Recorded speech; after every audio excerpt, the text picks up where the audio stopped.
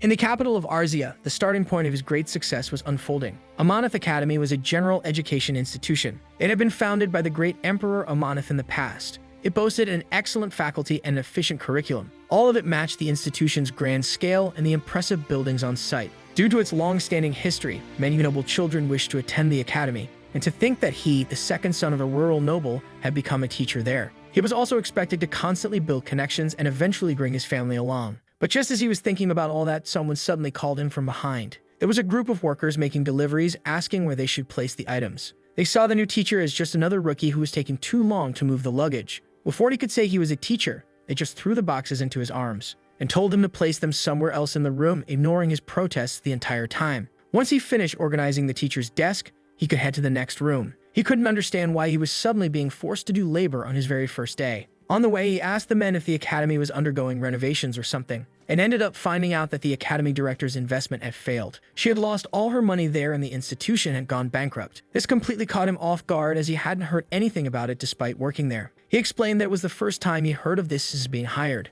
Still, it didn't make sense to expect a day laborer to know every single detail. Before he could finally say he was a teacher, he hesitated again. That was because he saw someone who looked like a beggar lying on the school grounds. Judging by how no one said anything, he could even be a staff member. If that were the case, he'd just hand him the items and leave quickly. He approached the man and told him he should be lying around there. The man suddenly woke up and shouted when he saw the box in the protagonist's hands. That was because the book inside the box belonged to him, which left the protagonist confused. Both were stunned as the beggar turned out to be a teacher, but he just shouted that he was being robbed and made another man shout as well, because to them the newcomer had suddenly gone crazy, even though he wasn't a thief or a worker there. Even so, the men yelled at him, claiming he was stealing instead of doing his job. They had given him the box to carry, not to loot its contents. The teacher shouted for his book to be returned, even as the protagonist denied being a thief. After all, he was there to be a teacher, above all else. Eventually, the misunderstanding was somehow resolved. They said the announcement about the academy's suspension had been sent through the teleportation portal. There was no way a rural estate could have a teleportation portal like that. It had taken him half a month to get there after all.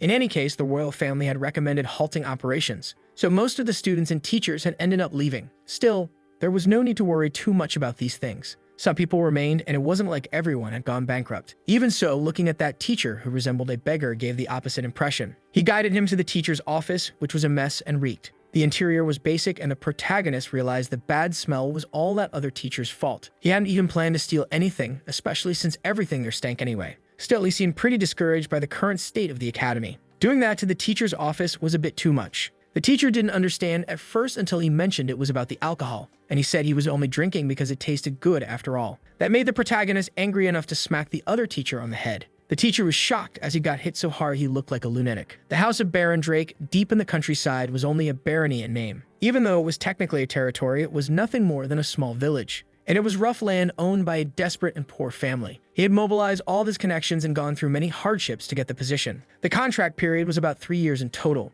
If the terms weren't fulfilled, they would have to pay a massive penalty. This matter was extremely important for the survival of House Drake. That's why the protagonist now knew he was in trouble, especially regarding his father, as the school had gone bankrupt overnight. Or rather, the protagonist still wanted to believe there was hope. There were only 2 students and 2 other teachers left there now. Now that things had reached this point, he had to worry about the students. Maybe an heir from a prominent noble family had remained there. If that were the case, he might be able to build good connections with the students somehow. But contrary to that determination, the 2 students turned out not to be viable targets. The first student of the academy, Boris, had nowhere to return to. His village had vanished about 2 years ago, and he was the son of a commoner. The other girl came from the kingdom of Aran to study abroad. Her name was Chloe. But that nation had fallen after last year's war, and now she was there. So this was how his life was meant to be, and the protagonist asked them not to worry. After all, he was a new teacher and wanted to show support during hard times. They didn't have anywhere else to go anyway, and at the very least, he could offer them a hug. Still, he grew curious about what they were working on. There was a kind of giant caterpillar on the table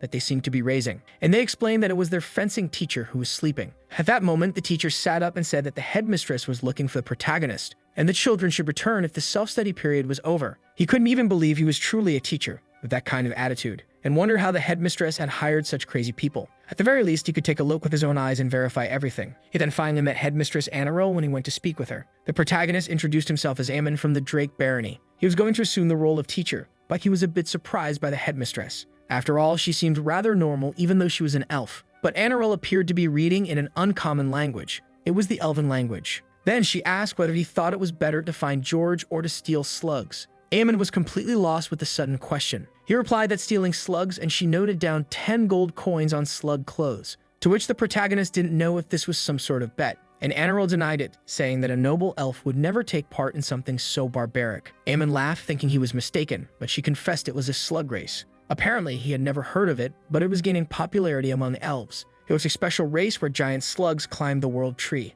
They said they would host a competition, and she wanted to find a place to invest. At that moment, a few thoughts crossed Aemon's mind. The headmistress's investment had failed, and she lost all her money and went bankrupt. Now the protagonist understood that she had placed all the operational expenses into the game. Anirel got flustered, but claimed she could win and pay everything back. He snatched her magazine, questioning what exactly she was doing. Using the Academy's operational funds to gamble was absurd. She didn't even deserve to be called headmistress, and yet Anirel was addicted to slug theft. If she could steal slugs and win, she'd earn 50 times the amount in cash. They said his chances of winning were low, but one couldn't judge the potential of a player after all. He could think about the future of the slug, but to Aemon, it was all just shocking. He didn't even try to think about the Academy. If she wanted to gamble, she could do it with her own money. Instead, he crushed the magazine, shocking Anirel, and asked her to give it up, saying he wouldn't tolerate her using the expenses on betting. Anirel said she needed to win to investigate, and Aemon asked what she was talking about. She said it was about a dragon banana orchard. Dragon bananas were considered one of the highest quality crops. They took 3 years to sprout and 12 years to bear fruit. So cultivating those bananas required a great deal of time. That was by human standards, but if one waited just 15 years, they could offer more. Anirel would earn 10 times the Academy's operational expenses. The average lifespan of elves was 1,000 years, which left Aemon frozen in shock, and he screamed that she truly was an idiot elf. Now he was certain he would escape that madness they called an academy, even if it meant ruining it. On another day, the protagonist visited the headmistress again in her office. She asked him what business he had with that idiot elf. Aemon realized she was still upset about the way he yelled at her, and said he had been thinking about the investment she had mentioned before. As headmistress of a prestigious academy, she couldn't have spent that much on racing, especially for her personal entertainment, but if she had put all that in, it must have been for a reason. Surely for the Academy's future, and he hoped he was right about that. Anirel says yes, to which Aemon bowed and apologized, saying he had been foolish and hadn't realized it. She decided to let it slide this time as long as he would be more careful from now on. Aemon mentioned that he was somewhat intrigued by this so-called snail race. Since it was popular among wise elves who lived for so long, it must be important. Perhaps it was an elite form of culture that had been classified as art that made Anirel quite happy, as they could watch a race together. Aemon didn't understand her sudden excitement, but ended up being dragged along. Elves were known as a sacred and beautiful race who lived in the forests, especially in the forest where the world tree was located. That image might have just been a rumor spread without knowing the truth, because the real elves were ridiculous gamblers who shouted and cursed.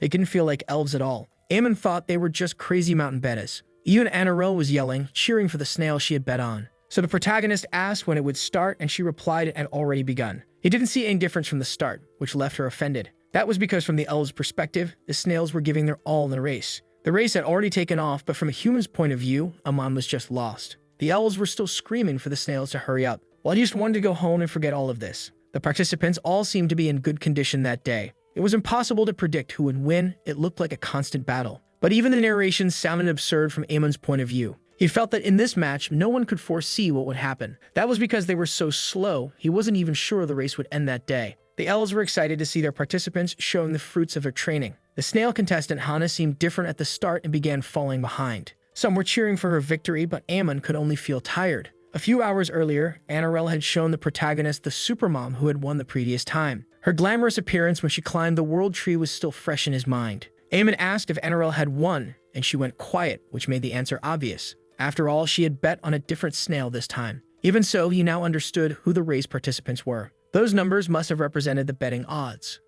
Anirel pointed out the thief snail and Jujiju, asking if he knew why she was watching them. But Aemon had no clue and just agreed with whatever she said. Even so, he mentioned that he liked another snail, and Anirel sighed. Because that one was a bad snail, it was the weakest in the race. And the protagonist said he should bet on it because it was sad being the weakest. Snail Hana was also a professional who had entered the world tree. That was after going through a pretty rigorous training, but she was still looked down on just for being the weakest. The reason she couldn't achieve good results was due to psychological factors. Therefore, Aemon believed that slowness could be overcome with hope and confidence. That would come directly from them, and with faith, they could make Hana a proud winner. On top of that, the odds were 500 to 1. If she really was a member of the Great Forest race, she had to place a big bet. And Anirel ended up agreeing that he was right. She decided she would bet on him that day. Suddenly, Aemon snapped back to the race. He heard people crying in frustration because they had such bad luck. Enro was also crying, which made him worried. If she was that upset, it meant everything the school had was now gone. Eamon felt that everything was going according to plan anyway.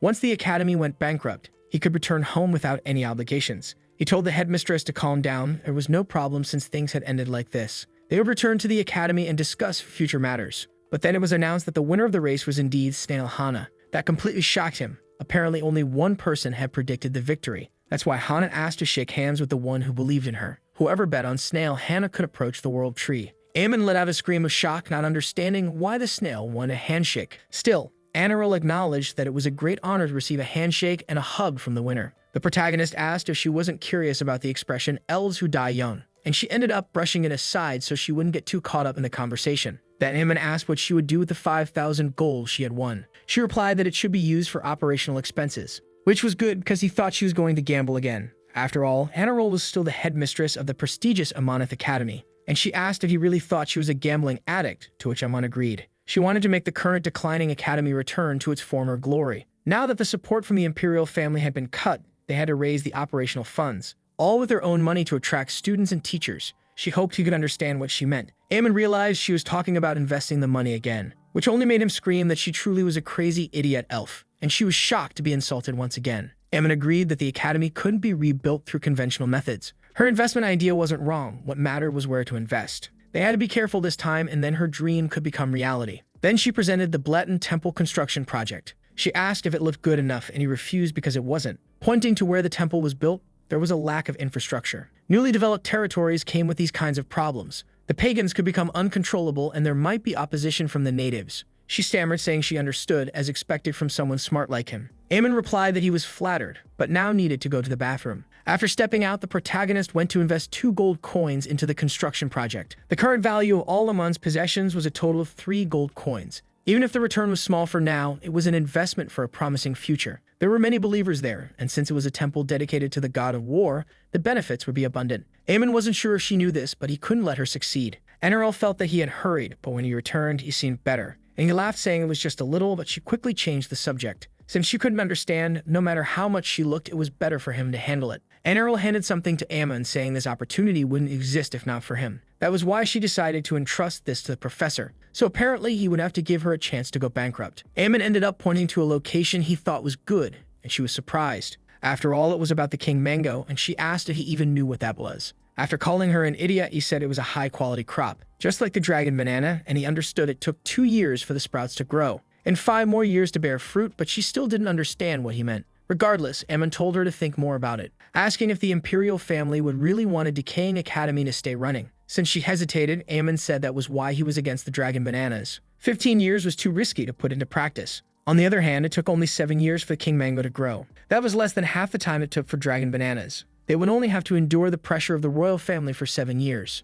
Enerel had heard that 7 years was a long time for humans, and Ammon agreed, which confused her, since he would suffer through it as well. Even so, Ammon wondered if he would use this opportunity for that. After all, what he truly wanted was to leave that academy. Still, he hoped Enerel would protect it until the end. So this investment would be for her sake and the academy's as its director. That moved her emotionally, but Ammon decided they should split the investment amount. They could invest 4,900 gold coins and keep 100 gold coins for costs. In total, the funds would be 5,000 gold coins as expected. And Ammon clapped his hands while laughing. It was just as expected from the headmistress. In the end, it seemed like she had completely fallen for the words he said. At the King Mango farm, even the producers were surprised because they had heard about it. The next morning, in front of Amanith Academy, they found several letters. They were addressed to the investor of the temple construction project and the King Mango farm. Sometime later, the drunk teacher was wandering through the streets. As expected, the owner of the bar he visited was very good at picking drinks, until suddenly he stopped, not knowing why there was a dog sleeping there. He tossed some treats on the ground, which were actually just some papers, and he simply continued walking to the school all happy because he earned 10 good deed points. Now he could drink a bit more than before and still be seen as respectable. A little later, Anirel showed up to check on Ammon, who was lying on the ground. She grew worried because for some reason he was sleeping on the floor. The elf couldn't understand why there were also rotten seafood lying around, and she started to think he might be starving. A little earlier, Ammon had received 2 boxes in the mail. One included a letter from the head of the Royal Mango Farm to the investor. They thanked him for showing interest in the Royal Mango through a generous donation. They had developed a new cultivation method that allowed them to shorten the growth period. As a result, they planned to transfer a portion of the profits from the next 10 years to him. They wished to offer a sample of the royal mango that had been produced as a prototype. First and foremost, they were offering it to their generous investor. They hoped the brightest lights would illuminate the path ahead. The other letter was an announcement for investors in the Blatten Temple construction project. Due to a rebellion by opposing followers and widespread unrest in the territories, the construction of the temple had been cancelled and the company responsible had gone bankrupt. They ended up apologizing to all the investors who had participated. Eamon was shocked because the investment he hoped would succeed had failed, and the one that should have failed had succeeded. The protagonist collapsed in shock over his poor, lost money. A little while later, Enro brought him a drink made from royal mango. It was made in the style of the elves using the prototype that had just arrived. Eamon thanked her, even though he was a bit confused by what he was hearing. She just wished he had said he was hungry this whole time. Still, she handed him the drink, trying to make him feel better. After drinking it, Eamon was amazed because it was actually delicious. He couldn't believe the royal mango business was on the verge of bankruptcy too. It had been a terrible mistake. His life really was falling apart after all. Then she said she would offer him a gold coin as a special bonus. He had played an important role in the snail race not long ago, and was also responsible for the success of the royal mango investment. Eamon smiled and thanked her for the deposit. And Errol said that if it were up to her alone, she'd love to offer even more. But she couldn't spend the Academy's operating funds however she pleased. That was a shocking statement from someone who had dropped 10 gold on a single race. Either way, it wouldn't be easy to ruin the Academy now that funding was secured. Eamon was stuck there for about 3 years anyway. So saving the Academy at this point should be better than abandoning it. And he wondered how he would do that when none of the staff were mentally stable. A headmistress addicted to gambling, a drunk professor, and a lazy one. Eamon went out for a drink and sighed, not believing things had gotten to that point. The owner asked what brought a young man there in the middle of the day. He grumbled that he had barely secured the position, only to end up in trouble. His boss and even his co-workers were all absolute lunatics. The road ahead would be deeply complicated. That's when suddenly the drunk professor appeared and recognized Eamon. The protagonist was surprised because they had randomly met at the bar, and he hoped the man hadn't heard what he just said about them. The professor asked if he could sit with him for a while, assuming it was fine to sit next to someone who called him a lunatic. Now Eamon was sure he had heard everything from the start, so he commented that they hadn't even had the chance to properly introduce themselves. Eamon shook his hand, introduced himself, and the professor began to do the same. He was in charge of the magic class, but didn't even finish saying his name, Mario. That's because the protagonist had squeezed his hand so hard he pulled back with a scream. He couldn't believe his hand was almost crushed, even if Eamon hated him that much. Eamon didn't know what to say. He had just shaken his hand normally. Then he asked his full name, and he replied it was Mario Rumdum. That made the protagonist realize he heard that name somewhere before. Mario asked why he was sighing so much, and Eamon said it was complicated. The future of their academy was now dark and uncertain. Even so, Mario threw an arm over his shoulders and asked what he thought the role of the academy was. He replied it was to teach the students, and the professor agreed because that was exactly it. As long as there were students, the academy's future wouldn't be dark. Even if there were only 2 left now, and Eamon reflected on what he had heard. Mario could speak well about things even while that drunk. But Eamon still sighed because it was hard to keep the academy running the way it was. Without support from the royal family, it was extremely difficult to manage everything. And Mario asked what he was complaining about so much. After all, he was treating this like a competition. At their age, they only thought about such things for the sake of His Majesty and the Emperor. That was when Eamon stopped to think about what they were discussing. The biggest challenge facing Amanith Academy at the moment was the recommendation from the Imperial family, because they wanted to suspend operations and all activities. But if they could achieve a good performance in the management competition hosted by the Emperor himself, maybe they could turn the situation around. He might even withdraw the recommendation to shut everything down. That's when Eamon saw them try and take the poster off the wall and ran to grab it. While the staff were finishing closing the bar, the protagonist left. There was still some time left before the competition would begin, so he decided he would attend some classes with his fellow professors. In the first period, there was a fencing class in the training field. Eamon approached to watch the lesson, but the teacher just wanted to sleep. The protagonist introduced himself to the lazy professor, who was off on a tour, and asked for their name, to which they replied it was Slothfield. When he stopped to hear that, Eamon realized he knew Field from somewhere. The head of the family was a great swordsman, and the family was famous for producing sword masters. It seems Sloth came from an amazing family, but was in that state, and he asked the teacher if they even knew class was starting now, waking them up. It's not like she would get paid by a ruined academy. So she didn't want to work. She complained because the protagonist woke her a bit abruptly. Eamon then realized the teacher was actually a woman. Even so, he didn't understand why they weren't being paid, and he offered her a sack of money. That was her weekly salary, and with that, she became more motivated. Surprisingly, Sloth's teaching skills weren't bad at all. Sloth guided Boris to apply the right force with his steps so he could move properly, and told Chloe to relax her wrists because it was too stiff. Still, Eamon wondered why she always carried that sleeping bag. It seemed like she was hiding something inside it to carry it around all the time. She had heard that the protagonist still didn't have a subject to teach. and he agreed. The headmistress said it would be good to observe the situation for now. She asked if there was any subject he was interested in. Amon replied that personally he would like to teach history. He had always loved history since he was young, so that would be his personal choice. Hearing this, the teacher realized that general studies suited him well. He didn't look imposing and had a rather average physique. Judging by the way he walked and his posture, he didn't seem to have trained in martial arts. She could tell he had never learned fencing, and Amon was surprised she knew that. Then she suggested he give it a try to see how he would do in class, and Amon grew tense. It seemed like she was trying to dump all the tasks onto him somehow. But he'd be happy to learn a little, at least after getting smacked on the head. And she believed that was how it should be. She was excited to make it work. Learning fencing from someone of the field family would be a great help. But Sloth was thinking that her newbie was pretty rude. She would teach and scold him so she could later hand her classes over to him. Then she told him to come at her with everything, which left Amon a bit surprised. After all, she was going to conduct this training while still holding her sleeping bag. She replied that this was just a light sparring match and she didn't mind. But she planned to win using only one hand against a weakling like him. That's when Amon suddenly surprised her because he was quite fast. She didn't even feel traces of mana, and their wooden swords clashed. Even so, Sloth knew he was a fast beginner swordsman. There was no need to be startled over something like that. She put the sleeping bag aside, but then ended up being caught off guard again. She tripped on her sleeping bag while dodging and fell. At the same moment, Sloth called for a timeout so Amon wouldn't approach. But he pointed his sword at her, mentioning she should have stored her sleeping bag. That made her angry. She didn't want to use sword aura against a civilian. But now that things had reached this point, she'd take the coward's path. And for that, she would use sword aura, which made the protagonist curious. It looked like an aura blade, a skill exclusive to sword masters. She retorted that it was actually sword aura, which made him laugh. It was the first time he had seen this in real life, so he didn't know. Sloth was impressed because this was his first time witnessing something like that. He said he came from the Drake territory in the Arma Mountains. That surprised her. The Arma Mountains were at the end of the continent. She didn't even know there was a territory in that direction. Amon replied that it wasn't the end of the continent. There was a plain beyond the mountains. Even so, she was surprised. It was called the Garden of Silence. It was because of that name that people believe it marked the end of the continent. So he had walked the entire way from the mountains to here. Amon agreed, saying it had taken about 2 weeks on foot. Sloth froze.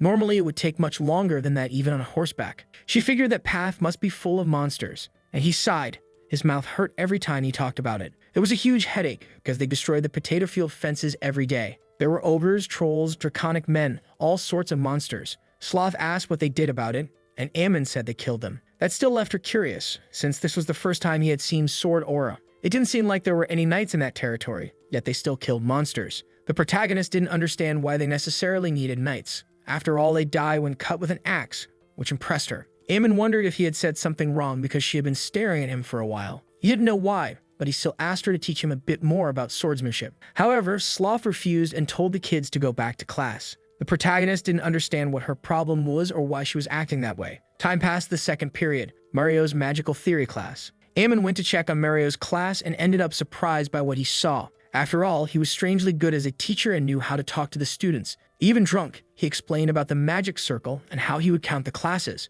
But instead of explaining, he would demonstrate because it would be easier to understand. That surprised Amon because he could use magic in that condition. At that moment, Mario began preparing his magic and the protagonist remembered something. His name had appeared in a newspaper once and now he recalled it. He was a mage who belonged to a famous magic tower. Someone who had single-handedly destroyed an enemy knight unit in the final battle. He was known as the war hero Mario Rundum. Amon remembered those were the details in the article, but the image didn't match. His face looked a little like the portrait, but far from his prime. Even so, he was capable of teaching great classes even while intoxicated. It would be perfect if not for that drinking addiction that ruined everything. At that moment, a certain thought crossed Amon's mind. If he could teach that well while drunk, he might be even better while sober. The protagonist approached, asking to have a moment to talk. Mario didn't know why. His class was going just fine. Just from the look on his face, he could tell the protagonist was thinking something. Even while denying it, he was dragged outside to talk. It was for the sake of his dignity, even if it left Mario a bit shocked. After all, what was happening to him now was crossing the line of dignity.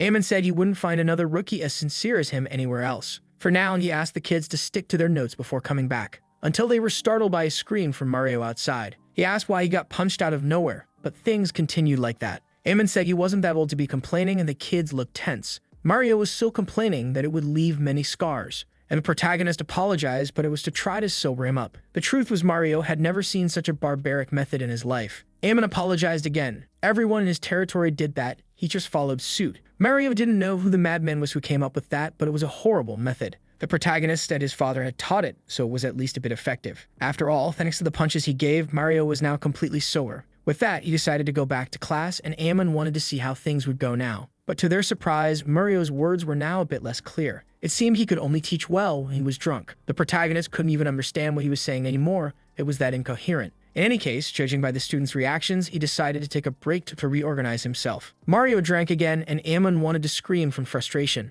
He was drinking in front of the children, which was totally unethical. Even so, it worked because that way he managed to return to teaching. It seemed he was a good teacher who knew how to teach, even in that state. After class, he drank again and was all happy because drinking afterward was nice too. So Ammon approached because he wanted to ask a question, which startled the professor, expecting to get punched in the stomach again. The protagonist assured him that this time was something important and very serious, and asked if he was the great Mario Rumdum who fought in the Great War. He was surprised to be recognized by Ammon, who said he had heard a lot about him and apologized for being rude earlier. That made the man more convinced. He was a nice guy and he even forgot about it. But his head and stomach were still hurting for some reason. The protagonist wanted to say it was obviously because of the hangover, but he let that go so he could ask a question about the class he just saw. The reinforcement magic circle he had talked about was a mana circle developed by Yamagoto. The corners of the pentagram were the key, but if you follow the improved version by Johto, the efficiency would be reduced by half because the mana flow was misaligned. It would be better to simplify the magic circle by making the vertices square-shaped, which would also fit into the improved design. Those words impressed Mario, who asked if he had learned magic before.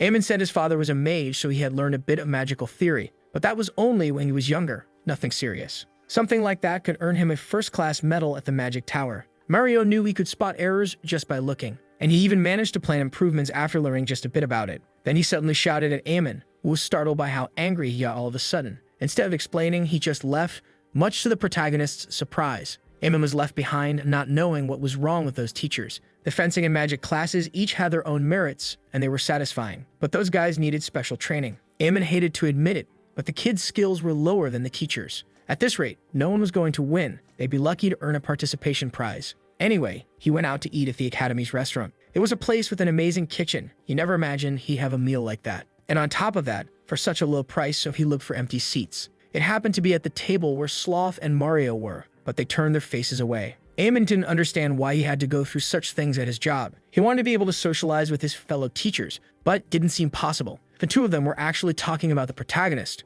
Sloth said that Ammon claimed he could kill high-risk monsters, even though he had never learned fencing or even how to use mana. So if he learned fencing or how to use mana, he would be potentially dangerous. Mario agreed. A little magical theory he learned from his father could earn him a medal. If he learned to use real magic, they'd be in serious danger. Their meager job stability would be at risk. The two of them agreed on that. That was the moment when the Do Not Teach Ammon alliance was born. They would prohibit passing on any technique to him, no matter what. Instead, the protagonist went to sit with the kids, asking if he could join them. They agreed, and Ammon commented that they had worked hard that morning. They thanked him for the compliment, saying he had done the same. The protagonist almost got emotional because they were the only ones who noticed his efforts. Ammon asked if they knew a competition would be starting soon. That he did, but were surprised when he asked if they wanted to participate. Ammon said it would be a good learning experience, something that lasts a lifetime, and suggested they could earn a little money, or rather, experience, together. Boris immediately said he didn't want to participate. There was no chance a commoner like him could win and compete against nobles.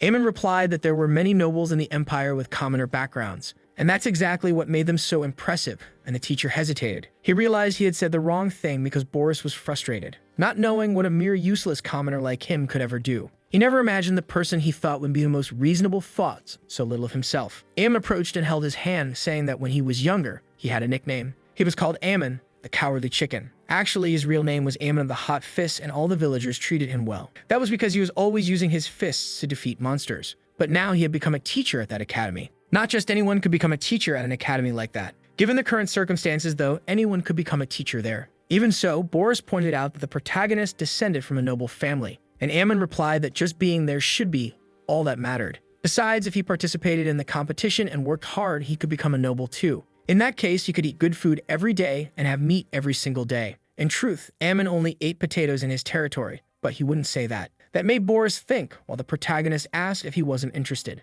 and he finally agreed that he'd like to eat meat every day. Ammon knew he was a dedicated and quite ambitious student. He was happy that Boris was clinging to the goal he had when coming to the academy. Now Boris didn't have class in the afternoon, so he'd give him a special lesson. He would teach history and general studies from time to time as well. Boris got excited, and Ammon agreed in exchange for him working hard. The boy agreed to do his best, and turned around to talk to Chloe. And Ammon noticed she was cowering. Boris said she was scared. That was because Chloe had a fear of crowds in particular. There would be hundreds, or rather thousands of spectators at the competition. It would be better to just give up, and Ammon commented that she didn't have to push herself. But to his surprise, Chloe said she also wanted to participate. That was because Chloe wanted the strength to overcome that weak part of herself. Ammon smiled on the outside since they could meet afterward to continue their studies. But on the inside, he was celebrating. She would become another step toward his success. Up to that moment, Chloe and Boris had no idea what awaited them. Since then, the three of them began exercising and running to build healthy bodies. Seeing this, a sloth wondered how many laps they had done so far, and Mario replied that it was probably almost 90. After some time, they collapsed on the ground from sheer exhaustion. Ammon saw they were struggling and realized it was worse than he thought, but he said they could rest a bit and then go to magical theory class. Later, he offered them a history lesson, even though they were still confused. In fact, the two of them said it was hard to understand, and he was surprised because it was basic magic theory, but the kids apologized. Even Mario complained that this wasn't how classes were supposed to be taught. Ammon was surprised because that was how he learned as a child. It felt odd. So he suggested they return to the training room once more to clear their heads. They kept running as exercise, and Ammon followed them. The whole time, the protagonist kept reminding them they had to give it their all. After a point, they collapsed to the floor in exhaustion, and Ammon was stunned. Kids these days were way too weak for just a bit of effort. At that moment, the other teachers approached to ask what he was doing. The protagonist finally realized they had actually shown up despite being irresponsible. He explained that he was helping the students train their stamina to become stronger. Sloth asked if he had made them run 100 laps around the training hall, and Ammon asked how she knew that, but that was at least the bare minimum. They should be able to run 100 laps. The training room was quite small, so running just 10 laps and getting tired wouldn't do any good in the end. He also taught them some magic theory, and Mario asked if it was etherology. The protagonist confirmed it was the basics, and he reviewed some fundamentals with them. Both teachers were furious because Ammon had trained the kids like Spartans.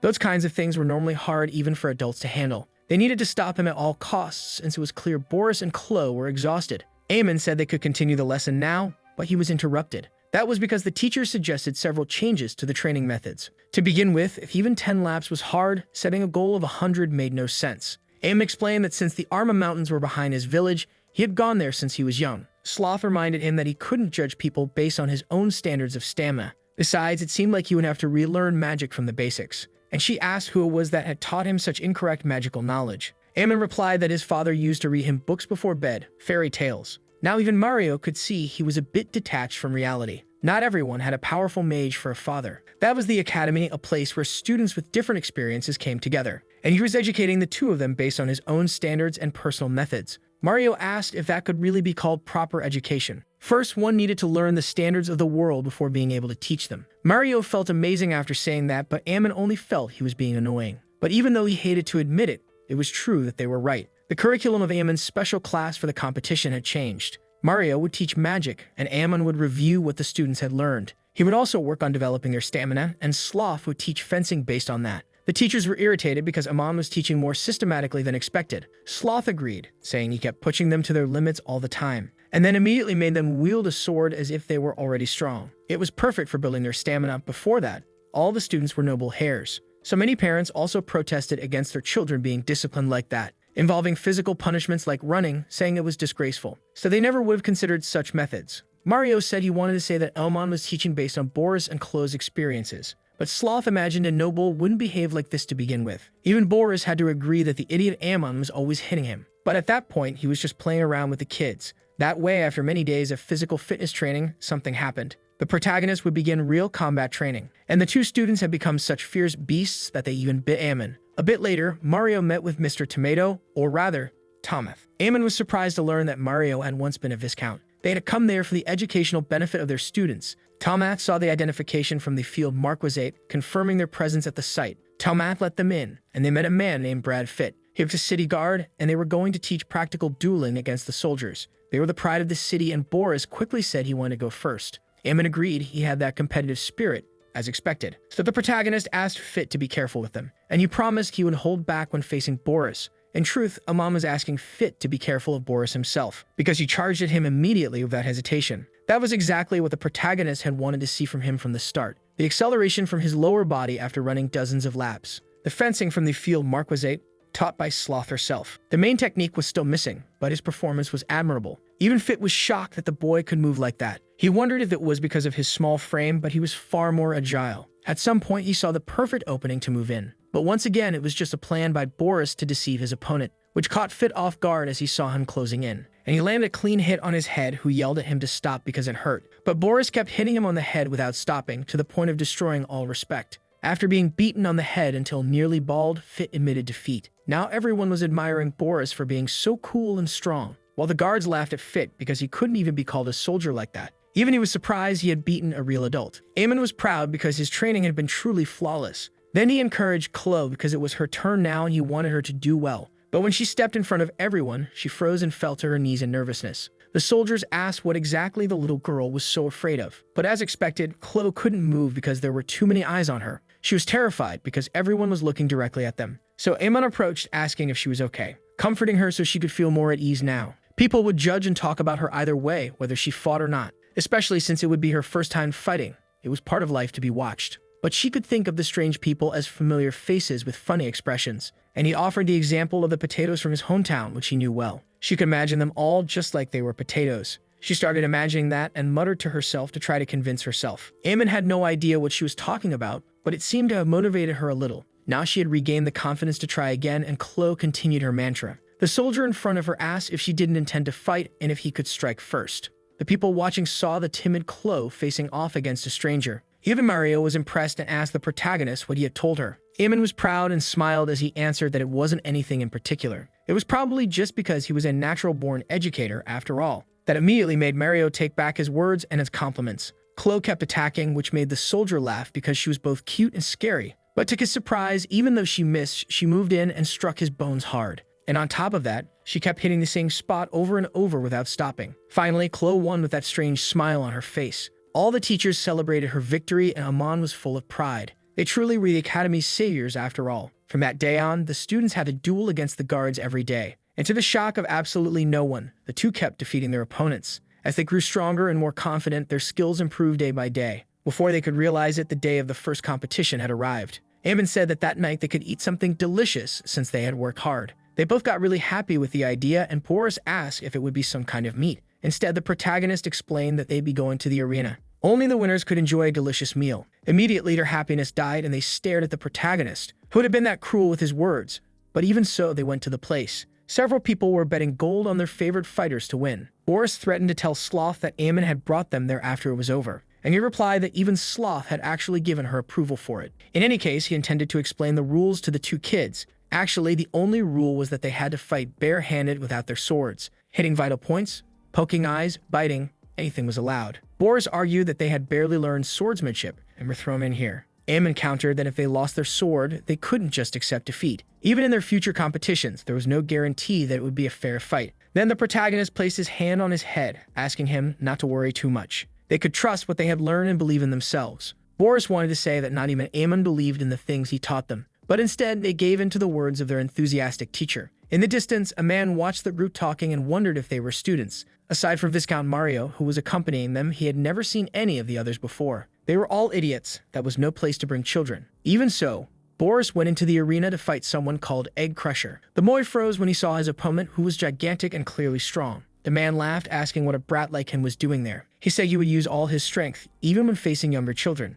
Eamon reminded the two that they really weren't that strong yet. They were still at an immature stage when it came to mana control, and also in sword fighting, so he would teach them a very special technique. If their opponent was so strong that there seemed to be no chance of victory, they should just focus on striking the vital points without hesitation. And that's how Boris crushed the eggs of the Egg Crusher in just a few seconds. The teachers watched while flinching slightly, just imagining the pain. But Eamon advised Chloe to do the same thing, because it would work. Everything would be fine. They were rooting for her and even placed another bet on her. Other spectators watched irritated because their betting plans had been ruined. And all because of two kids. One of them called for the troublemaker Dexon. There would be no connection between Dexon and the Viscount, so there'd be no problem. Even Mario wouldn't be able to do anything against them now. That was when he found out that Dexon had decided to take a day off precisely that day. Meanwhile, in the arena, everyone was frozen in shock at what they saw. After all, Chloe was nearly beating her opponent senseless and seemed way too skilled. Mario said that even if she had learned swordsmanship, Chloe fought really well barehanded. Eamon replied that he heard Marcus Field created swordsmanship with hand-to-hand combat in mind.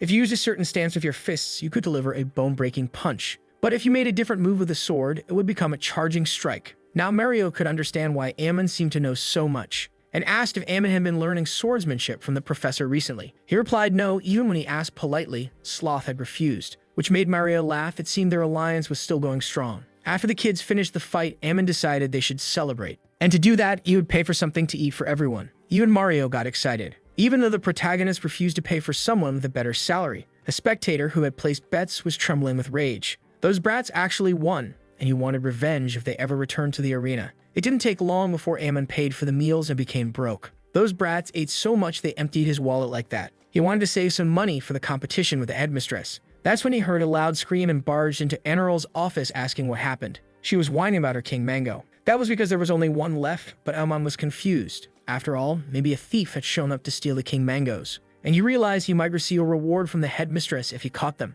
Even during a crisis like that, the protagonist only thought about rewards. Then Ammon told Enroll to stay calm from now on, because he would personally take care of the thief immediately. And at that moment, he charged at the man inside the room, believing him to be the thief. The headmistress pleaded for him to wait, trying to explain who the man was. But he landed a clean kick before the man could introduce himself. That man was actually Bless, the vice headmistress of Amonith Academy. Ammon grumbled because he thought he was going to get a reward, but he let it go and apologized to the vice headmistress for not recognizing her. Bless accepted his apology because it was natural for him not to know. She never imagined she'd experience so many different things now that she was back. She was going to lose her job just for taking a vacation. That would be the result. She had been doing her best to manage things while trying to prevent that route. But Enroll had been hit hard, and Ammon was confused about what she meant, and asked if Bless had been working at the academy alone until now. She answered yes, she could never trust that idea of Enroll. Enroll tried to object, saying she wasn't that stupid, but the two ignored her. Then Bless menacingly asked what that entry in the ledger was,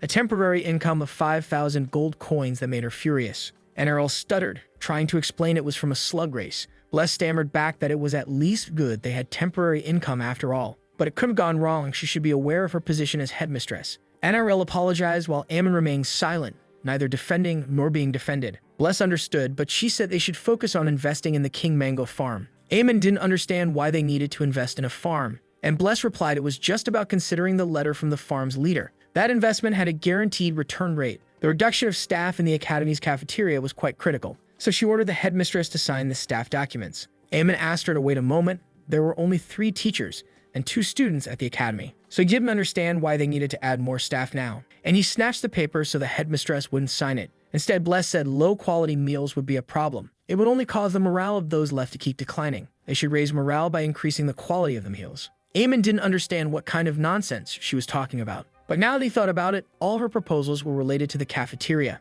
Bless also complained about their current meat supplier, saying he was awful. They needed to find someone new, but then the protagonist interrupted her because he wanted her to participate as the lead teacher in the competition, the one that would be hosted by the Emperor starting the next day. The vice headmistress got annoyed, not understanding why she had to be told that. Ammon knew that if she stayed, the academy would keep getting involved in trouble, and it would turn into one big cafeteria instead of focusing on studies. And he replied that if she appeared as their representative, the Emperor would surely approve. Bless argued that Enroll would be better, but the protagonist kept begging. He was ready to throw himself off the balcony until Bless just accepted out of desperation, which brought Enroll to tears. She didn't know he would go that far for the school. Thus, time passed until the long-awaited day of the Imperial competition. On that day, the protagonist met the Emperor, known as the Democratic ruler. He was all excited to finally get the competition started. This man was Sandro Argia Amonith, also known as Amonith XUII. Boris approached the protagonist, looking nervous, but didn't say what was bothering him. Ammon ended up agreeing with him and looked at the fireworks they spent so much money on,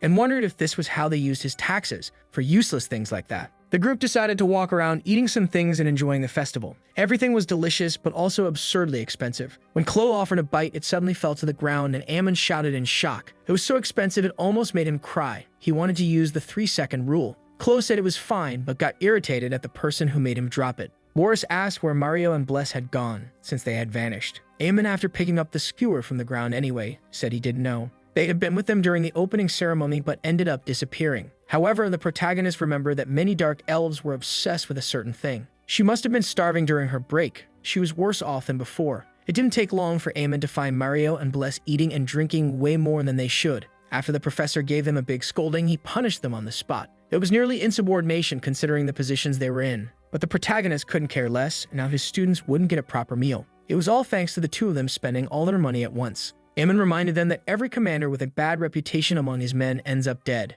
even at the hands of their own men who mutiny. Since he couldn't kill them, he could at least beat them up a bit so they'd learn. At that point, Bless asked if he knew there was a private betting pool inside the competition. He had bet 6 silver coins each on Boris and Chloe to win their first fight. The vendor confirmed it and offered a confirmation ticket, thanking him for the purchase. Even so, the protagonist didn't believe it would really happen again. The two had won against adults before.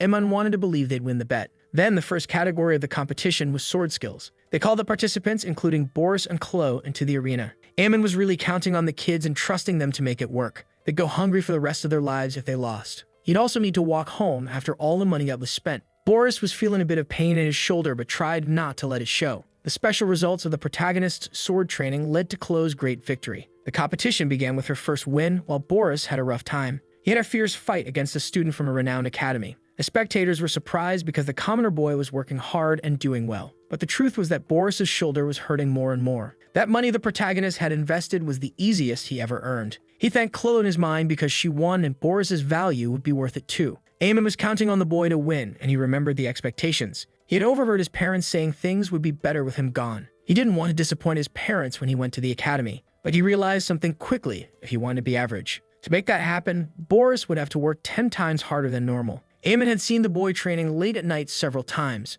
Watching him put in the effort also gave the protagonist a bit more motivation. So after a break, the boy asked the professor a question. He wanted to know the reason he had asked him to join the competition. Eamon hesitated to answer. It wasn't just because he trained late. It was because he believed the boy had the potential to win. Boris was still in pain as he moved while facing his opponent. At that moment, Eamon wondered why he suddenly started retreating. Boris's opponent didn't understand either and asked if the commoner had reached his limit. When Boris tried to move, the shoulder locked up and he couldn't swing his sword anymore. At that moment, he was hit directly by the noble's blade as the noble mocked him. He told him to go home immediately, and Boris knew he had lost. The winner of the match was the boy Extra Leda. Eamon couldn't believe he had lost his 6 silver coins on that bet. Others commented that the commoner boy was still amazing. He managed to show great defense against the heir of the Lada family. Even as a commoner, they were still eager to see him in the future. A bit later, Boris found Eamon looking really disappointed. He apologized for losing right in the first round, but Eamon assured him it was okay because he had worked hard. Still, he wanted to know why he hadn't said anything about the pain in his shoulder earlier. Boris replied that if he had, he wouldn't have been allowed to participate in the competition. He had wanted to win, so Eamon placed a hand on his head and asked about the special lessons. The boy said they were hard, but also really fun. The protagonist agreed. Besides, they helped him gain the confidence to do things he thought were impossible. The results weren't the most important part. It was the process to get there. Many other opportunities would still arise for him in the future. He could gain experience and use it as a base to work harder and do even better. Boris agreed, and Eamon asked him to speak up if he was in pain from now on. A little later, the fencing division of that competition reached its final stages. Many young people across the empire had shown their talent, especially the participant Chloe, who arrived like a comet and quickly achieved great results. Everyone was excited to see her performance in the next match. The final match would be between Chloe and Raymond. The name Raymond reminded the protagonist of something as he looked at his file. He was just a commoner who didn't belong to any academy. Even his skills were only barely enough to pass. Then the two participants entered and Chloe thought she could win easily. But Eamon froze when he saw the person standing before him. Raymond had been told by his grandfather to hide his abilities as much as possible. He wondered how he could learn anything in a competition like that.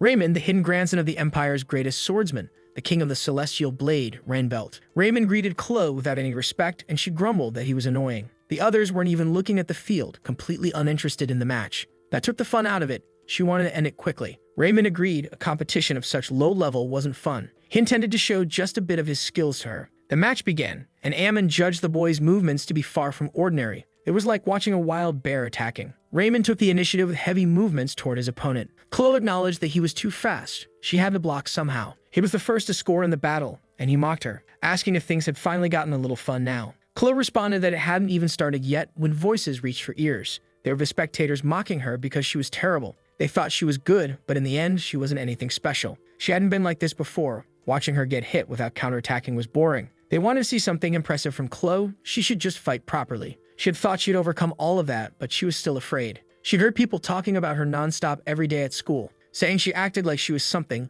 even though she was worthless. They mocked her in every possible way and called her a coward. Chloe didn't even want to do this, and then she heard from her father that she'd be sent to another continent. Her father sent her against her will. If she wanted success, she had to do this. And she couldn't stay in that academy, a royal with no right to the throne. That was her fate. She had no choice but to accept. Chloe asked Jason the pig how she should live from then on. Even though she was abandoned and sent abroad, it was too much. Losing her dignity as royalty was something she could never accept, even if it meant her death. The award for the bravest child of the year was going to Chloe, and they called her to the stage. But for some reason, the other students never liked anything about her. After her country fell, their constant bullying began. Since then, Clove had become afraid of people's stares. At that moment, everyone commented that she had frozen in the middle of the arena, unable to move. She would be disqualified if things continued like that, and they wondered if she could go on. Amon thought it was indeed very dangerous. If Clo won the match, they'd be guaranteed at least 1 gold and 50 silvers. Suddenly, he shouted at Clo because she couldn't forget what he had taught her. She had learned it during special training,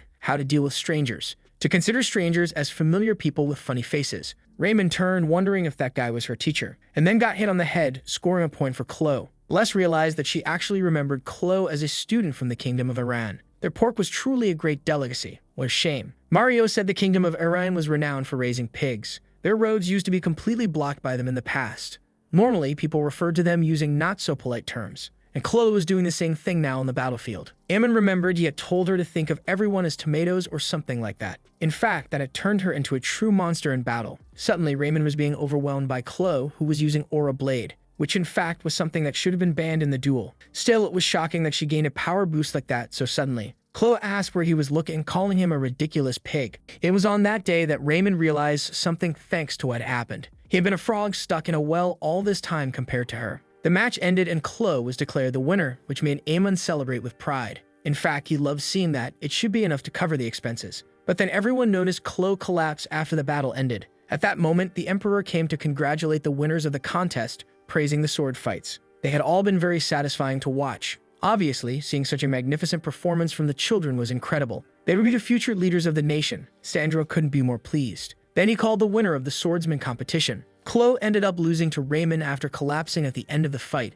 Amon and she were both a little frustrated with everything, but there was nothing they could do. According to the rules of the competition, the match ended when one of them stepped out of the arena. That was the code of knighthood and the rules of the battlefield. Thus, Raymond won because she fell and lifted both feet off the ground. Amon knew they weren't exactly wrong in saying that, but even so, it made him furious for some reason. Suddenly, they paused to call another person who had performed greatly in the competition. They called for Clo to come up to the podium to be acknowledged. Sandro expressed his sincere gratitude to all of them for making the event shine. As a reward, he would offer each of the children 10 gold coins. Then he asked Clo if she was from Aaron. He knew she must have gone through a lot. He had met her father a few times. It was all his fault. Clo still felt that it was fine because the pigsty of that kingdom deserved to fall. But the Emperor felt it must have been really difficult, judging by her reasoning. Amon was even moved because the fall of the Iran kingdom had nothing to do with Amonith. Even so, he apologized so sincerely that he truly seemed like a saint. Then Sandro asked if the one who had shouted earlier for her was her teacher. He seemed like a very interesting young man, and the protagonist was confused.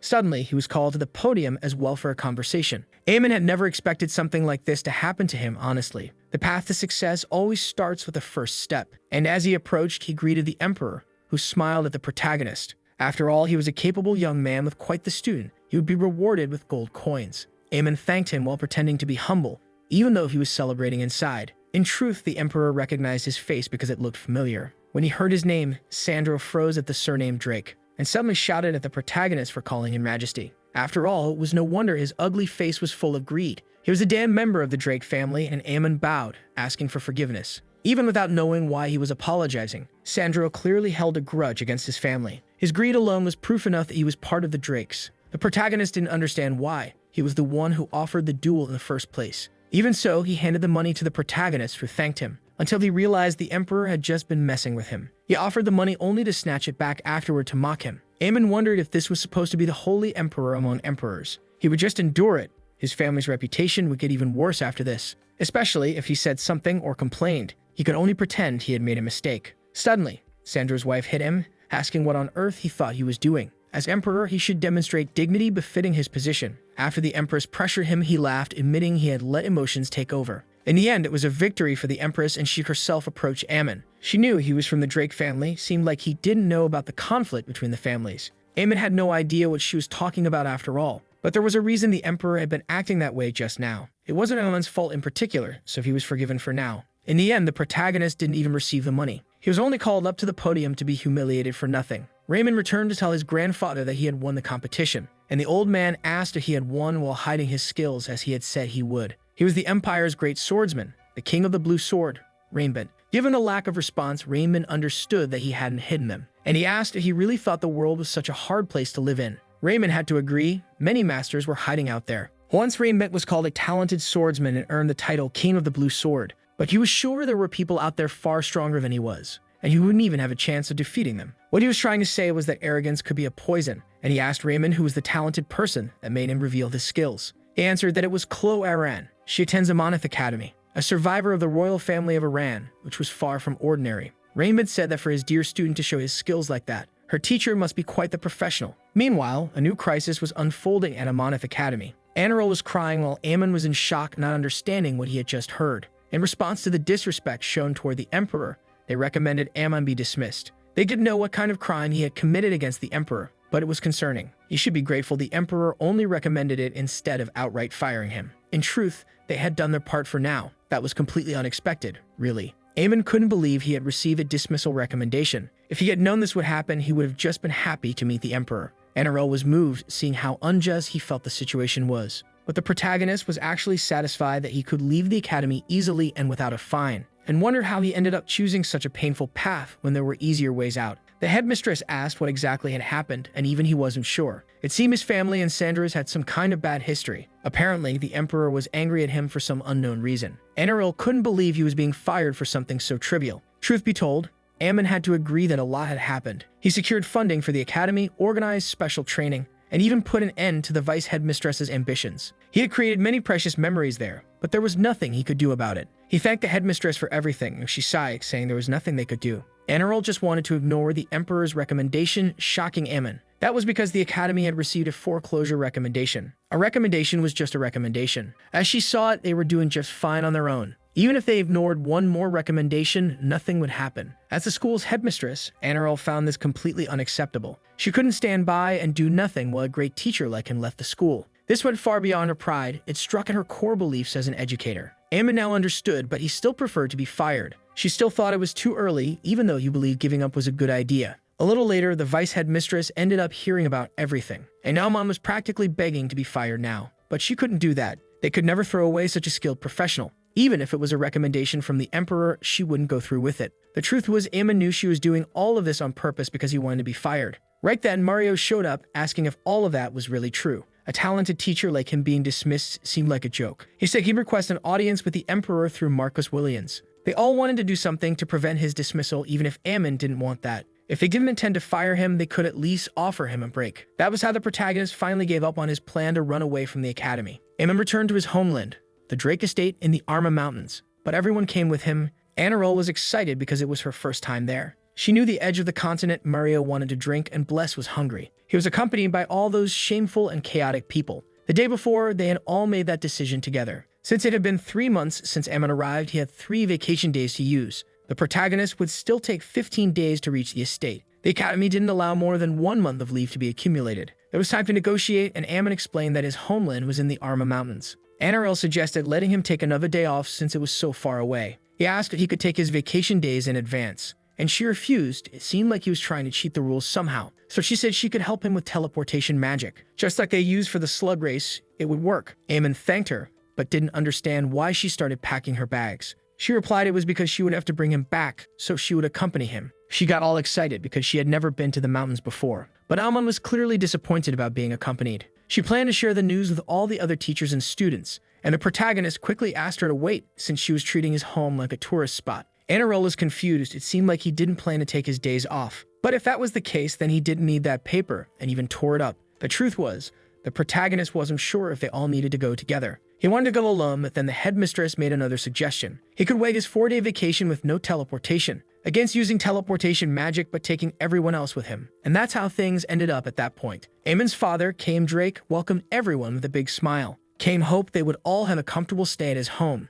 Anarol thanked him for the hospitality, and Kame replied it wasn't necessary. Mario brought a fine wine for them to enjoy, and his father was impressed. It seemed his son had great companions. Ammon hoped his father wouldn't be fooled. It was far more important what people were like on the inside than the outside. He had to get those guys away from his father before they got any closer. So the protagonist decided he had a question to ask his father, and asked about Emperor Sandro, since they had reacted strangely to Ammon. He asked Kame if there had been some feud between the families, which he confirmed, saying it was time for him to learn the truth. The Drake family was a distant bloodline descending from the Amanith family. Ammon was shocked by what he had just learned and asked why they were only barons. The emperor's relatives should have a higher title than that. Even Artuk Orca, who was related to the emperor, was recognized as such. Kame handed him a book so he could understand more about all this. These were records from the time of the empire's first emperor. It had been a long time, but they shared the blood of the first emperor. That's why they kept copying all of this over time. There were, of course, some records, but none from his father's era. Now Aemon had the chance to see the truth about their family.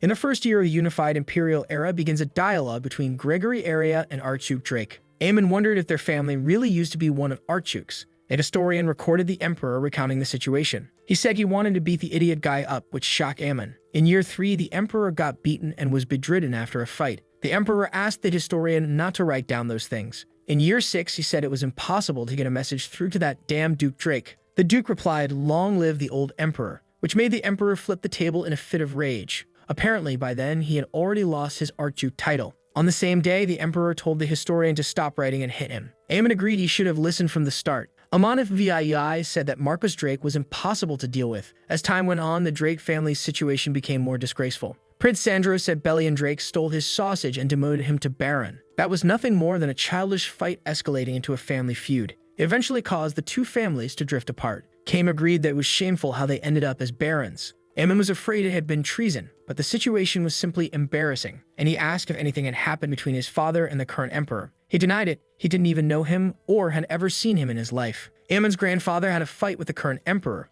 but that was it. And the Great War had ended just a few years ago. Even if there was hostility, maybe that relationship was why their people hadn't been recruited. The protagonist asked if maybe they had just been forgotten. After all, they lived far away and the terrain was rough enough to remain hidden. In any case, it was ultra-secret information known only to the advisors. They could never let such information leak, not even to their successors. Aemon didn't understand why his father was telling him all this only now, and Kame didn't understand why he was acting like he wouldn't do anything about it. The protagonist truly didn't intend to do anything, which was actually cruel. Still, someone approached, asking who the dark elf was. When they turned to look, they were going to speak with Julia, the protagonist's mother, but they froze. Julia had arrived at the house, all happy to see her son, but carrying Bless. She said she found her digging in the potato fields and hit her. Aemon explains that Bless was actually the vice principal of their academy. Meanwhile, everyone else was hiding after witnessing that. They couldn't believe the place was that violent and abrupt. They hid behind the bushes when they saw several people passing by. They were carrying a bunch of monsters and wondered how that was even possible.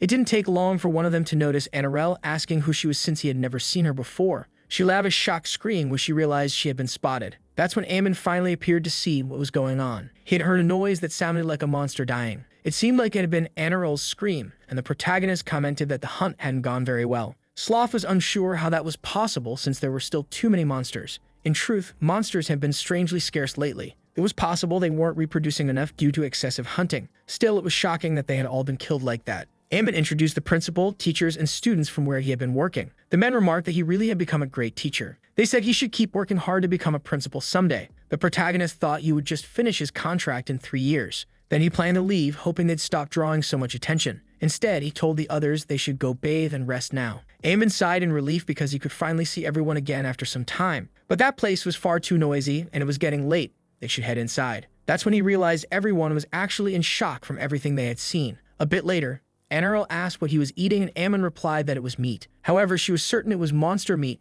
and yet they were still eating it. It might not seem like it, but it actually tasted really good, though she didn't seem interested. Anirel refused and decided to eat only potatoes.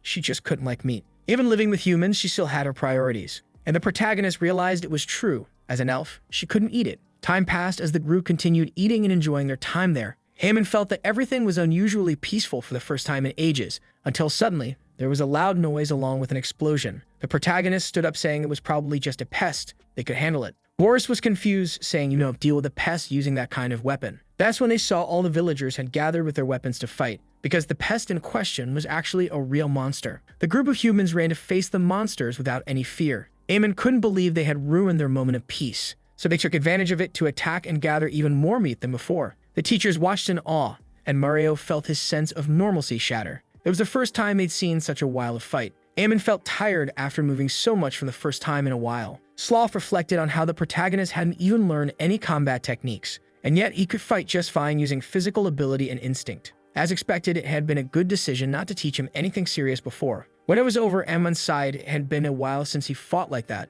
so it had been tough. The others clapped, praising the protagonist for his abilities. They knew he could take care of the monsters on his own. Aemon sighed again. His body was all stiff, so he was pretty clumsy. That must have been the result of becoming too complacent while working as a teacher. Mario also came over to praise him for his efforts. The protagonist was surprised to see everyone there. It wasn't anything too important, but they should focus on resting. Mario asked if that had been the entire wave of monsters. Ammon agreed, but it looked like more had come that way. He said it was a drake, which confused Mario. After all, Drake was the name of his family, and the protagonist got annoyed because they were calling his family a monster. That's when Mario realized he was talking about the drake subspecies of monsters. Ammon told them not to say things like that, not even as a joke, because otherwise he'd end up getting seriously scolded. Although Mario asked who would scold him, the protagonist changed the subject. That was because those monsters seemed to be fleeing from something else. He wondered what could be making monsters like those gather together. Ogres, draconic subspecies, and creatures that usually never teamed up were suddenly like that. Mario agreed. It was definitely a point worth thinking about. According to literary records, drakes were very distinctive. They had massive bodies resembling castle walls, and scales as hard as non-piercing steel armor. They were also so violent that they were compared to ogres. In addition, there was also the elder drake who stood out. It was said that if a guy like that showed up, the village's potato fields would become dead land. The teacher asked if that drake wasn't just a rare creature that only appeared in books, and Ammon agreed that it was true, but they did actually appear. It didn't take long before they showed up in the potato field, to Mario's shock. Les screamed because they devoured all the neighboring potatoes immediately. Never mind the fact that she was complaining because they ate her potatoes. The protagonist sighed, unable to believe he had been so careless in the face of a disaster. Mario asked the protagonist if he would believe him, a six-circle mage. They would be nothing but a pile of ashes after facing his fire magic. But before he could fire off his spell, the drake struck first. Mario barely dodged, while Ammon could only watch that pitiful scene. Sloth also saw that creature her father had once killed in the past. She got ready to fight, but her sword snapped in two. The protagonist said if those weapons worked on them, he would have cut them down with his axe. There was no other choice now that things had reached this point, and he told everyone to gather their strength and exterminate those monsters. To the teacher's shock, everyone in the village grabbed the monsters with their bare hands. They held onto the tail with all their might, pulling from several directions. The monster tried to resist, still eating potatoes even in that situation. Suddenly, another person appeared asking what all the commotion was about. It was the elder, who arrived flying, drawing a surprised look from Ammon. The elder noticed those guys were causing trouble in the village, and the protagonist agreed, asking for help if he had any strength to spare. Then the elder touched the drake's head and asked what kind of misbehavior that was, and told it to return immediately, and suddenly the monster started running away. Ammon thanked the elder, who replied that it was no problem. He wanted to know if things were going well at work, and the protagonist gave a half-hearted confirmation, which made the elder chuckle. He had been so small not long ago, but now he had grown and started teaching other kids, which was kind of shocking. He wanted to introduce his coworkers who were lying on the ground in shock. The elder commented that they didn't look to be in good condition, but Ammon replied that they were always like that, so there was no need to worry. He also introduced the headmistress and deputy headmistress of the school, two very important elves. The elder approached to shake their hands, introducing himself as Casella. However, Anirel froze to the elder's surprise, who couldn't understand what was going on. She simply collapsed on the ground after all the chaos with the dragon. The truth was, she wanted to know why there was a black dragon living in a human village. Ammon told Anirel that he was just an elder from the neighborhood who wandered around. He had been around since Ammon was a child and was also quite close to his father. Anirel was surprised that the black dragon was just a local elder, and Casella also said he was old and sick, so he didn't go out much. He also said he didn't know any other dragons nearby, so visiting the property from time to time was his only relief. Ammon even whimpered at the thought that he might be a lonely elder. However, Anirel asked if he didn't think the dragon was more like a stray dog. After all, he was treating him like some kind of pet. The protagonist changed the subject, mentioning that the property was still chaotic, and for now the headmistress should return to the academy. He would take care of the mess. But in truth, Ammon wanted Anirel to stay a little longer, because he had heard that elves had a unique magic that helped crops grow. She was surprised that he knew something like that, and Ammon said that the owner of the King Mango farm wrote about it in a letter. He said that Anirel went there on her day off to cast a spell, and she complained because the man had promised to keep it a secret the whole time. Anirel said that if she stayed there, she'd end up going crazy and couldn't take it. Her hands were trembling non-stop from fear. Ammon pushed her a bit. After all, she'd been wandering around and causing chaos the whole time, and now she was trying to leave just when things started to get tough. At that, she laughed as if he thought she couldn't leave whenever she wanted. After all, she had teleportation magic and could go away whenever she pleased. She started saying to guide her back when a voice mentioned Casella, which made the elf scream in fright, and Ammon laughed because he was just teasing her. But he told her to relax. He said he'd go for a walk around the village. Suddenly, the elder himself appeared and Anirel screamed, fainting. He asked when the protagonist planned to return to the estate again, and Ammon replied that he still wasn't sure. He thought he'd need a few more months to accumulate time off, but that was perfect for Casella, who said she had a gift ready for him by then. The protagonist grew curious. wondering if it was something made of gold. To which Casella replied it was something even more valuable than that. A sudden monster incident turned the excursion into an agricultural project. They focused on planting potatoes every day, but the outcome was clear. They were supposed to return to work the next day, and Amon was exhausted. Those days off had been anything but a real vacation. Truthfully, he had just wanted a chance to visit the estate and to ask his father for advice before quitting his job as a teacher. The estate didn't end up in good hands. While he was away, the monster attacks had significantly decreased. Their income also ended up decreasing at the same proportion as before. Even with some income under his brother's name, it was nowhere near enough to recover the losses. At that rate, they couldn't even afford the penalty for breaking the contract. Amon sighed, wondering if maybe he was a harbinger of disaster. Otherwise, there was no reason for so many monsters to attack the moment he arrived, and there was no explanation for a mythical elder drake to suddenly appear. He wondered if his first job, the academy, had turned into a mess because of him. But then Amon remembered it wasn't his fault, it was the incompetent principals. He needed to succeed soon, but then he stopped when he heard a sound. He wondered if it was another monster, worried, and went to check, only to find that the person on the other side was Sloth, training with her sword. That must have been the true fencing style of the Field family. In fact, she hadn't helped with the farm work earlier. It looked like she had spent the whole time just swinging her sword alone. Amon couldn't leave it at that. He intended to lecture her, but then he stopped when he saw that she had trained until her hands were bleeding. He wondered why she seemed so desperate during her training. Maybe it was because she always napped during the day, so she had been secretly practicing her swordsmanship at night this whole time. He still had a lot of questions, but for now he decided to pretend he hadn't seen anything. A few days later, back at Amonith Academy, things returned to normal. People came looking for the principal, wanted to speak with her. They wanted to know where Professor Amon Drake was. It had only been a few days since he'd become a teacher at that academy. He always used to think only about how to escape that awful reality. But from now on, the protagonist planned to actually make things work. He would do his best to diligently teach the students like a real teacher. With their skills, it was obvious they'd become great individuals in the future. And when that happened, Amon could benefit from it. That was just part of success. Follow the right connections and he'd go far. Suddenly, Enro appeared shouting and startled him into yelling too. She apologized but said she came running because a visitor had come to see him. Amon went to check who it was and then recognized the person. It was Raymond, who shamelessly stole Chloe's victory in the competition. But not only him, Raymond, his grandfather, had also come to greet him. He was one of the 4 great sword masters of the Empire. The two shook hands with a tense smile in the air as they spoke. Amon couldn't understand why someone of that status would come just to see him. But this would be the perfect opportunity to make a good impression on one of the big shots, and maybe finally get out of that lousy academy. The Sword King Raymond was a grand and very powerful man. He was a key pillar of the Empire, and he had come to visit a mere teacher like him. Raymond mentioned how amazing it was that Chloe had beaten his grandson. He wanted to see with his own eyes who her teacher was. Moreover, he still considered Amon to be very important. It had to be like that after all. Amon had been her teacher, or rather, hadn't done much at all. He replied that he was flattered, since he had helped guide her down the right path. Raymond laughed, saying Amon was a humble man, and he had come to the right person. Seeing how well he taught his students, he must also be a good swordsman. The protagonist laughed because clearly there had been a misunderstanding. He hadn't been responsible for teaching swordsmanship. He had simply guided her. Raymond was visibly disappointed, commenting that that's not what his grandson had said. Still, Raymond was confused because Chloe had called him her teacher. At that moment, Raymond asked if he could even be called her instructor to begin with. Later on, Sloth introduced herself to him, greeting the king of the celestial sword. He was curious because she was from the Field family. If that were the case, she should be a good teacher. But even so, she seemed to be at most a sword specialist after all. He had heard that the Field family didn't allow any of its members to go adventuring, at least not before they became sword masters. Even so, her mana was quite similar to that of Marcus Field, whom he had met in the past, and he wondered if he could test her. He said that as someone who follows the path of the sword, he couldn't refuse a duel. Sloth agreed and decided to show him the training grounds then.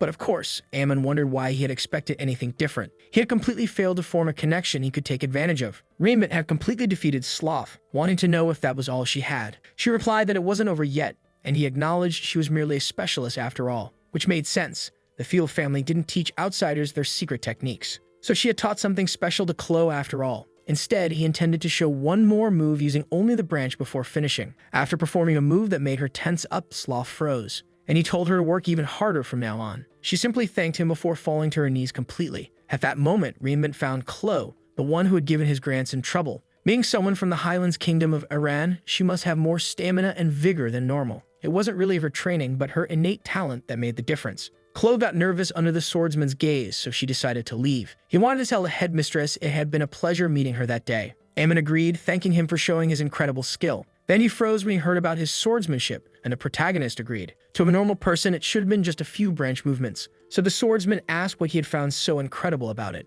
and Ammon replied that it was the change in trajectory in all 36 attacks. Even so, his center of gravity hadn't wavered at all, and yet he managed to finish. It was all beyond impressive. Right away, the swordsman ordered him to duel, leaving him confused. Ammon didn't understand why, since he could barely even use a sword, but Raymond assured him it would be a simple duel anyway. It was disappointing because he thought the boy might have exceptional talent. The protagonist reflected that if he had the courage to face a great sword master, then he would have left that miserable place a long time ago. Besides, his sword-wielding classmate was pretty pathetic, something Ammon couldn't entirely disagree with. He was starting to question the headmistress's judgment in reaching out to them, and the protagonist had to agree with that sort of criticism. But he wasn't the kind of person to fall for provocations, so he asked him to give up. Raymond laughed. He was sure even the students weren't anything special. Right then, the swordsman charged at the protagonist, who tensed up. He could let a lot of things slide, but not when it came to messing with his rewards. That's when the protagonist hit him on the head with the branch right away. Unable to believe that the king of the celestial sword had passed out just like that.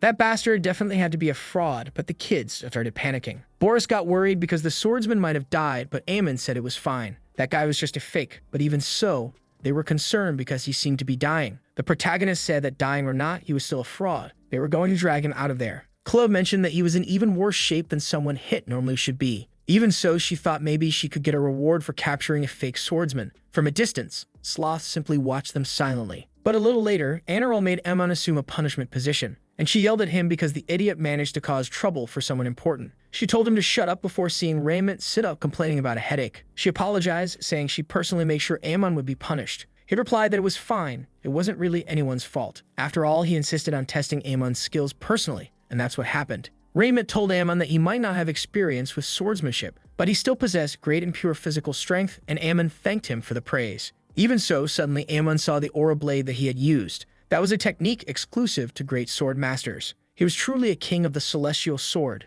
just as expected. Raymond says that what the protagonist had was pure physical strength. Against Imperial Knights who use mana and swordsmanship obtained through training, the protagonist would always end up at a disadvantage over time. So now he had a proposal to make. He wanted to know if Ammon might be interested in learning from him. The title of Disciple of the Celestial Sword King sounded incredible. If you managed to develop great skills and perform well on the battlefield, the protagonist would succeed and be served everything on a silver platter. He was excited about the training, and Ammon agreed immediately. Now he was thrilled because he would recite the Oath of Loyalty. The protagonist swore he would devote himself to the way of the sword, and also that he would abandon his material desires and worldly cravings. But then he froze, hesitating to keep saying those things. Ammon asked what all of that was, and Raymond questioned whether he hadn't understood. It was about giving up material desires and worldly ambitions to focus on training. Hearing that, the protagonist hesitated and asked for some time to think about it. Things had been so chaotic until now that he hadn't even noticed anything strange. Ammon wondered why one of the 4 great knights of the Empire was so dirty. Just out of curiosity, he asked what Raymond's title was,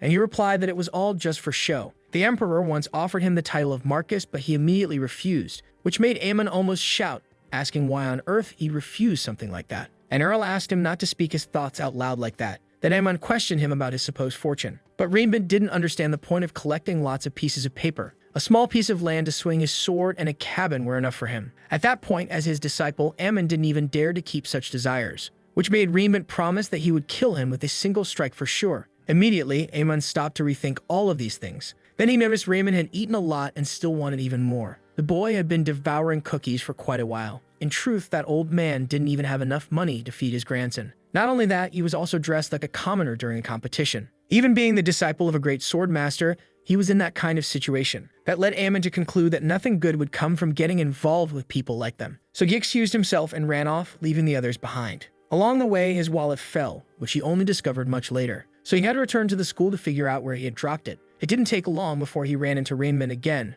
who returned his wallet. Ammon was shocked that he was still there, and he replied with something astonishing. He had started working as a guard at a Moneth Academy. Ammon couldn't understand why, but the swordsman explained. The gatekeeper position at the main entrance was vacant, so he decided to take it for now. The protagonist exclaimed that he wasn't suited at all to be involved in the academic world, practically telling him to go back to the mountains where he came from. Instead, Raymond asked him not to worry and asked if he should take Ray back home. But Raymond was already a sword master now, so there was no need to watch over him. Besides, it was time for him to receive an education appropriate for his age. Ammon realized too late that Raymond was going to enroll in the school, but the tuition was very expensive, so he would work to pay it off, which made the protagonist let out a huge sigh of exhaustion. Even though he knew nothing about swordsmanship, he still had strong faith in education. So Raymond believed that Ammon would be able to teach his grandson well. Therefore, he was counting on his efforts from then on. He never would have imagined that teaching clothes so well would come back to haunt him like this. He decided to step out in the middle of the night to get some water and think about it. The history class would start the following week, and he heard a noise. Wondering who would be awake so late, he ran into Bless, who looked like a real monster. So much so that Amon screamed in fright. He asked her why she was walking around at that hour of the night, and Bless replied that the smell of fresh potatoes was coming from his room. He must have had potatoes in there, and if he said no, she would break in immediately. The protagonist decided to hand them over, as long as Bless calmed down a bit. Amon's mother had given him a bag of potatoes to bring when he returned home. To Amon, this was his sanctuary in the middle of his exhausting life away from home. The protagonist couldn't believe he had to share that sanctuary with the person he liked the least. Now that they had 10 potatoes there, they could each eat 5. Suddenly, Mario showed up asking what they were doing. Amon replied that they were there to eat a boiled potato as a late-night snack. Bless just got more irritated because she had to share her snack. That's when the headmistress, Boris, and Chloe also appeared out of nowhere. And Errol said she found the students wandering around at night, so she was about to scold them when she heard they were coming back from the training field. In the end, the fire there was just a potato party, and Bless got even more stressed. Sloth showed up a little later wanting to eat after a night training session. Even Bless was surprised because she was drooling from hunger. Finally, Rainbent and Raymond appeared after smelling the wonderful food. Bless screamed in frustration for Amon to grab all the potatoes right away. The protagonist had thought it was strange that she'd been quiet. Now she was showing her true colors. Ignoring that, she shouted again for him to grab all the potatoes immediately. Even after an argument, the protagonist brought the whole sack of potatoes. Anyway, they eventually finished cooking and decided to eat them. Even Raymond and Rainbent were impressed by how delicious the potatoes were. Amon said they were a specialty from his region. They were very proud of them. Now they could understand why the protagonist was so strong. It was only natural after eating such mana-dense food every day. His body had adapted to the mana, and the protagonist ended up agreeing. After all, his territory was full of strong people, but there was nothing special about that. Those potatoes were grown from seeds bought from a nearby city. Maybe the land in his territory really was that fertile. Amon reflected that now it didn't matter, he would just focus on the potatoes. Sloth kept staring at him, and he asked what was with that look of disgust, until suddenly she told Amon to marry her, making him spit out all the food. But she was completely serious about it, leaving him baffled. Mario immediately started laughing loudly, and Sloth couldn't believe it. In truth, she was too good for a guy like Amon, and she wasn't the only one who thought so. After a while, the two went out for a walk, and Sloth asked him how much he knew about the Field family. The protagonist said their family was famous for their impressive swordsmanship, and that all direct heirs were sword masters.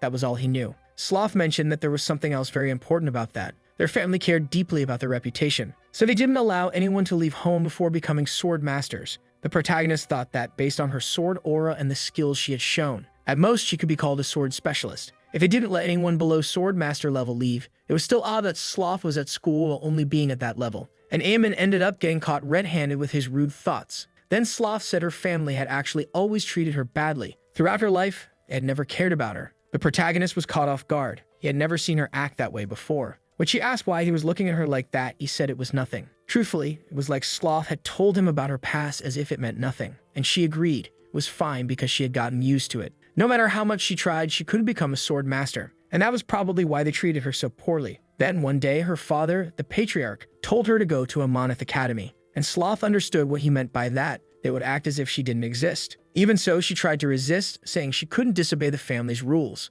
and said she didn't need to worry about things like that. After they cast her out, they didn't even come looking for her. They didn't need someone as weak as Sloth, and they probably just wanted her to go live on her own. But while she was eating that potato, she had an epiphany, and thought that if she had more of that, maybe she could show her family her potential. Given her situation, she guessed they didn't care about her at all, even if she ended up marrying someone like Amon. Despite her situation being different from his, she could understand that sense of desolation. Only the eldest son could inherit the noble title, and as the second, you would get nothing. Amon's family might even care about him, but that didn't change much. He was still just like her at the end of the day. He had to find his own way to survive. After all, that's how things were, and that's why he understood the proposal to marry her. Apparently, it was so he could eat the potatoes and become stronger through grace. A true marriage of convenience, just like all noble marriages. Amon asked what he was supposed to gain from this, and she smiled, saying he just needed to think a little. First, he would gain a wife as beautiful as her. And Amon smiled, since in truth he preferred character over beauty by far. Then, after eating the potatoes, he would become stronger and return to his family. He might even end up winning the fight for succession, after all. Amon finally understood what she had been thinking, and Sloth asked if he really thought he could handle all the work of being the leader. But he didn't need to worry.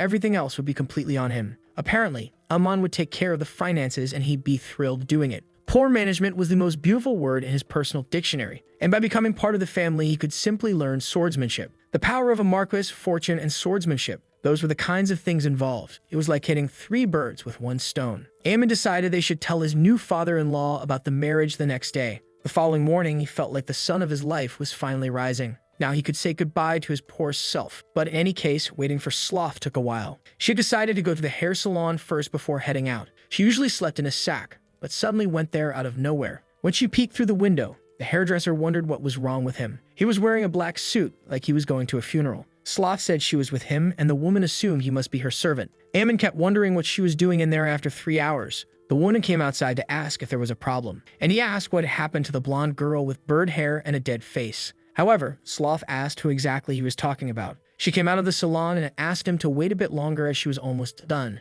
Aemon was left wondering who that girl was out of nowhere, and then finally recognized her, which made Sloth laugh at his sudden reaction. But it made sense. She didn't usually take care of her appearance. But when she did, the difference it made was pretty big. They were all in the same boat now, and Aemon at least wanted to get along with her. Thinking about it, she had only done her hair and put on a little makeup. It wasn't surprising.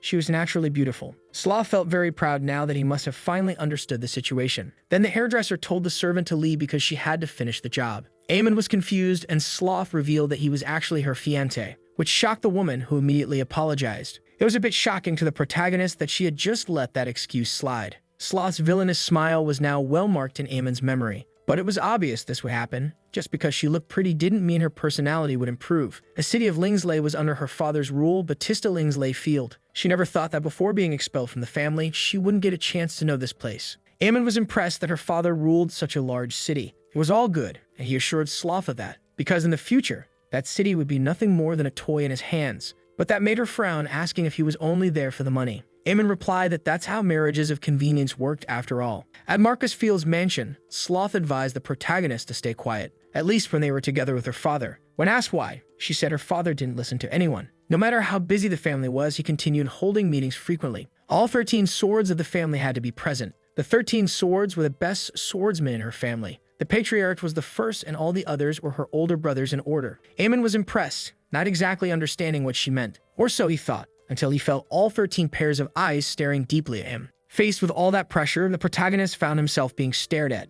They were the 13 swords of the Field family, and they didn't look friendly at all, especially Sloth's father, the one who would become his new father-in-law, one of the 4 great sword masters of the Batista Empire, Lingsley Field. Currently, the sword master was also the patriarch of the Marquis Field family. Sloth approached to greet her father as soon as she entered. She wanted to talk about something very important that day. While working as a teacher at a Monmouth Academy, something had happened. She met someone with whom she wanted to build a future, and so she went to her father to share this news. Sloth introduced him. He was the son of Baron Drake, with whom she had built this relationship. And immediately, Aemon bowed as he introduced himself to the Marquis. Even though that marriage had not yet been approved, she wanted his blessing. But then Sloth noticed that the table had fallen into a deep silence. They didn't care at all about what she was saying. Then the words of the weak weren't even worth being heard. This made her wonder if she was truly that unwanted in this family. At that, she turned to leave, and Aemon was confused about why. If she left so suddenly, he wouldn't be able to do anything alone. Then the patriarch paused to reflect on what he had just heard about Aemon, and soon ordered Lancelot forward, who stood up to attack immediately. The protagonist was confused, not understanding what was happening so suddenly. Aemon was dodging the attacks while Lancelot asked if this was his final wish.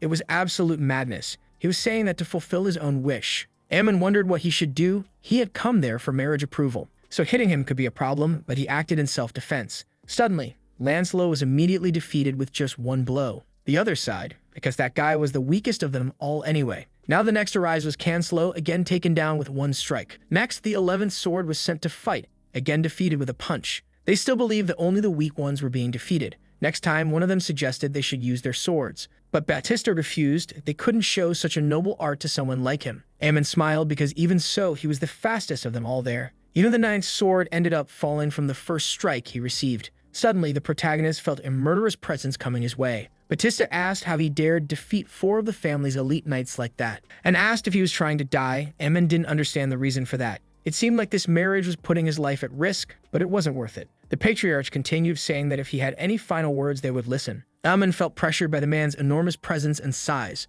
and asked why the Marquis was acting like this, just trying to understand. Batista asked back if he really didn't know what he had done wrong, and Aemon bowed in agreement, asking him to say it because he truly didn't understand. At that, the man asked how he dared deceive his beautiful and beloved daughter like that, with those nefarious schemes, and still claimed he didn't know anything. Right then, the protagonist froze in confusion over what he had heard. The others were equally furious that a scoundrel like him had done that, seducing his daughter, the small and delicate girl, into a life like that. And they cursed him as a useless, insolent wretch, not even comparable to her little sister. She might be his daughter, but she was so adorable every time they saw her. The brothers agreed, for they felt equally enchanted. Alman was shocked by what he was hearing. It could be that they were silent earlier because they froze in front of Sloth. It had been a while since they had last seen her. And the others agreed. She looked a lot like their mother. Ammon ended up frozen in shock. That family really adored Sloth. And suddenly the girl herself returned, and the protagonist asked where she had been. In fact, she had heard everything they said from outside. Until then, she didn't know how they really felt about him. The whole family gathered and embraced, apologizing for the misunderstanding.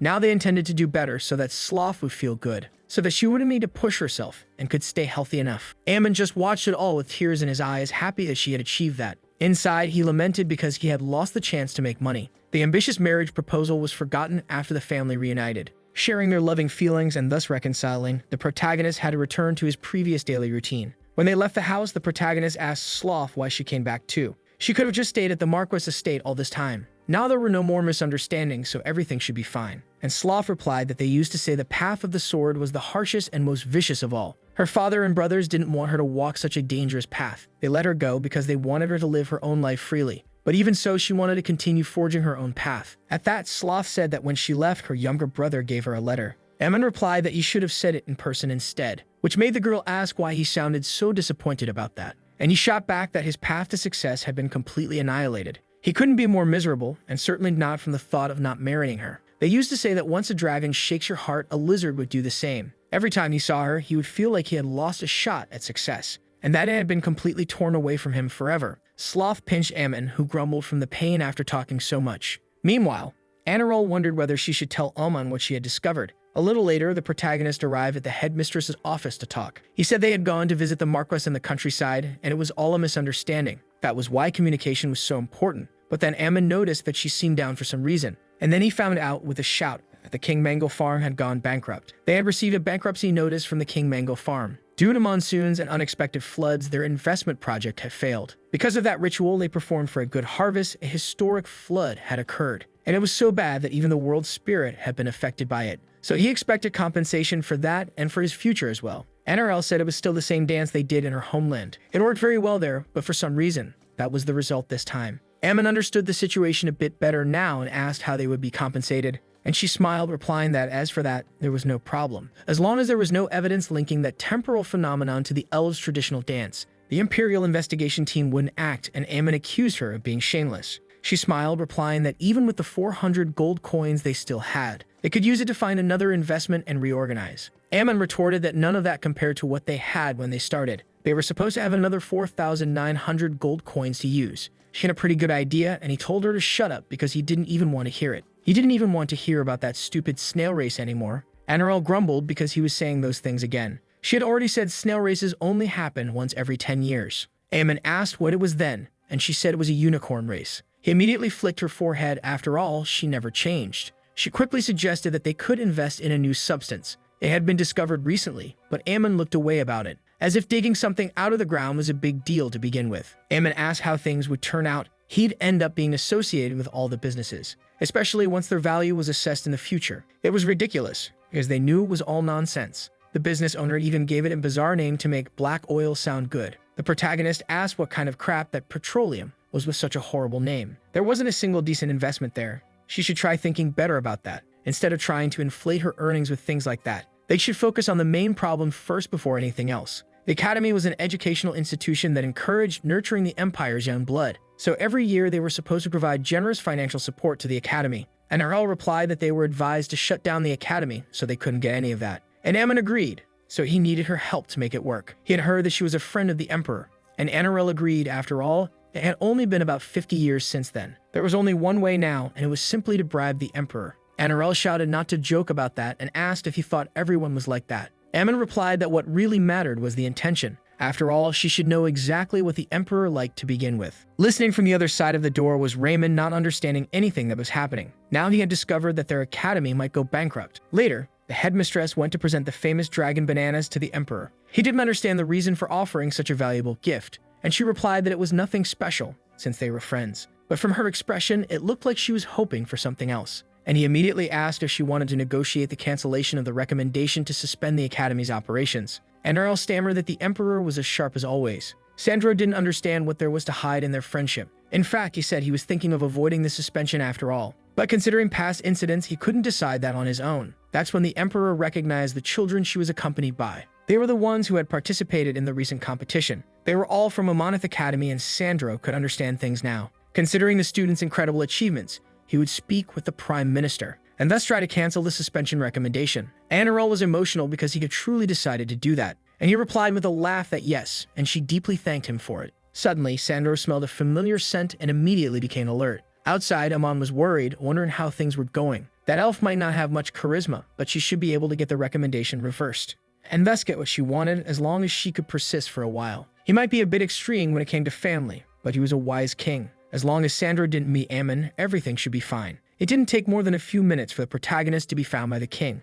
Amon screamed in shock when Sandro appeared, furious to yell at him. Now he understood why he had been smelling the disgusting scent of the drakes. He must be the mastermind behind all of this until now. Amon didn't understand, so the king wanted to know if he had pressured the princess, all to cancel the suspension recommendation by deceiving him. He didn't get it. He had only done his job as a teacher at the academy. Amon asked him to leave his feelings out of business. The ignorance of the Drake family and the school issue had nothing to do with each other. They had shown in the competition that they had the necessary competence to be able to raise children who could be of his interest. But the academy's current situation was deplorable at this point. The children had to go hungry because of the academy's bankruptcy, and the lack of funds was destroying the academy's programming. They didn't even have the basics for teaching. But of course, that wasn't entirely true. Still, he used it as a speech because before being a member of the Drake family, their Amon was just an educator trying to help others. The fact that the academy's poverty forced the students to go hungry and had no access to education that deeply discouraged him. Therefore, he bowed, pleading from the bottom of his heart to be generous, and thus withdraw the recommendation to suspend the academy. Inside, Amon was quite proud. His speech had been perfect. The tears of pride, belief, and desperation of a teacher for his students. His opponent was an emperor who valued students and education. He gave a powerful speech about education and the students, so now Sandro should be moved and convinced to help. But when he looked around, everyone didn't care at all about what he said. The Drakes talked too much, and he just asked if he was finished. Amon got irritated and told him to go easy because he was just annoying him. After all, he was being bothered over things he didn't even know about. Right then, Sandro laughed because Amon was showing his true self. Hidden nearby, the queen asked Kai what he believed in, and Caius Amonith, the prince of the empire, replied that he believed in Amon's victory. At that moment, the queen seemed frustrated and irritated, and the prince asked if she was talking about the withdrawal of the recommendation. When she agreed, it made him pause to reflect a bit. After hearing what Amon had to say, the prince ended up concluding it would be better to withdraw the recommendation and see what would happen. Even though regrettable things had happened there in the past, they should be generous in supporting students who were that talented. The queen realized her son was thinking the same way. The Drake family must have really bothered Sandro for someone like him to act like that. It was obvious. He had only met Belial Drake twice back then and couldn't take it anymore. Belial Drake was Amon's grandfather when Sandro was still a prince, and they had fought many times. But when looking at it that way, Amon seemed far more decent compared to Belial. So Kai was determined to ensure there would be no more feuds between the two families. At least starting from his generation, he wanted to make it work. Hearing this from her son, she decided it was time to end the wild dog fight. Even though the bribe was a good offensive move, they couldn't revoke the recommendation because the emperor got beaten up and the empress asked them to leave. Amon wondered when things had started going so wrong. In any case, he returned to the school so classes could resume. That's when he saw Raymond with a doll beside him for some reason. Boris said it wasn't a doll, and the protagonist asked what it was then, and Raymond hugged the doll, saying it was himself. Amon didn't understand anything and left to talk to Raymond's father, who got all excited, asking if he was finally going to become his disciple. However, it was the protagonist who said that his grandson had gone mad. Raymond asked if that was how young people these days challenged someone to a duel, and the protagonist quickly denied it because Ray was acting crazy, hugging a doll, and still claiming it was himself for some reason. Now Raymond could understand the reason behind those questions. The truth was that Raymond had Prince Syndrome. Amon didn't understand what that even meant so suddenly, and asked why he wasn't carrying a mirror instead of a doll. Raymond replied that at first it was a mirror, just like expected. But someday he made a doll that was a perfect replica of himself. And then he started carrying it around, which surprised Amon. And he agreed he even made a new one when he grew up. Raymond tried to take it gently, but Raymond screamed until he lost his voice. Amon said that even so, he wasn't carrying anything during the competition. And the grandfather said he had told him to hide his skills and identity back then, to try and fix his condition, so he enrolled him there. All because Raymond had a little hope. The protagonist didn't understand, but the old man had hoped it was him. That's because Ammon had taken him down with a single strike despite being a sword master. He was a teacher capable of training a normal student like Chloe to become able to compete equally against Ray. He believed a great teacher like Ammon could put Ray on the right path. Sighing, the protagonist felt an unnecessary pressure being placed on his shoulders. Still remembering those words, Ammon hoped he could live up to it. He couldn't even manage the academy's finances. Suddenly, Raymond showed up and startled Ammon with his doll, saying not to just stick it in people's faces like that. And Raymond apologized for scaring him like that. Anyway, he asked the boy what exactly he wanted,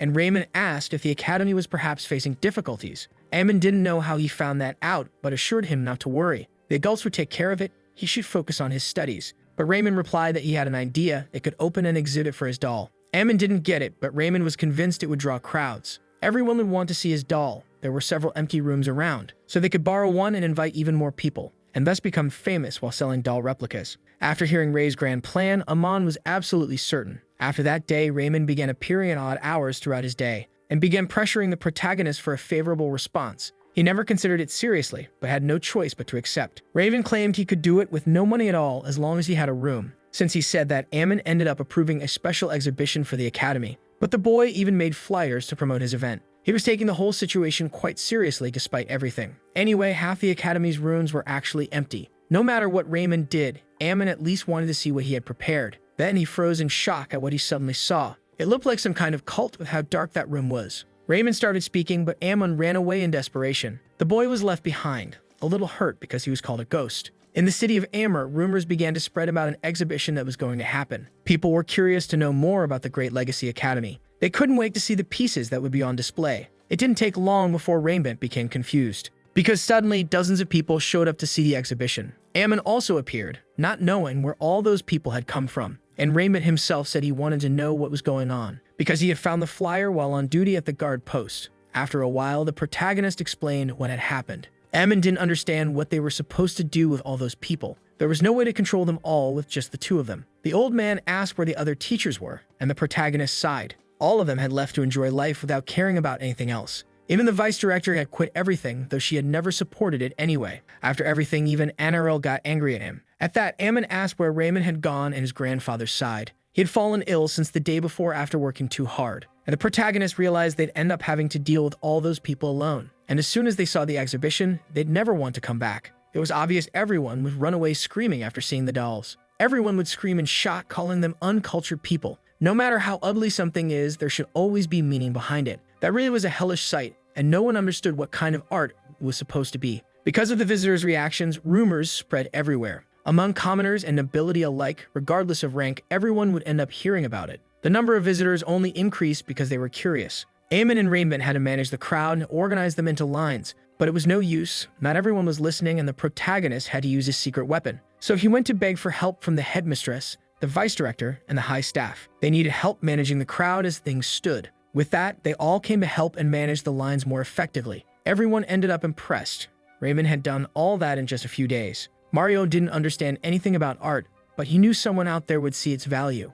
Ammon sighed, hoping that might actually happen. Eventually, people began to leave and stopped visiting the exhibit. They began to wonder whether they should close it down now. Those dolls, all together like that, if looked at one by one, could even be cute. The piece seemed like a reflection of society trapped in false smiles. There was a certain charm to it that held your gaze in a strange way. Ammon approached a man to inform him they were about to close. The man wanted to know how much the doll in question cost, and the protagonist replied that it was worth 1 silver coin. The price was a bit high, but part of the money raised would go to the students, and it could help with their basic needs and the academy in general. A bit later, Mario asked how much money the exhibition had made. Ammon replied with a sigh that unfortunately, it hadn't made anything. An entrance fee or any sales could have brought in some money, but entry was free, and no one bought anything in the end. That's why Raymond must have been pretty upset. Ray was irritated because those idiots didn't understand his sophisticated art, and Ammon replied that it was obvious. People lacked the intellect. Although the boy retorted that he couldn't talk since he also ran away when he saw it. This was his chance to spread his beauty to the world. Now he'd have to make another exhibition using 2 buildings this time. In the following days, Ammon saw Raymond prepare several of those dolls, and still, he didn't miss a single class. Besides that, the quality of each doll was quite impressive, not to mention those terrifying eyes. He hadn't paid much attention at first, thinking it was just because he was good with his hands. After all, he was a swordsman, but still, it was odd. Ammon wanted to understand the reason behind his fixation with the exhibition to that extent. He pushed himself until he collapsed from overwork, and still he was trying to keep up with his studies afterward. He could leave the academy's financial problems to the adults. He didn't need to push himself so hard. After all, he was just a student. And Raymond said this was the most comfortable life he had ever had. Because in the mountains, he always had to do everything alone. Whether it was food, clothes, or friends, he wanted to take care of everything by himself. From the life he had now, he wanted to be able to protect it. Thinking about it, Ammon realized that he just wanted the academy to fall apart. That was because he always had a home to return to, a place to go back to. But the children there weren't like that. Boris had no one to care for him. His village had completely disappeared 2 years ago. Chloe came from the kingdom of Iran to study. Her country had lost a war in the past. And Raymond wanted to protect the safe life he had finally found. In the midst of his thoughts, the protagonist froze until he heard Sloth. She had appeared carrying several items, donations from her family that had been sent. Suddenly, Anirel showed up all cheerful to share the news. The Emperor had agreed to withdraw the suspension recommendation, and their monthly financial support had also been reinstated. Rainbit was quite happy too, because the good news wasn't over yet. An elderly man had been moved by Raymond's exhibition the day before, so he would donate to the academy so that Ray could focus on his art. Ammon asked if the others also had good news, but both Bless and Mario were just there as usual with nothing extra. Still, everyone else wanted to thank the protagonist. It was all thanks to him. Now they could lift him up and show their gratitude. Ammon didn't understand exactly what he had done to earn such recognition. They said Amon was the one always standing strong through everything, and they tossed him into the air celebrating, for he was the great savior of the school. Somehow, he wanted to feel happy about it, even though there were some insults mixed in. The Amonif Academy was officially back after that. 6 months had passed since the protagonist had been appointed to the academy.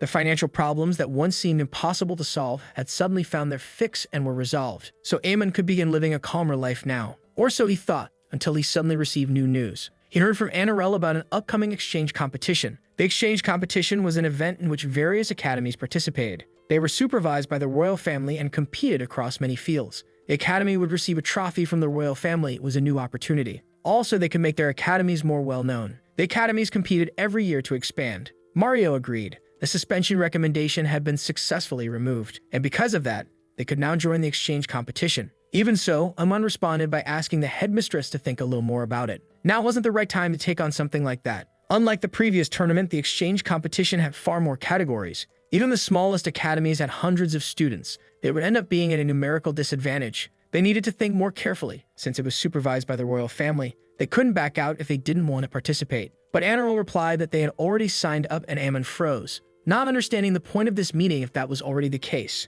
Mario held the protagonist back to calm him down. After all, it could be a good experience, but Ammon didn't believe that. It would probably be a golden opportunity to get beaten up. The teacher said their students had done well in the last tournament. They could at least manage something in the magic and sword categories. Sighing, the protagonist ended up being forced to accept it all. Still, a ruined academy reopening so soon felt like a joke. That was the opinion of the man from Bestrick Academy, the one known as the best in the empire, bold enough to say it aloud. It was time for them to settle old disputes between schools. Time to break his personal record too. He was determined to make it happen. Meanwhile, Ammon felt exhausted. It seemed like problems just kept piling up. Their academy would be competing against the best in the entire empire. Mario asked him to relax, but the protagonist couldn't do it. After all, the other academy had thousands of students and hundreds of teachers. And it wasn't just about numbers. All their graduates were standouts. They were high-level mages and knights from noble lineages, attracting attention wherever they went. Ammon felt like it was eggs being thrown at rocks, hoping to cause damage. But Mario again asked him to relax a little.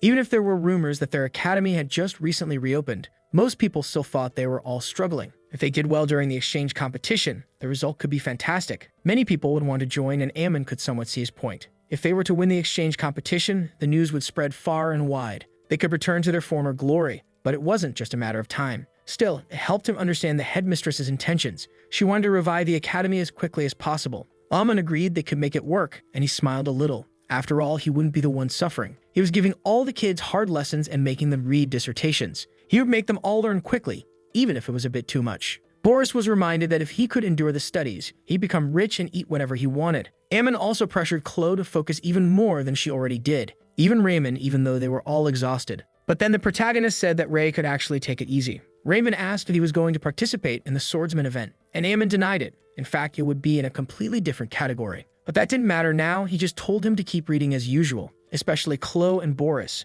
They weren't allowed to leave until they finished everything. Both were pressured, buried under things to read and study. The protagonist said that good knowledge fit well in a good mind, and he told them to repeat it with him about good knowledge, so they'd remember it properly. Thus began the nightmare of the exhibition tournament part 2 in their lives. Amonith Academy versus Bestrick Academy was about to begin. The day of the competition had arrived. Director Benjamin from Bestrick Academy greeted Anirel, saying how she hadn't changed all over the years, and she smiled, replying that it was because she was an elf. He must have thought she died of old age. Benjamin saw the students who would participate and thought it was a joke. They were all exhausted, and the teachers weren't much better either. Amonith Academy really had several talents, he laughed, saying he was envious. Anirel agreed. It seemed his wrinkled old eyes were good for something. The two continued to bicker, and the protagonist noticed their argument. Anirel didn't even hesitate to snap back. She didn't even seem like the director he knew. Then Mario recognized someone named Aspedal Zanasir. He was a famous sword mage from the Magic Tower. Mario hadn't expected to see him there. Aspedal introduced himself as the Imperial Supervisor and noted both academies were present. And so he announced the beginning of the interschool exchange competition. The first round would be on magical theory and magic circle construction. Unlike the exhibition tournament, they had only 4 days to prepare, all to make the exchange competition work, and Ammon had to go all in on preparation. But they were still a prestigious academy, so even their first opponent wasn't easy. Mario recognized the student from the Magic Tower and wondered what his deal was. After all, he was holding a flower in his mouth like it was nothing. NRL said he was well known for both his beauty and magical skills. Not that it was any of their business, and soon the boys saw his first opponent. It was Boris, who looked exhausted. Magic was a discipline tied to talent and bloodline. But Boris looked like a nobody, a mere plebeian with no qualities. The boy introduced himself as Meyer Delman, and Boris introduced himself too. Meyer was surprised. He didn't even have a family name. Aspedal announced that in this round they would have to build a magic circle, and then enter a discussion about each other's theories. Meyer decided to begin, confident that the plebeian should pay attention. He would show what real magic looked like, and Aspedal watched carefully. He could construct a magic circle without any medium, even at such a young age. Then they asked Boris to analyze the magic circle he had made. Meyer thought it was far too advanced for someone like Boris. Only someone at the 4th circle level could use that spell. But then Boris explained it was actually an inefficient circle for a blindness spell, and pointed out Meyer's magic circle. If 2 of the outer lines were removed, mana would flow much better. Also, he questioned whether that lower line was really necessary. The hypothesis that mana required reinforcement lines had been disproven long ago. Meyer didn't understand anything Boris was saying. However, Aspedal agreed because Boris had made a valid point. It seemed that even someone like him knew Jelame's obscure theory, and he asked Boris to now present his own magic circle. But since he paused, Meyer thought he was pathetic, unable to cast magic. He'd probably just draw a training circle or something basic. But then Meyer saw a magic circle he had never seen in his life. They recognized it as an 8th circle flame storm. Everyone was shocked. The boy had drawn such a complex circle in mere seconds. It was absurd to the other school. Even mid-level mages wouldn't do that easily. They wondered if he had just memorized the circle, and Ammon thought that was the case. After all, he had made Boris learn that just in the final minute. At the time, the protagonist introduced a secret tea recipe from Vice Director Blessed Tribe. Boris was worried it looked like poison just by glancing at it. But the protagonist explained it was an anti-sleep preparation. He also gave him a Remember the Pain spell written on a scroll. The next day, Boris was exhausted, but he finally read all the documents. Ammon was so proud, and the result was that Boris won the first round. Aspedal promised he would remember his name after that. When he graduates, it is recommended that he look for Bryling from the Imperial Court. The boy was so shocked that he barely reacted to his own victory. NRL gifted the boy with a reward, which made him give thanks. And Ammon says he truly felt very proud of him for his efforts. That's because this brooch was a symbol of recruitment by the court. He secured a position as an Imperial Mage after graduation. Boris was impressed by the kind of gift he received, and Ammon strokes his head, commenting that he just had to hold on a little longer. He could eat all the meat he wanted as promised. Boris cries and hugs his teacher, happy with what he had achieved. But then he ends up fainting from exhaustion, and Ammon smiles, realizing he had given his all. When thinking about the Imperial Mages, the protagonist decides to take the boy back to his room. He was really very lucky, almost felt jealous of him now. NRL decides to let Ammon handle it, while he himself lamented. He was rotting away in that backwater school, and his student was chosen to be a mage. For some reason, he ended up feeling a bit jealous of his student. Meanwhile, Director Benjamin did not expect the commoner to surpass them, and he asks if there is anyone else at Amonith they should worry about. And a teacher responds that they had a student who came in first in the competition, both in swordsmanship and in that year's exhibition. The second round would be about history, and Aspedal asked the participants to step forward. At least it seemed one of them was a sword expert. He would probably participate in the sword round. And they soon see that it was Raymond approaching, and the others whisper, recognizing that he was the boy who won the swordsmanship competition at the exhibition. Even so, it was strange for him to take part in the history round. Benjamin thinks that Elf Headmistress was truly a great fool. Sending a swordsman to a history competition seemed like madness. Their student had received offers to work as a politician and diplomat in various kingdoms. Benjamin's student understood a lot about history and was well prepared. The history round was a guaranteed victory for the Bestrick Academy. This test would be similar to the previous one. Each participant would present a topic, and this topic would then be discussed. So since the Amonith Academy won before, Raymond would be the one to present the discussion topic first, and he asks what the significance of the Marquis Mananing's rebellion was. The others start laughing, not understanding what kind of topic that was, not believing he was even a student of the academy at that point. Amon feels that Raymond was indeed a great fool. He began with such a simple topic in the round's questions, and immediately the boy responded with 100 things rapidly, and Aspedal asks what Raymond had to say about that answer. Then, as the boy remains silent, the student John decided to silence him. John says that in the territories outside the Empire, where Duke Everglow and the Grand Duchy share a border, there was a recent incident. He would like to discuss the conflicts that arose from it. Mario realizes he had chosen a rather complicated subject, and Emin agrees that incident involved many political factors. The Bestric Academy had access to various resources and the latest news. On the other hand, Amonith, which had just overcome financial hardships, only had access to ancient history books and outdated documents. The difference in information quality was enormous, and Raymond acknowledged the difficulty and asks which specific incident he was referring to. After all, John mentioned a recent incident and asks if he was talking about the battle between the regular army and the mercenaries in the neutral zone, or it could be about the mysterious disappearance of the Archduke's escort. Even Amon was impressed because the boy knew so much information, and John responds that the intent was to discuss any incident, so it could be any of them, but he stammers as he speaks. After all, he knew he had never heard of any of those incidents. Amon was impressed. He thought the boy was only good with a sword, and Ray says they would discuss the conflict with the Grand Duchy caused by a strange incident that occurred on Boston Mountain in Duke Everglow's territory. In the end, Raymond was a master swordsman even in history. The suggestion made the boy nervous, and he stammered in response. After all, he had no idea what this topic was about, and John tells the supervisor that he hadn't even heard about such an incident. Aspedal replies that this thing happened about 2 years ago. It ended up worsening the conflict between the Grand Duchy and Duke Everglow.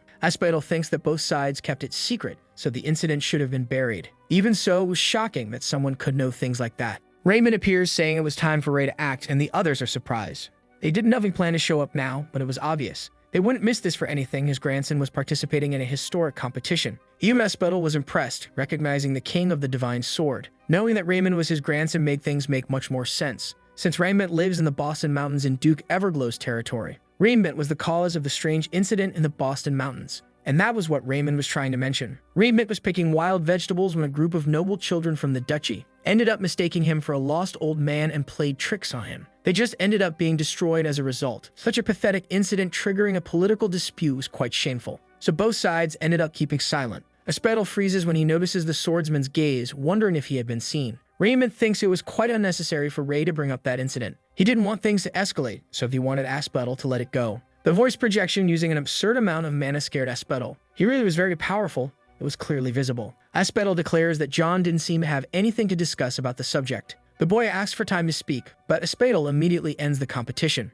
Raymond was the winner of the second round, and Aemon celebrates. Benjamin shouts that the judge was a big thief. It was absurd, and he yells that the next match should be mathematics. They intended to wipe them out in the third round. Amon responds that they would forfeit, which left the other schools somewhat shocked. As far as Aemon knew, there was a forfeit system in exchange matches. Therefore, there was no problem using an existing rule. Still, Aspedal says that forfeiting a match was a huge disgrace. After all, it was organized by the imperial family itself to begin with. Amon responds that they only had 3 students participating. They couldn't use 2 students in 2 rounds each, nor use 1 student in 3 rounds. It would be too exhausting. This left Benjamin frustrated in disbelief. But the protagonist states that he was prioritizing his students above all else. The students were impressed, moved by what they saw. But obviously it was all a lie. Hammond didn't even have a math teacher to begin with. That's because they even tried to teach a little math to the kids. Ammon started by giving examples like having 5 apples, and Boris ate 3 of them. Then Raymond brought 3 more apples, and Chloe with Raymond each ate 1 of them. Then Boris ate 2 more of them after all that.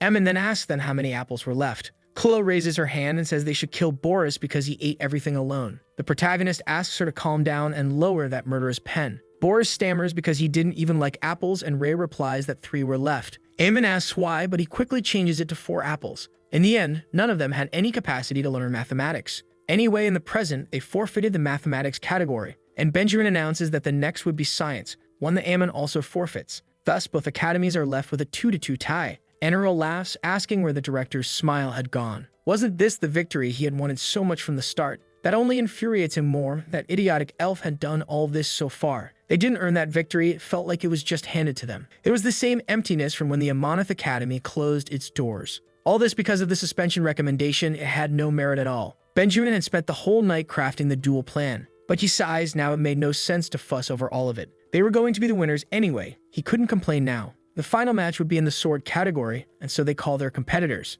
Chloe would face Oliver Basket from the Outer Academy, a sword master and prodigy. Oliver thought that Raymond would be the only one worthy of being his opponent, but ended up fleeing in that sleepy-looking way. Besides, he would now have to fight against one of those annoying kids. In the audience, they shout to throw the brat away with a single strike. She would be crushed with one move, unable to withstand even a single sword blow. The headmistress is worried because they didn't send Raymond. Ivanov, who was a sword master and they were to Chloe, might get hurt. Ammon assures that there was no need to worry now. This wouldn't be a real battle, it was just a match. Oliver charges at Chloe, asking her not to take it personally. He intended to finish her off quickly, with just a single blow. It was when Oliver was caught off guard by the swordswoman's movement. She vanished before his eyes and reappeared behind him in the blink of an eye. Upon striking, Chloe earned a point, while Oliver hadn't even understood what had happened. Chloe realized that Ammon had truly been right with his advice. When she imagined her surroundings as pigs, she wasn't afraid of them. Oliver asks what she was thinking, being that distracted, and she agrees it was true that this one was right in front of her now. And he was just a damn pig she didn't need to fear at all. It didn't take long before Chloe managed to land all 4 of her points cleanly. It was a complete shock to everyone watching the match from the stands. Oliver asks if she had fun just getting lucky to earn all those points, but she didn't even care, telling a filthy pig like him to speak like a human. With that, she earned 4 points total, and even Oliver couldn't turn the score. Enro was surprised, just now realizing she was that skilled in fencing, and Ammon replies that she practically beat Raymond in the exhibition competition. It just so happened that the rules made the results a little more ambiguous. Even when asked, Raymond remained quiet upon hearing this. But beyond that, Sloth had recently taught Chloe more things, and that included the special fencing style of the Field family. Chloe had always been at the top in terms of potential as a swordswoman. If she could learn the Field family's fencing and add it to her arsenal, then this potential would surpass all possible limits. Oliver found an opening and charged at her to attack. Sloth's special training focused on one particular thing, and that was making her fly like a mosquito. Chloe even made the buzzing sound herself now. This confused her opponent, not understanding what that was all of a sudden, and she would bite like a mosquito too, striking her opponent in the back. Even Benjamin couldn't understand what was happening before his eyes. Evan explains that above all, they couldn't use battle aura in this fight. This was a match purely based on sword skill, and she was proving her worth. There was no way she would lose in a match like this. That's when the protagonist paused to notice the way she was holding her sword, and Oliver wonders what it was she was trying to do now. Enro was confused when she saw Amon stop speaking and saw him disappear. Then came a scream, and everyone noticed Amon was in the middle of the arena. And on top of that, he was holding Oliver, interrupting the duel, furious. Squeezing his neck, the director shouted in shock at what he saw, questioning how a teacher could interfere in a student duel. He orders the supervisor to remove him immediately, but Espadel also refuses because Oliver had just cheated. He had tried to use an aura blade against his opponent moments ago, and those were dangerous weapons that could take a person's life. To use such a dangerous weapon in a duel meant to promote friendship. Oliver from the Bestrick Academy was eventually disqualified, and so Espadel announced that the winner of the competition was the Amonith Academy. Oliver fell to the ground after being dropped by Amon, wondering who that guy was. The protagonist went to check if Chloe was safe as the duel came to an end. With a score of 3-2, Amonith Academy secured the victory. Enra laughed at Benjamin because apparently they had won this time. Or maybe she should say they had won this time again. Benjamin never thought he'd face such humiliation, losing to a crumbling academy. And the elf replies that he should feel quite honored, not humiliated. While Anarel was proud of herself, Ammon thought she was being amazing too. She could keep smiling and shamelessly humiliating the other director. However, to his surprise, Anarel said it didn't feel right to end it just like that. Perhaps they could deepen the friendship between teachers too. And soon they began thinking of ways to make them compete. Emon wanted to calm them down again because they were getting excited. They probably wanted to go into a magical or sword duel between teachers. But when he looked at the other teachers, none of them seemed fit. Sloth was sleeping, Mario wanted to leave, and Amon wasn't feeling up to it. So they called the protagonist to the front and the duel between schools continued. This time, it would begin with a battle between the teachers. The one Amon would face was Alfred Beers, the fencing instructor from the academy. The protagonist didn't understand why he was called, since he wasn't even a fencing teacher, and Alfred responds that now wasn't the time to be playing around. The way he moved in the middle of the duel was not that of a weakling. Amon still tried to convince his opponent otherwise, but it was complicated. As expected from Amonith Academy, he lied the moment he opened his mouth. Alfred claimed he was just as dirty as his headmistress. That provoked him enough to accept the duel against his opponent, and Alfred was confused because Amon suddenly threw away his sword, even though it was supposed to be a duel between swordsmen to begin with. Anorel watched emotionally, thinking Oman was angry because of the insults toward her. But in truth, he was irritated because he'd been put in the same category as the elf. Still, Alfred was ready to accept it and went all out against him. It didn't take more than a second before he found himself on the ground. He was confused about what had happened, why he had lost consciousness. Now he could remember. Just as he was about to strike, Amon punched first. And it was right then that he felt the killing aura coming from the teacher, something he had never felt in his life. Amon looked like a demon in Alfred's eyes. But even as Amon approached to check if he was okay, the teacher just ran away in desperation, crying for help. Benjamin couldn't believe Alfred simply lost to a guy like that. He ran off scared, which completely enraged the director. And Anirel asks how Benjamin felt now seeing the difference in their levels. Even her teachers would do anything for the academy. Unlike a certain professor who ran away with his tail between his legs in fear. And the director asks why this supposedly honorable school was falling apart. Maybe it was because the headmistress was a true gambler. Then he speaks to Amon, saying his skills seem of high caliber, and suggests that he could work at Bestrick Academy, which would better suit his role. He would pay the penalty for breaking the contract immediately. Bestrick Academy was the best academy in the entire empire now, compared to Amonith Academy, the ruined school that barely managed to rise again. In truth, this academy might be falling apart now, but in a way, he'd grown attached to the place. It was his workplace. This was an offer he couldn't refuse after all. Amon responded by thanking him, saying he'd be eager to work there. And Benjamin smiled because, as expected, he had good taste. Besides, it would be better for all the other Amonith students. They seemed to have great potential and talent to study in a better environment. Meanwhile, the other teachers were just garbage, which shocked them. Sloth said he was truly cruel, leaving his beautiful wife behind. Amon retorted that they didn't even have a relationship to begin with. Mario asked about all the days they'd spent together, and the protagonist couldn't care less.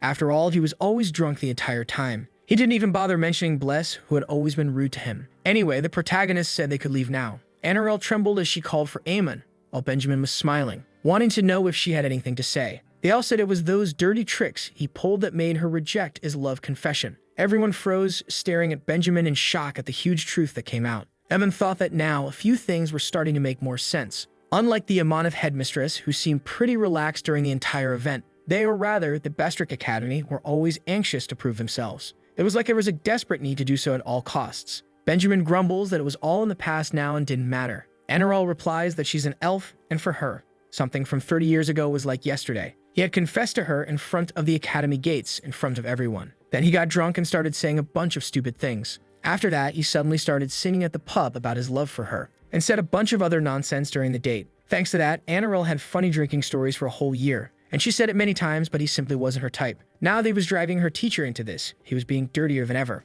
Amon tenses up. At this rate, he might lose his job at the new academy. He whispers to Benjamin to calm down, he couldn't fall for the elf's tricks, and asks how she could even understand such pure feelings. Then Benjamin asks if Amon, by any chance, had no feelings for Anirel. Suddenly, the protagonist realizes he had just thrown himself into the middle of this competition, with the director questioning him in an intimidating way about his relationship with her. Amon replies that she was just his superior, nothing more. Anirel cries, asking about all the promises he made about their future. Obviously, she meant the future glory of the academy and nothing else. But Benjamin misunderstood and shouted at the protagonist for being so fake. Amon tried to explain himself, but the director told him not to call him director. Then he got on his knees and took Anirel's hands, begging her to forget that man. To be with him instead. He wasn't the same as before. He was ready to devote his coming years entirely to her. But Anirel simply knocked him down with a martial arts blow, shocking everyone who was watching that chaotic scene. Once again, she rejected his proposal for a relationship and engagement. The director of Bestrick Academy fainted from the shock of his broken heart, and Amon's transfer was also canceled during all this. Above all, Amonith Academy had won the inter-school competition, and the protagonist felt he was truly overwhelmed with problems. When he turned to his coworkers, they were all furious. Mario said he really should look for a better way to live his life. Sloth claimed even bats were more loyal than Amon. Bless added that the only reason he had been fired was because of the potatoes from his homeland. The team decided to go out for dinner together and left the rude traitor behind. While Amon was still begging them to wait, they didn't listen to his words. Even the students looked at him with disdain, since they no longer had to transfer schools. The protagonist wanted to explain that that academy wasn't good just for learning. It was a place for their social lives to grow as well. He only wanted to offer them the chance to see a world bigger than the one they knew, so they could gain more knowledge and connections. And of course, Amonith Academy was good too, but there was so much more. Only Chloe was touched because Amon had been thinking about them. But the other two walked away, not believing that excuse for a second. Anirel expected that Amon had made himself the villain in front of Benjamin on purpose. It must have all been intentional, and Amon smiled, knowing she understood perfectly. At least he was relieved that Anirel hadn't seen the truth. She was convinced that Amon did everything for the academy and would never betray them. Speaking of which, she asked about his preparations for obtaining the certification exam.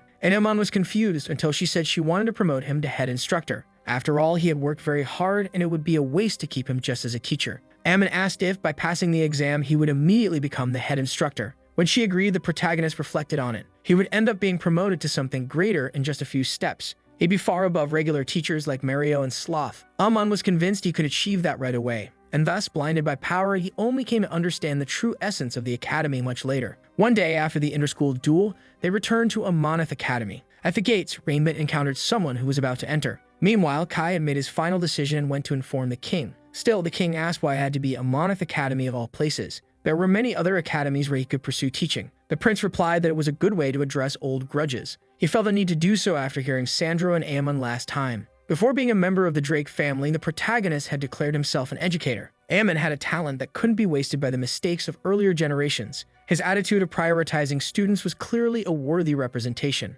In particular, it was the essence of an educator fit for this empire. Sandro really didn't want to get involved with the Drake family again, but they couldn't keep passing such a burden on to future generations, and so he agreed to respect his son's decision and wouldn't stop him. Kai thanked him for that, but then heard that his father had one condition. In fact, the prince had gone to Amonith Academy in disguise. He used magic to hide his true face, and only Rainbow recognized him. Kai smiled because, as expected, Rainbow had seen through his identity immediately. His father's condition was that he would conceal both his identity and abilities. Kai explained that for certain reasons, he would be hiding within the school. As long as he fulfilled his duties, he would remain that way. Rainbow was surprised to hear that the prince wanted to become a teacher, and he agreed since he had discussed this with the king a long time ago. So Rainbow agreed to take him to meet the headmistress. Then, enro heard that he was Kai from the house of Viscount Stro. That would be Kai's cover while working at the school as a teacher. At least Kai was relieved that they couldn't see through his disguise. enro asked why he wanted to teach there, and he replied that this was an academy with a long and prestigious history. Kai had always wanted to be able to teach at that school for a long time. The headmistress asked if he hadn't heard the rumors about the academy's recent victory. Apparently, that news had reached the crown prince,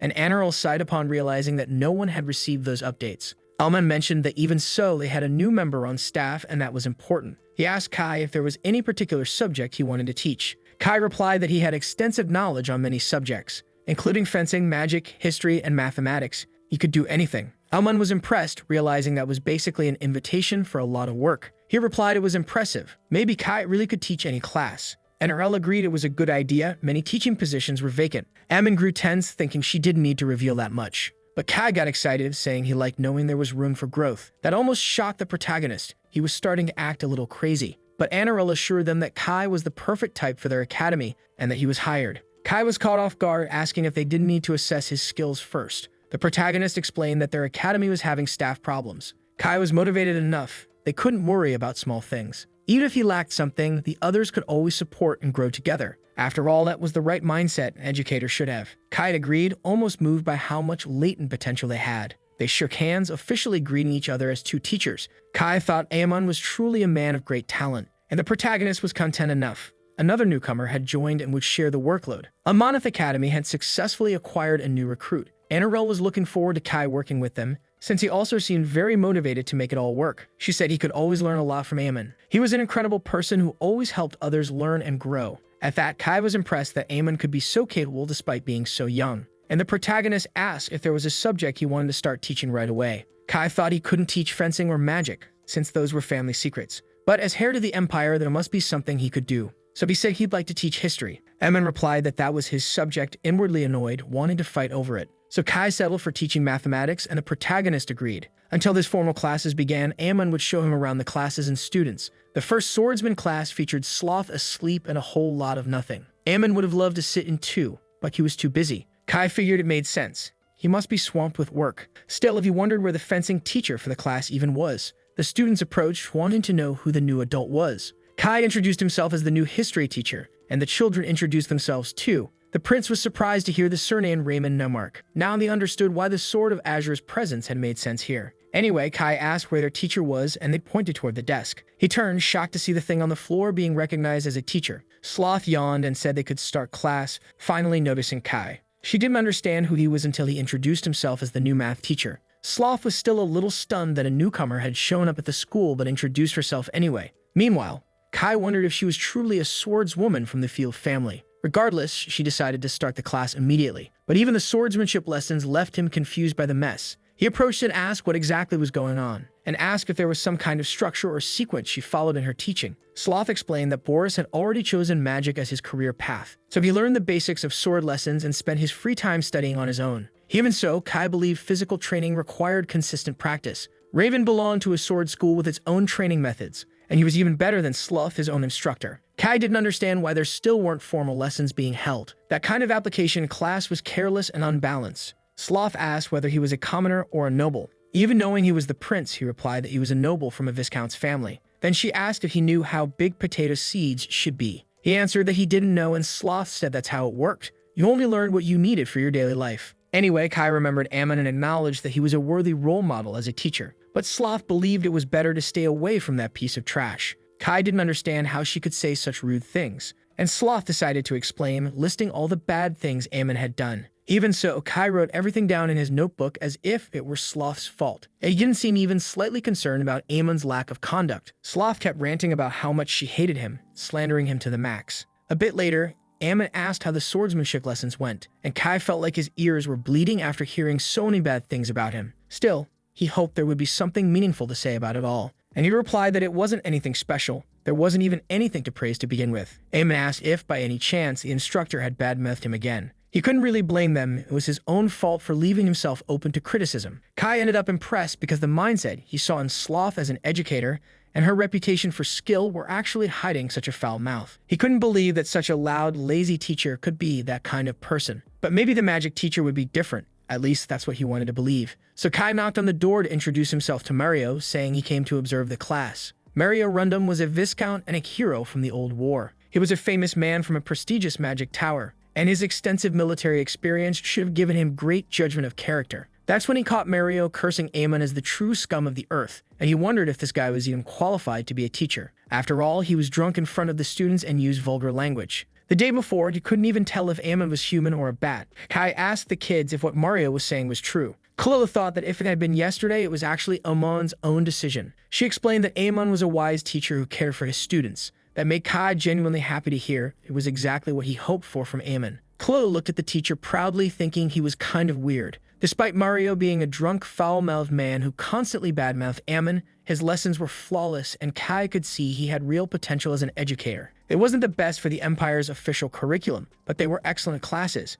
For Boris, who aspired to be a mage, he focused on theoretical studies. For Chloe and Raymond, who aspired to be knights, he taught basic principles, also that their performance in magic combat could be improved. If Mario could teach well while drunk, he'd be even better sober. Now things started to make a bit more sense to Kai. The two relatively incompetent teachers were simply jealous of Ammon and mocked him. Ammon wasn't someone who deserved to be underestimated by either of them. As previously mentioned, their evaluations were quite low in Kai's view. The last classes of the day were history, taught by Ammon himself. During those lessons, Kai found himself crying from excitement and admiration. He was following the imperial curriculum perfectly, just as expected. And all the students were actively engaged in the lessons and learning. A true educator like Amon was just being unfairly criticized. Kai felt he should use his crown prince status to fix this injustice. But he stopped himself. He had to completely hide his identity and abilities. For now, he was just Professor Kai of House Stro. He couldn't just use his royal status whenever he wanted. Instead, he would fix the school's corruption through his own efforts. Even though he was getting all this attention, Amon was feeling chills for some strange reason. And so, a week passed since he became a new teacher at the academy. Amon, determined to secure his position, was studying intensely, all in preparation for his upcoming certification exam for head instructor. While doing so, he was convinced he would pass without issue. The other teachers hadn't even spoken to him in the past few days. Even the headmistress hadn't called on him for any trivial matters since then. So now, Ammon had all the time in the world to focus on his studies. However, he was caught off guard by a visit from Chloe and Mario. He didn't understand why this was happening, especially so late at night. The two wanted to offer a gift of alcohol and desserts to wish him good luck. Ammon couldn't figure out what this was. Maybe they were poisoned? He almost worried they had gone so far off the edge from exhaustion that they'd lost it. But they seemed just as weird and annoying as usual. Sloth got annoyed and kicked him, to which Ammon responded that them acting strange was stranger. Mario said they just wanted to clear up all the misunderstandings the right way, and Sloth agreed, because they realized they'd been too harsh on him. They felt bad for ignoring him all this time while he was helping the academy. They simply left Ammon on the floor as they apologized and walked away. The protagonist just watched it all, completely confused because it happened so suddenly. There was no way they had suddenly reflected on their actions just because of the school duel, especially not people like Sloth and Mario, who were so stubborn. So he wondered if they were trying to gain Ammon's favor.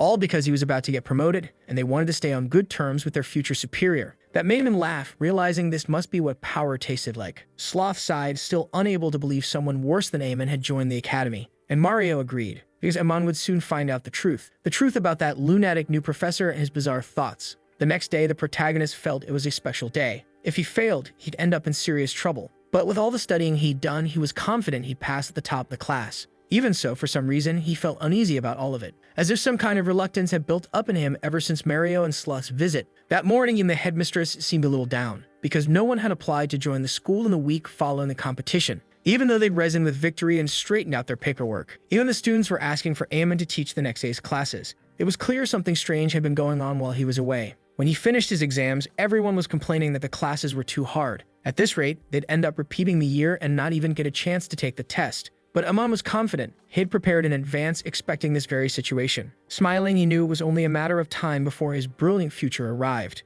After going out to eat and returning to the school, the protagonist was in a good mood, at least until he ran into Kai, who was extremely happy to see him, and asked if he could eat with him at the same table. Amon allowed it, thinking that since he'd soon be the supervisor, it was a chance to build rapport. He should listen to the new teacher's struggles or whatever else came up. Amon mentioned that it had been a week since Kai arrived and asked how things were going. Kai replied that there was just one thing which made the protagonist tense. It seemed like newcomers these days didn't have any sense at all. Still, Amon asked what was bothering him. He wanted to hear it, and Kai said there was no need to worry him with something like that now. Still, Amon felt like he was just being toyed with a little here. But he commented that it was natural to face difficulties in the first week. Some challenges were just part of starting a new life at the school. He'd get used to it soon. Kai thanked him for the advice and Amon nodded, saying he was planning to visit Kai's class the next day to see how things were going. That made Kai very happy, as it would be an honor to have him in his classroom. However, the protagonist noticed that Kai was only eating sausages. Kai tried to answer, but Amon commented that he seemed like the picky eater type. But there was no helping it.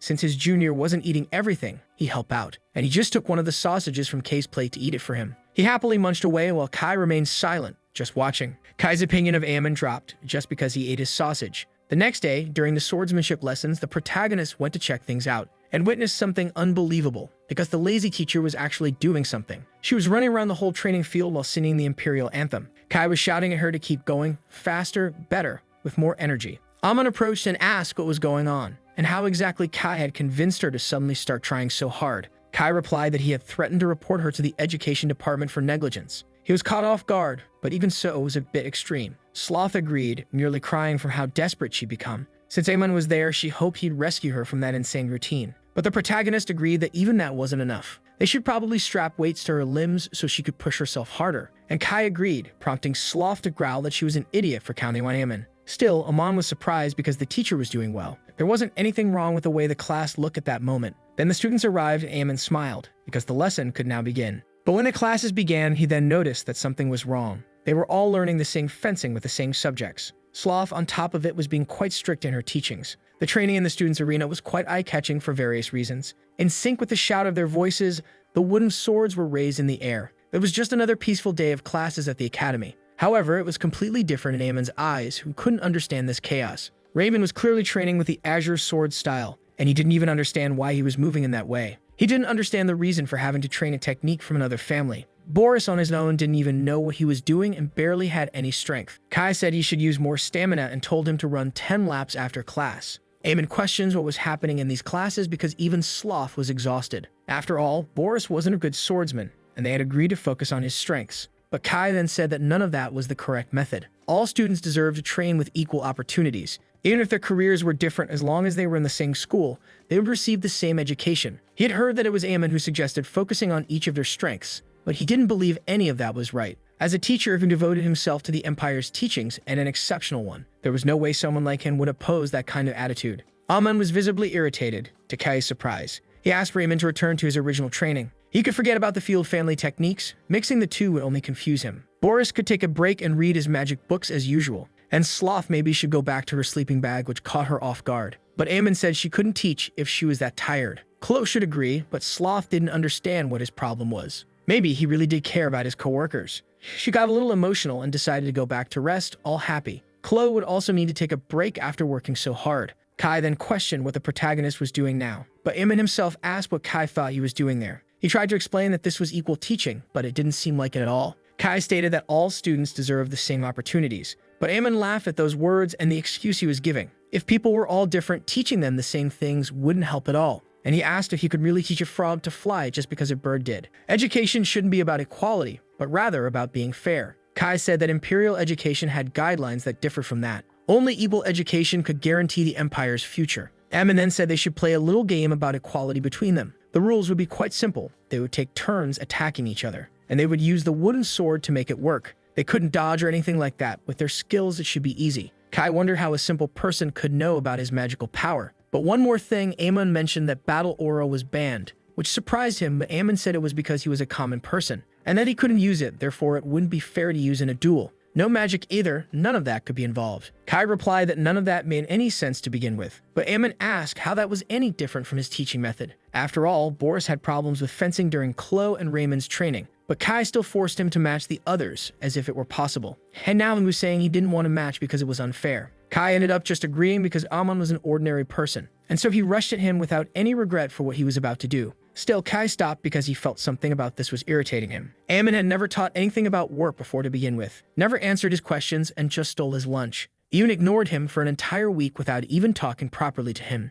and now was suddenly demanding these things from him. Ammon fell, complaining about shoulder pain, while Kai asked if he was okay, even though inside he was happy because he made him suffer a little. Kai apologized because he thought he accidentally used too much strength. Ammon thought that he really wanted to play, even though he had suggested the game in the first place. And now it was his turn to land an attack on him, and Kai also felt the pain. The protagonist teased him because he went easy, but he was still complaining. Kai was unsure if this guy was really just an ordinary person. Either way, he intended to hit even harder than before. Kai charged at him to attack when it was his turn. That's when Chloe stepped in front, and Kai asked what she was doing. She asked why the teachers were fighting in the middle of class, and Kai said they weren't fighting, it was actually all for the good of their students. But if it was for the good, they shouldn't be doing this in the first place. Chloe explained how they were always making her learn the feel of family's fencing, but the style she had now made the most sense for her. So she had been practicing at her own pace, but was constantly interrupted, and the other two were just stalling and making the classes slower. And recently, the teacher hadn't even been paying attention to her movements,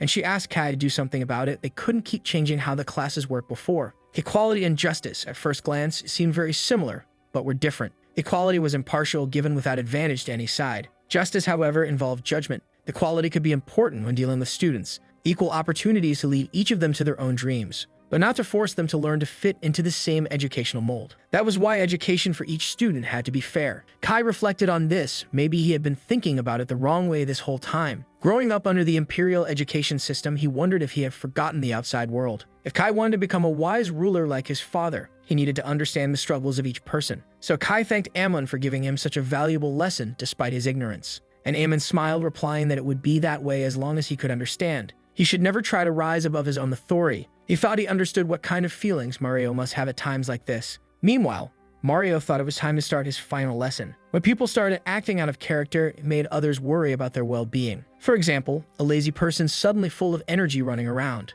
A person who was always drunk suddenly stopping drinking overnight. And that's why, when Mario was sober, he gave very demotivated lessons. Ammon wondered if that guy had really been that sad to begin with, and whispered to Boris, asking if he had really stopped drinking or something like that. And he replied that it wasn't really the teacher. He could look closely. Looking carefully, Mario even cried with sadness when he saw a bottle. Ammon saw the horrid scene of him tearing up a book and licking the paper, shocking the others. And Ammon asked Kai if that by chance was also his fault. He replied that, according to the article, a teacher's conduct must be dignified, and engaging in education under the influence of anything in body or mind was wrong. Ammon smacked him on the head because he still hadn't learned his lesson. Kai replied that it was still different from before. Teachers could vary, but their conduct in class should be proper and upright. Ammon replied that that teacher was useless if he wasn't drunk, and questioned if he intended to make him give bad lessons just to follow the law. Instead, he intended to take care of it. He'd just let the kids study on their own. Kai wondered what exactly he intended to do to take care of it by himself. Meanwhile, Mario was complaining about the taste of the paper he had tried to eat, and Ammon asked if he could have a moment to talk to him. Immediately, Mario screamed in desperation with a déjà vu that he would get punched, especially because he was being dragged out of the room even though he wasn't drunk. Instead, the protagonist offered him a drink to make him feel better. Mario was so touched he cried at what he was seeing, not sure if it was really okay to do something like that. And Ammon agreed because Kai had approved him going back to drinking. He almost got worried that the drink might be poison for Ammon to be so generous, but Mario drank it in one gulp and immediately felt good, full of energy. But even so, he asked what Kai's problem was. First, he started by threatening to report to the education department, and Ammon understood that Kai must have threatened the other teacher the same way he did Sloth. Ammon said that Mario always did his best in class when he was drunk, and he just thought it was the right thing to do while receiving qualified education. Mario believed he was a good teacher even without being drunk. But the protagonist retorted that he should never do that again in his life. After a moment, Mario smiled and said he was thinking of leaving the academy. Ammon was caught by surprise, not understanding the reason for it, and he replied that it was because Kai had recently joined them, and he thought he could take a step back and let new talent emerge. Ammon hadn't realized he had such feelings to begin with, but deep down he had no intention of letting him leave at all. After all, he would have to take care of all the paperwork alone afterward. It was only because Kai had definitely forced him to stop drinking that he wanted to leave. So he reminded him that one day Mario had said something important. As long as there were students, the future of the academy would never fail. Not even Mario remembered saying something like that, but agreed nonetheless. And that applied to their own teachers as well. As long as there was even a single student in class, a teacher must not be absent. Even if a student grew and left the place, it was enough for him to fulfill his role. And maybe Ammon sounded a little strange saying that. Thanks to him, he was able to recognize and accept things he'd never considered before. He was someone who could inspire not just the students of the school, but also his own fellow teachers in the classroom. That was the kind of work an educator should have there. Mario was moved by his words. He never thought he was seen that way. But instead of shaking hands, Ammon grabbed his bottle and smashed it on the floor, telling him to stop stalling and get back to teaching already. And so Mario returned to his not-so-sober state and began teaching again, resulting in the creation of one of the greatest classes of all time. Boris and all the others nearly cried from so much emotion after everything, and they simply gave a round of applause with tears streaming down their faces. Meanwhile, Kai's loyalty to Ammon became even stronger than before. The protagonist acknowledged that he had worked hard over the past week, and he was probably getting used to the academy by now. Kai agreed since the food and everything was spectacular. The protagonist had to agree since it was something they could truly boast about. Still, Kai stated that they could be proud of having someone like Ammon, and the protagonist laughed full of pride knowing he could be trusted. That's when Mario and Sloth appeared, surprised by what they heard. It was the first time they had heard that Ammon was the academy's dean. Ammon was surprised that neither of them knew about it until now, and both agreed that they were hearing it for the first time. The protagonist then asked why he had received those snacks earlier, and realized it was because the two were totally out of it thanks to Kai. Either way, the protagonist said nothing had been confirmed yet, but the headmistress had mentioned he might receive the responsibilities of the dean. Kai was equally impressed as expected from such an incredible educator. Even though he had practically secured the position, he was still that humble. Power spared no one, and Ammon, as a newcomer, knew how hard it was. To rise even higher in rank than before, the others would resent him even more. When he looked at them, it was clear the teachers were not too happy about it. In truth, Sloth was just tired from practice and Mario just wanted to drink. At that, Mario asked him to offer his condolences because he didn't even know what was coming. Ammon didn't understand what that meant since being the dean should be a good thing. He should have known that the preliminaries and plans were made under blessed initiatives. And Mario agreed, which left Ammon confused about what that implied. Seduced by the sweet scent of the Academy's third-in-command's power, he had forgotten. Performing the duties of what a retirement meant, he would be taking on the high-ranking paperwork. The vice director, Bless, only wanted to expand the cafeteria and increase the meals, while the headmistress was a lunatic addicted to gambling and things like that. Either way, Ammon needed to stop all of that immediately. Meanwhile, Anirel was finishing her tasks for the day. That's when Ammon barged into the room running, and the elf didn't understand what happened. After all, out of nowhere, he grabbed the paperwork to see exactly what was going on. He was worried she might be focused on investing in another crazy race. That's when he stopped to look and froze at what he found. For some reason, all the documents were intact. Anirel didn't understand, and Ammon set aside his worries, asking if she was no longer interested in things like races and gambling. And the elf gave him an intense look because he certainly shouldn't think so little of her. Like an airheaded person who had only been the headmistress until now. Even so, Anirel wanted to do her job properly, and Ammon replied that that wasn't really what he meant. For some reason, she was still sulking about it. However, Anirel asked what brought him to her office this time. The protagonist asked if she didn't think she should hand those papers over to him. After all, he would eventually work as the dean once he received his certificate. The headmistress agreed that was true, but she had hesitated, because as someone who had until now been just an ordinary teacher, Anirel worried if she should pass on such important tasks right now. Ammon was a bit surprised at how high her expectations were, but with that in mind, he said he'd like to take on those tasks now. That caught her off guard, and the protagonist continued explaining. Because if a regular teacher would take such a position now, it could indeed be problematic. That's because Ammon realized something after this whole incident. Even if someone seemed hopeless, they could still be trained to improve. Just like Kai, who used to be wild, became a kind-hearted novice. It was the same with elves. If they prepared in advance, there'd be no trouble later. And so Ammon could take care of the tasks early and keep everything up to date. Anirel said he wasn't even a member of the board committee yet, but still he was trying to take these duties for himself. Those words left the protagonist surprised because something felt off, but Enroll just happily agreed to let him handle things, thanking him because he always dedicated himself so much to the academy. His proactive attitude was always ready to be a true model. Aemon thought she was indeed very easy to deal with after all, but he agreed because it really was good to be an inspiration to all the teachers. It was only natural for him to do so for that academy. Still, Enroll asked if he knew this. Since the scope of operations had been small, she had done everything alone until now. Even if she filtered the matters and tasks of the vice director to this level, once the scope expanded, she would only be able to focus on a broader vision, so she wouldn't have time to deal with the smaller things. In the end, what would matter was that the lighter duties went to the vice director, and the heavier tasks would fall into the hands of the headmistress. Being the case, Aemon realized he would first have to deal with Bless. Now that the academy had officially resumed its operations, the meetings to manage funding, including the guaranteed funds, were underway. After intense discussions with Aemon involved, he ended up exhausted. But it was decided that the operation to manage the funds would be split in half. The headmistress could use it for the future of the academy as expected, and the vice director would handle the present of the academy as well. However, as expected, Bless ended up receiving a full-on scolding. Considering that the operation funds came from the royal family, the amount ended up being significant and couldn't be wasted on nonsense. And even so, thinking that half of it was spent on some idiotic oil infuriated Aemon. After receiving a knock on the head, the vice director asked what that was for. After working so hard and doing her best, was that what she got? And immediately, the protagonist asked where exactly that hard work was.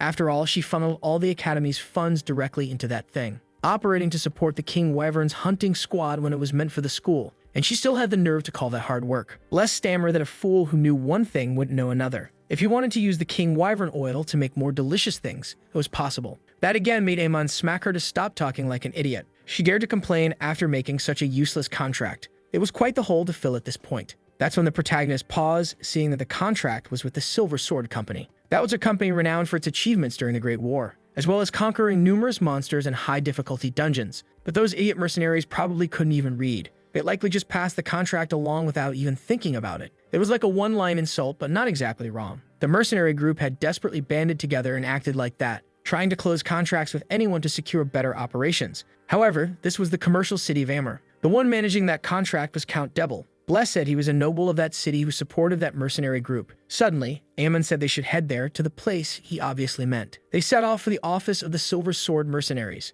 The next day, the protagonist went to say that the King Wyvern was extremely dangerous, and he was worried about the mercenary group possibly being annihilated in the expedition, so he was advising them to drop this request. The man, the leader of the mercenaries named Mate, listened in silence. Then he started laughing, wondering what Aemon meant by trying to bargain. But it didn't seem like Aemon knew anything about the mercenary group, and he replied that actually he knew all about them, because they were a group of mercenaries that stood out during the Great War. They conquered the Great Labyrinth Azure and defeated numerous monsters, like the Serpent and also the Kraken, which were their greatest feats. It was the kind of story everyone should know about this group. Mate grew curious because Aemon said they still wouldn't be able to win, and asked if he even knew anything about the King Wyvern. The protagonist retorted that of course he knew. It was from the Arma Mountain. Immediately, Mate said only a few dangerous monsters lived there, and the protagonist got irritated because it sounded like he was calling him and the others beasts. It just happened to be a place with many monsters. People lived there too, and quite well, for the record. Either way, the King Wyvern was a truly dangerous creature. It was comparable to the Great Drake, and Mate spit out his drink at that. When he started laughing loudly, Aemon didn't understand why. It was because the Great Drake was a legendary monster that only appeared in fairy tales. This was the first time he saw someone joke about breaking a contract. Now he understood, he would cancel the contract immediately. The others didn't understand why that had been easier than expected. Les asked him to wait, and Aemon wanted to know about the deposit that was made. Mate said that since it had been quite a while since the deposit was made, he couldn't return the full deposit at this point. But beyond that, there was a penalty and termination fee for breaking the contract. And the amount of money to be paid was so high, Aemon screamed out loud, which made him smack Bless and called her a crazy vice director. All the operation funds, all the money, had been spent on that stupidity. Anyway, Mate said that if he still had objections, he was free to hire a lawyer. Aemon asked if they still intended to hunt the King Wyvern. If their group ended up wiped out, no one could retrieve the funds. Mate laughed, saying the protagonist was underestimating them way too much. Mate stated that their mercenary group had hunted dozens of notorious drakes. Aemon replied that they were nothing more than prey in front of a King Wyvern, which only made the leader more curious, asking if he had even seen one to begin with. And the protagonist replied that he was speaking because he truly knew what they were like. He saw several of them flying above his town every single day. But since he was so worried, Mate suggested he could join the group and help. Aemon considered that if the mercenary group got wiped out, the money would go with him too. In that case, the protagonist asked when they planned to depart, and Mate said it would be that night. They would camp near its nest, where the king wyverns rested, and attack at dawn with everything they had. Either way, Ammon stated that both he and Bless would join them. Mate laughed, hoping he wouldn't regret saying things like that. After all, it was going to be a pretty dangerous journey. Later, they regrouped, with Mate leading the entire group as they moved quickly. They raised the banner of the mercenary group and prepared to attack. On the way to their destination, they would encounter monsters of considerable strength. And above all, near the nest of king wyverns, they would be flying through the skies. They could take them down one by one and recover as many costs as possible. But even now, Bless was complaining that she was hungry. Ammon was in disbelief. She had just eaten a little over 10 minutes ago. And she complained that it was only a piece of bread, even if it had been several thinnings. Changing the subject, Ammon felt that their pace was a bit slow. Hearing this, Mate responded that it would take an entire day to reach the destination. Even if they ran without rest, it would still take a while. But with a mercenary group and their mobility, they could get there in half the time. Ammon replied that they would just proceed slowly if it would only take half a day. Though he smiled, Mate was growing increasingly furious inside. He was being looked down on more than ever before by the protagonist. Eventually, the group began to move to the rear and continued along the path. Ammon told the vice director that all of this was too frustrating. They could simply rush ahead and pass them, but Bless was low on energy from hunger. So the protagonist laughed. He didn't expect her to be so much weaker than the headmistress. And he asked if dark elves were really that inferior to regular elves. Right away, Bless told him not to compare her to that pale elf. And Ammon laughed because it was ridiculously easy to convince her otherwise in the blink of an eye. In the next instant, she took off running and the protagonist couldn't even catch up to her. Even the other mercenaries were left confused, because the two of them ran so fast they looked like the wind. Ammon commented that she was impressive when running, and she laughed proudly. He was an ignorant human. Dark elves were a nocturnal clan to begin with, but Ammon proved to be faster, which forced her to push herself even harder. Bless was too hungry and ended up stumbling and falling to the ground. Meanwhile, a guild member told Mate that the visitors had vanished. They were supposed to be at the rear, but weren't, and they wanted to go look for them. Mate replied that they were probably just tired. He had already told them they'd be left behind if they didn't hurry, so they might as well leave them behind if that were the case. Suddenly, they stopped when they heard a noise and wondered if it was the king wyvern. Mate soon found Bless lying on the ground, unconscious after running. Meanwhile, Ammon had quickly arrived at the king wyvern's nest. With that size, it looked as tall as a watchtower. And above all, there was that potential fortune right before him. Every part of a wyvern could be sold for an enormous amount of money. Even in the Arma territory, they crafted gear using wyvern parts. But since there were so many monsters around, the gear would break easily. However, if you got a wyvern in a big city, you could sell every part of it. It involved the wings, head, horns, legs, and tails. There were many shops, so prices could be sold at any value desired. Now that they could capture regular wyverns, Ammon planned to make a fortune. Right away, he jumped and landed a punch square on a wyvern's head. The others screamed, irritating the protagonist, who was annoyed that they were laughing. This was his future, and Ammon started punching them with his bare hands. He took down 3 of them, while calling for the rest to come at him again. But to his surprise, none of them even moved to attack. And then the rest suddenly flew away quickly after the 3 were down, just running because he defeated 3 of them. They were all complete cowards. Ammon shouted that their loyalty was truly pathetic, calling them cowards. Meanwhile, Mate realized the wyverns seemed very close now. In fact, they were almost at the nest, and it was a good time to take a break. The mercenaries would eat some rice balls while that happened, and Bless lunged at them to eat in under a second. While that chaos was going on, the protagonist was completely lost. The wyverns he knew used to be extremely aggressive monsters, and they would relentlessly attack humans with full force. Even so, Ammon had only managed to take down 3 of them after being there all night. Suddenly, he heard shouts that they had arrived at the king wyvern's nest. The protagonist waved to Mate as soon as he saw the group arriving, and Mate was surprised because he saw him there, thinking he would have died already. And Ammon replied that he went ahead first, which caught him off guard, wondering who exactly that guy was to begin with. From what he could see, Ammon was neither a swordsman nor a mage, and still he was surprised to find he had taken down a wyvern too. Mate said they would prepare to camp and that Ammon should get some good rest. After giving a few members time to recover, they would get ready to attack as soon as dawn broke. Ammon understood and asked if they had seen the vice director, and they showed that they had tied up Bless after all the chaos she caused. It couldn't be helped. Bless even tried to eat one of their members. Ammon understood and wondered if dark elves normally did things like that. Either way, they decided to spend the night there until the king wyverns returned. And so many hours passed, they waited at the nest for almost an entire day. Suddenly, they heard the sound of a wyvern arriving after so long. But before they realized it, the wyverns grabbed Ammon and flew off with him. The protagonist screamed for someone to do something while the others just watched. But Mate just laughed, saying that, as he mentioned before, their mercenary group was the strongest in the empire. Then they rescued Ammon and told him to leave everything in their hands now. The Silver Sword mercenary group would attack with all their might. Everyone charged at the king wyvern to bring it down once and for all. but then they were shocked when their spears shattered with just one hit. Aemon thought it was obvious. After all, the monster's teeth were the main ingredient. That shield could block almost anything. In that moment, they all started running and screaming for help, thinking they were going to die. And the protagonist wondered if they really were the best mercenary group in the Empire. They didn't even listen to his warnings, even though they were putting themselves at risk. Aemon was getting irritated, unsure whether he should just sit back and watch a little longer. Even so, they wondered when Bless would finally wake up after sleeping for so long. Suddenly, she woke up screaming about the oil, startling the protagonist. She shouted that she could smell the delicious oil, and broke free from the ropes that had tied her, laughing in a strange way. Aemon had no idea why she was acting so weird. Bless proclaimed that night was the time of the Great Lord, in the shadowy land where the sun set and he had to rise. Aemon thought Bless was losing her mind as she continued to make proclamations. She says she begged him to step upon this land in response to her call, as a humble servant who was about to sacrifice her blood. To the protagonist's shock, the sun suddenly vanished. There wasn't even a sunset. It instantly turned to night. Bless's power awakened and Aemon stood up slightly afraid. He was witnessing the use of dark magic by the vice-director for the first time. Meanwhile, Mate had been knocked down even with a sword crafted especially for this day. He couldn't even scratch the wyvern and was thrown far away. The king wyvern was exactly as dangerous as they had been warned, and he remembered Aemon's warnings about the king wyverns, realizing he should have listened. That's when everyone froze in shock upon seeing the wyvern bound by massive chains. Looking closely, Aemon was now charging the wyvern by himself. His attack brought the wyvern down, though it didn't kill it. It just left a crater in its head, and he commented to Mate that he should have listened from the start. Mate replied that he was just taking a break to rest, but the excuse made no sense, and the protagonist simply accepted it without arguing. Instead, he asked Bless if she could restrain the monster with her dark magic. She just growled, so he asked her again to do it now. Bless restrained it with more magic, impressing the protagonist, and he told her to squeeze tighter. Bless enjoyed the wyvern's noises. If it could offer oil, it would be even cuter in her eyes. When she tasted the oil on her tongue, she was thrilled by how sweet and delicious it was.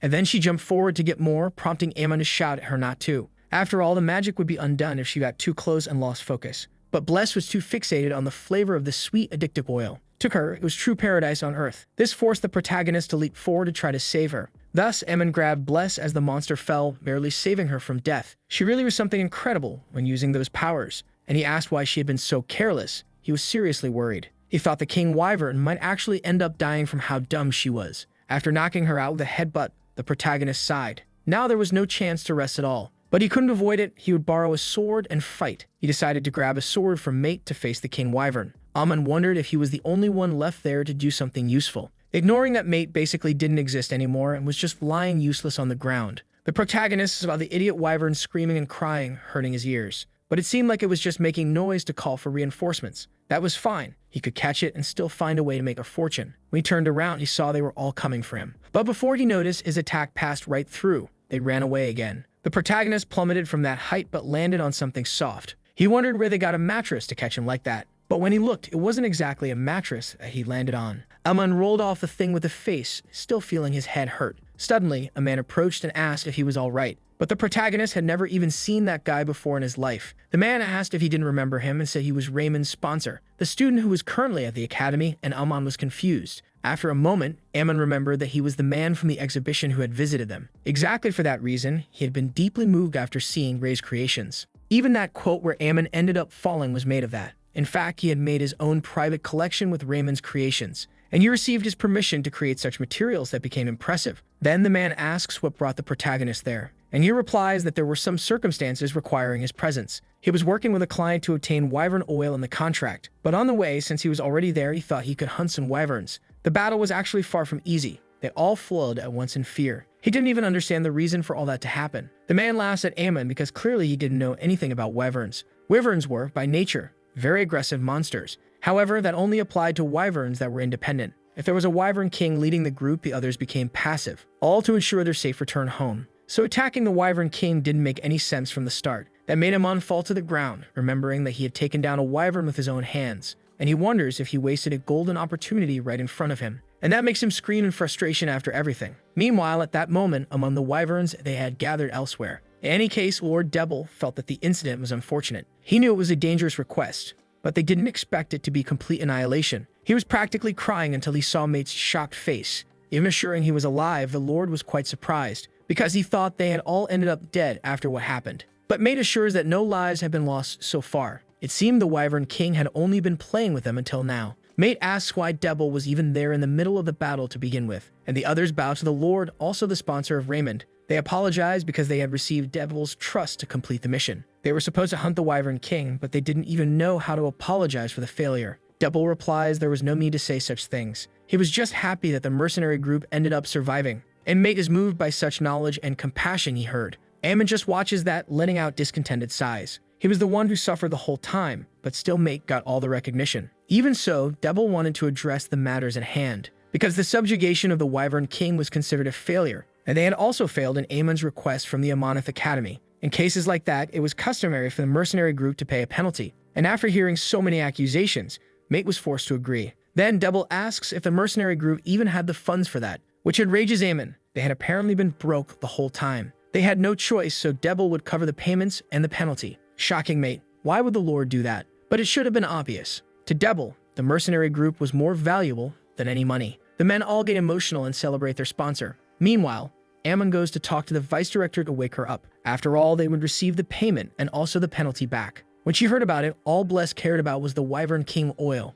Without it, she couldn't make her delicious fried dishes. And so, with Ammon fuming and Bless running off, everything came to an end. The Amoth Academy managed to recover and also secure its funds back. With that, they returned to their daily lives at the Amonith Academy. Sloth trained a lot until late into the night after everything. She laughed because her father and brother always told her not to get obsessed with her skills. But as a member of the Field family, she couldn't let go of her pride. She needed to become even stronger quickly to become a master swordswoman. But before that could happen, she would take a quick rest. Still, nothing compared to the comfort of her sleeping bag after everything. But before she could rest, everyone at the school heard a loud scream. The teachers gathered, wondering what exactly was that whole chaos. It sounded like a human voice, but it was too bizarre to be human. Sloth agrees it sounded more like a monster, and Mario knew he had heard it before. They all talk until they realized someone was missing. When they looked, Amon was collapsed on the ground in that weird way. Mario realizes that judging by the circumstances, he fainted after reading the letter. When he read it, he saw that Ammon had failed the teaching certification exam. Kai comments that it was indeed the kind of exam that was very tough to deal with. However, Mario says it was for the second level, which was even more impressive. Kai couldn't believe that his incredible senior had failed the second level exam. But then they realized he really did end up failing. Yoon Kai passed the second level teaching certification exam. This was the first time he had met someone dumb enough to fail it. They keep badmouthing Ammon while he could hear them perfectly well. And at that very moment, he wakes up asking why they were all there. They say they heard screams coming from there and came to check what happened. Ammon replies that he was fine, he had just had a horrible nightmare. That's when he rushes to grab the letter Mario had taken without permission. But Mario laughs, saying they were all classmates and should share secrets. Ignoring Ammon's protests, Mario opens the letter with a huge smile on his face, because Ammon passed all the other subjects but still failed the aptitude section. He asks what a teacher should do if a student makes a mistake, and Ammon replies that the correct answer was to give a harsh scolding. Sloth says he's an idiot. In those exams, he should have given more polite answers. Still, the protagonist didn't see any sense in that. If someone did something wrong, they should be properly reprimanded for it. That way, they would learn not to repeat their mistakes. Mario responds that it wasn't like that. First, the teacher should calm the student, and then solve the issue and explain the mistake and help them reflect. That was the correct answer, but Ammon is outraged.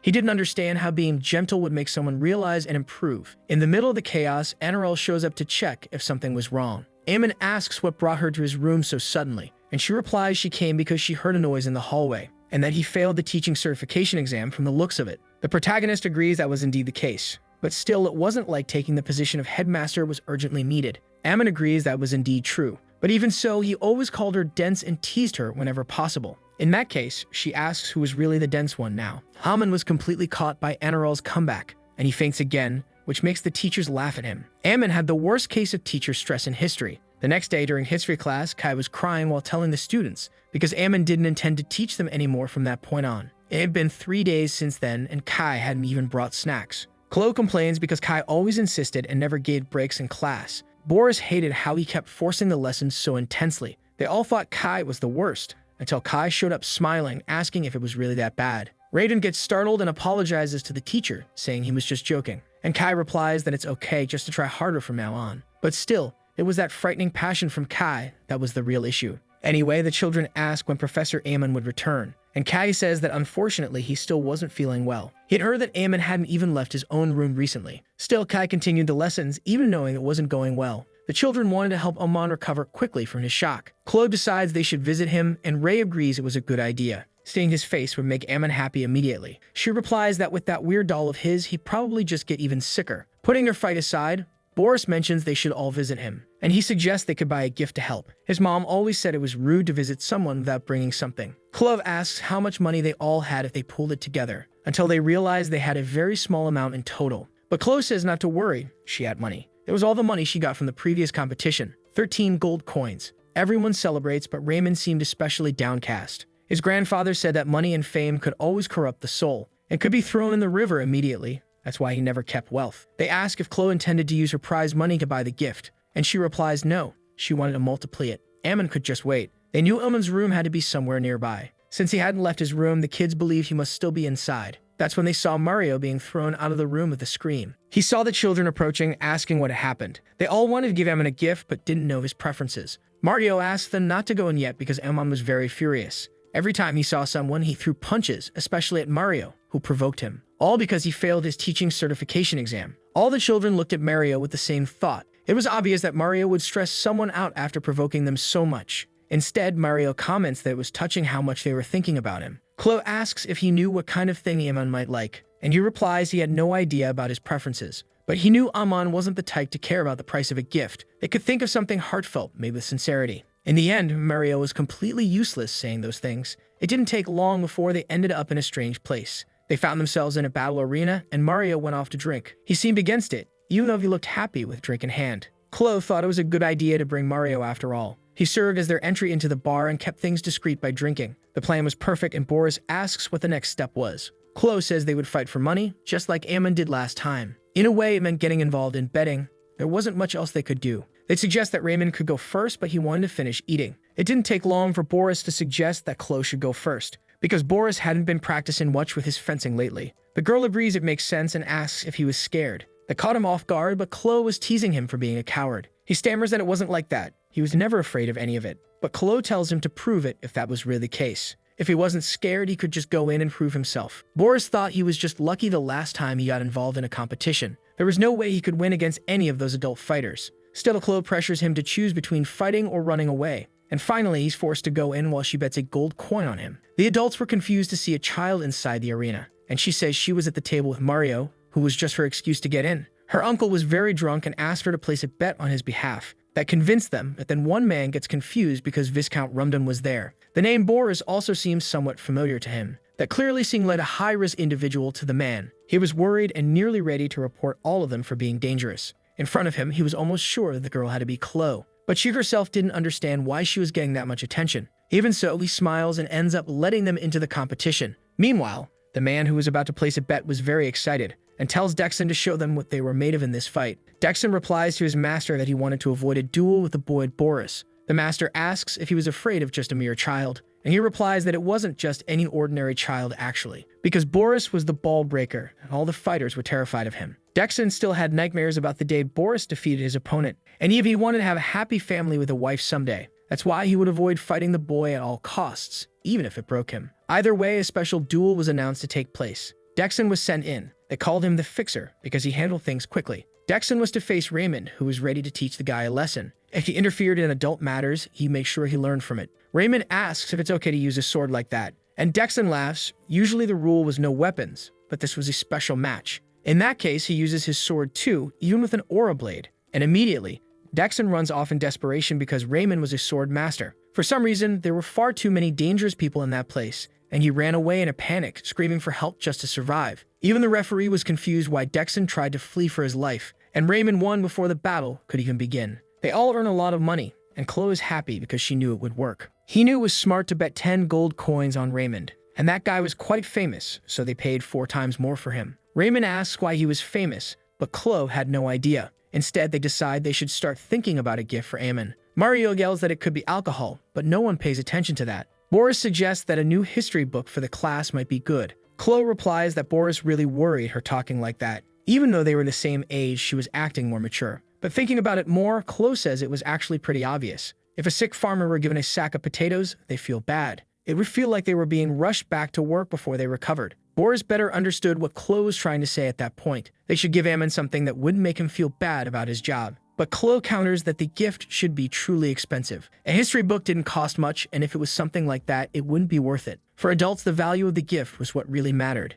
Even Mario didn't know where she got such harsh words from. Chloe simply asks him to leave because she didn't want to hear any more bad advice. Then she asks Raymond what he thought would be a good visit gift. She immediately regrets it when he suggests giving a doll. Chloe gets worried because none of them were even remotely useful in making it work. It seemed like she had no other choice at this point. She would have to show them how to make a proper gift decision. Time passes, but Amon was still trapped in his dreams. He dreamed of being recognized for fully serving the academy. He nurtured the Empire's future and overcame many difficulties with good results. As a reward, they were going to bestow him with a new honor and title. From now on, his title would be Idiot. And suddenly all of his co-workers appeared, calling him that over and over. Even Anirel showed up with that mocking face, calling him an idiot. And Ammon woke up screaming in rage, wanting to kill them all with his own hands. When he saw the door open, he asked who it was and saw his students. They asked if they could have a moment to talk. Ammon agreed, then looked on, somewhat shocked to see they'd brought a well-made gift. Actually, it was wrapped by Raymond, with that creepy doll face of his. It didn't even need to be said. Ammon could tell just by looking. Anyway, Boris says they all bought it together, and Chloe paid for most of it at once. But to their surprise, Ammon was impressed by the gift. A premium pen, a model known to be worth 30 gold per piece. It was known as the Golden Horizon, said to be firm and durable. As strong as the teeth of a wyvern king and able to last a long time. It was truly a thoughtful and impressive gift. Ammon hugs the children, deeply grateful for the gift. He loved it. Raymond says he just needed to get better already. Ammon agrees, saying he'd recover quickly so he could teach again. The children knew he must be tired and left him to rest in his room. Ammon had never thought he'd receive a pen like that in his life. In the end, the only ones he could truly count on were his students. That's when he froze, seeing his pen break right before his eyes. When he looked closer, he realized the pen was actually a fake. Even the writing was coming off in his fingers, which meant those kids had done all that, even with the fake gift. Ammon was in disbelief, having put his faith in them only for this to happen. Kai never expected his senior to be acting like this for so long, but it's not like he could interfere in the outcome of the exam. While wondering what to do, Raymond shows up to see what he was doing. He had seen Kai sighing deeply non-stop until now, and Kai says he was worried about Ammon actually. Raymond agrees.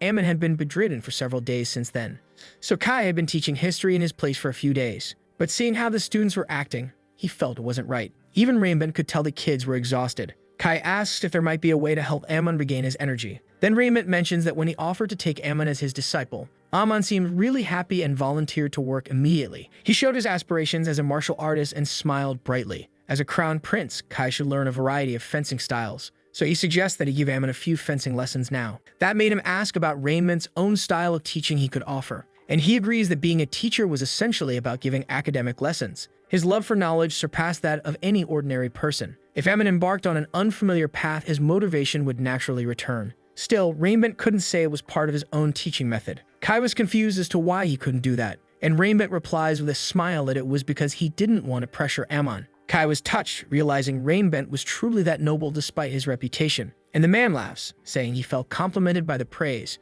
In truth, he just wanted Kai to grow closer to his disciple. That's how Kai ended up asking Ammon if he wanted to learn fencing from him. The protagonist didn't understand anything, as it was all so sudden. But Kai insisted, saying a teaching license wasn't everything for a teacher. Ignoring those words, Ammon just told him to leave his room with an irritated look. Kai stayed outside when Raymond approached, asking him not to get so discouraged. It seemed Ammon just needed a bit more time to recover. But what made Kai happiest was seeing Ammon smile. And he thanks Raymond for that, thinking Ammon must be feeling better, even if it was obviously a fake smile, which confused Raymond. The next day, they apologized to Ammon for their mistake. The store had delivered a pen that was too easy to fake, but they guaranteed this one was genuinely authentic. After so much teasing, the protagonist was lost in his thoughts, to the point that neither Chloe nor any of the children could get his attention. Raymond appeared to inform him that a letter had arrived, but again, Ammon just wanted to leave right away. That's when he saw that inside the sack was a huge amount of gold. Sloth and Mario also showed up, yelling at him to hand over the gold. However, Ammon asks how they could be so cruel trying to rob him. Sloth replies that he seemed better now that he had the money. Mario says that actually this was a reward from the Empire's Minister of Education. Apparently, it was all written in that letter. The letter stated that the minister was informing all teachers of Amanith Academy, based on the value of the school's educational system, which had been run under strict secrecy and careful monitoring. They planned to announce that they had rewarded the academy's teachers. Ammon wonders what exactly this evaluation and reward system was. He realizes it must have been under review since the academy's last exam, when Aspedal, the royal family's supervisor, had been observing the schools. Ammon couldn't understand what kind of nonsense that was. Mario asks if he finished reading, and Sloth simply says to return the money. Still, the protagonist knew those two were complete incompetents, full of flaws and issues as people and as teachers, yet they were still rewarded with 300 gold coins. Aemon had a good educational philosophy and guided students with strong conviction. Even so, he asks if the teachers thought it was acceptable to receive rewards now, and they reply yes, pointing at the things written in the letter, because it was 300 gold coins for all teachers, and the gold should be divided equally among everyone. Still, the teachers desperately wanted the money. If he didn't hand it over now, he would only suffer. Aemon melted on the spot after losing 200 gold coins. Yet there were other rewards besides the coins. There was also a pocket watch with the imperial symbol that looked expensive. That he planned to show off proudly in his pocket, until Kai suddenly appeared at his door, which made him scream in fright, and Kai apologizes for showing up so suddenly. Aemon knew he must have come hoping to get some gold coins, saying the minister had sent rewards to the academy's teachers. He wasn't even properly hired, so it might be a little unfair. The protagonist shamelessly offers him just 3 gold coins. Kai stares at his hand while Aemon asks if it wasn't enough. But Kai thanks him anyway, thinking that, as expected of him, his thoughtfulness and warm heart were truly wonderful. Aemon agrees, unable to believe he ended up being polite so he wouldn't be refused. Still, Kai was happy enough because he was feeling better. He also compliments the pocket watch, saying it really was nice. Then he leaves, leaving Aemon a little confused, because in the end, Kai was all smug even though he hadn't done anything special. The more Aemon looked at the pocket watch, the more he liked it. Plus, he managed to protect 95 gold coins from those other guys. If he could combine that with the money he had been saving, it would be great. So with 100 gold coins, his parents would probably be satisfied. Enro asked Aemon if he intended to go back home during summer break, and he agrees, asking if there was still no way to do that. The headmistress knew he was just grumbling and putting on an act at this point. She wanted him to feel excited again and asked if they were all going to travel together. But Aemon replies that this time it was fine. This time he had to see his siblings and help with chores at home, and questions why they needed to go on a field trip at all. Enro pauses to look at the leftover tasks and denies his question. While he was away, the academy could easily turn into a restaurant at that pace. At that, Aemon gets up, saying he'd go have a word with someone, pointing out that Bless should take care of her own ears first of all, because she was the one making proposals to turn the school into a restaurant. It seemed she was only thinking about all the high-quality ingredients, expanding the cafeteria, and even hiring a new chef while he was away. Les asks how he even knew all that, and Aemon replies it was obvious. He knew everything she was planning to do. Anyway, he promises that if they could take care of things while he's gone, he'd return with 3 sacks of potatoes from his territory, and that convinces Bless. Anirecap had prepared the teleportation portal and spoke to the vice director. She thanks Aemon for handling everything before the trip. They'd see each other again in a week before his return. She watches Aemon head to the portal, thinking she couldn't let him do everything alone for the academy, and he'd certainly be surprised when he returned to see the business proposal she had prepared. Later, the protagonist returned home and greeted his mother. Aemon was surprised because she was fiddling with his stored weapon. She says the blade seemed to be having some problems lately. He also checks on the potato field, which seemed to be doing well. His mother says the crops had been doing fine since they last parted. Monsters had also become more scarce recently. That's when they hear noises, probably from monsters attacking again after some time. Aemon sulks, wondering why they return just as he arrives. And right away, his mother offers him the weapon so he can fight. But when he gets there, the fight is already over before he could do anything. Standing there was Aemon's older brother, Drake. Asks if he hadn't visited the territory just recently, and Aemon agrees but says he didn't meet them because he was with other company at the time. The older brother replies it's all right, they had all been busy after all. But now that they were free, they could all go eat together. Aemon is surprised because his brother was supposed to be working in town. Then their younger sister, Amy Drake, says they had been fired. Aemon gets irritated, asking what they meant by that. That makes him argue with Amy, who says there was a reason. But Aemon just wanted to fight because she always had that bad attitude. She says Aemon had worked at the factory store and she at the greengrocer's, but the owner would sometimes offer her fruit to eat. When that happened, she always ate happily, until he suddenly got angry. Then they argued and the situation ended with both being fired. Aemon asks him if she wasn't caught stealing food, and he agrees, which makes the protagonist sigh, because the greengrocer should have known better. He owned the store after all. In the end, both Amy and Aemon were fired from their respective jobs. Aemon stares at Amy before giving her a knock on the head, asking if it made any sense to steal food from her own workplace. She complains about the pain and argues that Aemon used to do the same. The protagonist retorts that she at least shouldn't get caught stealing to begin with. Aemon quickly asks them to calm down and return, since their parents would be worried. That's when they hear the sound of stones falling from somewhere. It was the kind of thing that only happened when the Drakes were coming. Meanwhile, Cain was downcast because the potato field had just been restored. But now it would take even longer if something happened again. As long as it wasn't the work of a Drake, it could still manage the field. It didn't take long for them to see it was the same Drake as before, and it was charging straight for the potato field. Aemon's axe had been damaged since the last battle. If he could just buy a little time, maybe he could handle the situation. But it didn't take long for his axe to be completely destroyed. He saw the weapon he had cherished and kept at home break in two. Ammon cried over his lost weapon, then charged at the drake with his bare hands. But really, it wasn't even the drake's fault the weapon broke. It just became the target. Before anyone could react, Casella appeared. She tossed to the protagonist the weapon she had mentioned last time. Ammon didn't understand where that gift came from at first. Then he remembered it was that thing she had talked about before. It was a sword, but for some reason, it felt incredibly heavy. Casella explained that it was a sword made of adamant. Adamant was a very heavy, but also extremely durable material. A mythical metal said to symbolize immortality and eternity. But maybe, if he could attack with it, things might work out. At that, Ammon shouted at the drake, calling it a potato thief and charging in. Everyone was shocked, including Ammon, when his attack actually affected the drake.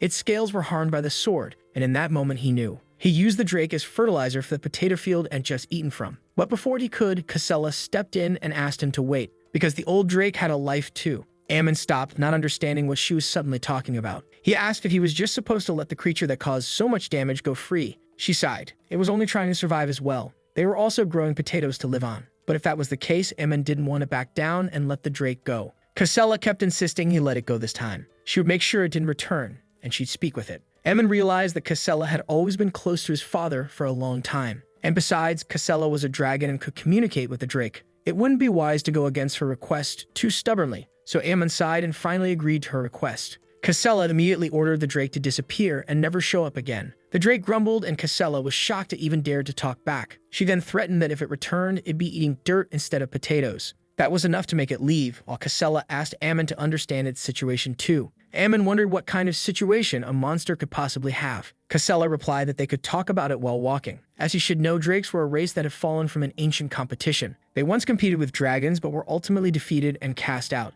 Though they lost their intellect and became mere monsters, the fact that they once rivaled dragons in ancient times hadn't changed. That drake had lost its mother when it was still very young. Casella had found it crying alone after that loss. Maybe that's why it had been following her for so long. Recently, it had grown from a common drake into an old drake. At the very least, she wanted to prevent it from losing its life. Ammon asked if it wouldn't make more sense to raise and take care of it. She replied that she'd love to, but she already had countless blood relatives to care for. Besides, she had a friend keeping an eye on it recently. He was from the Amaranth family. Though young, he was very intelligent. His future was full of promise and potential. The protagonist could understand. She spoke with such detail. Then Casella said she was planning to entrust it to a Moneth Academy. Ammon froze, not understanding what she meant, and questioned her decision. Was she really placing a dragon at the academy? But Casella was confident in what she was saying. After all, a Moneth Academy was a prestigious institution in Imperial history. Even for a dragon to study there, it was a worthy environment. Ammon pointed out that it was still an academy exclusively for humans, to which Casella countered that the headmistress was an elf, and Ammon explained about the students. That's when she explained that the dragon usually took human form too, so there was no reason to worry about that now. If it hid its dragon aura, it could keep its identity safe. The place was already chaotic enough being full of humans, but now putting a dragon into that mix just made him sigh. Even for a young dragon, one mistake could accidentally destroy the academy. Still, when he reflected on it, it wasn't such a bad idea. So he agreed to let the dragon be enrolled, which made Casella pleased. That was the answer that she had wanted from the start. Anyway, Ammon remembers that to enter the academy it was necessary to pay. She replies that she didn't have a hobby of keeping human gold. But with a snap of her fingers, a giant gold stone appears. When the protagonist thinks about it, it seemed more than enough. Inside, he wanted much more than that, and Casella snaps her fingers to give more gold. Now it should be more than enough, and Ammon immediately agrees. He would take responsibility and prepare the dragon's emission procedure. Now that it was vacation time, he could teach him around the end of summer. Watching in secret, Amy was listening to the entire conversation. That night, the protagonist was all happy finishing marking the gold he received. Their territory had finally secured enough goods to prosper.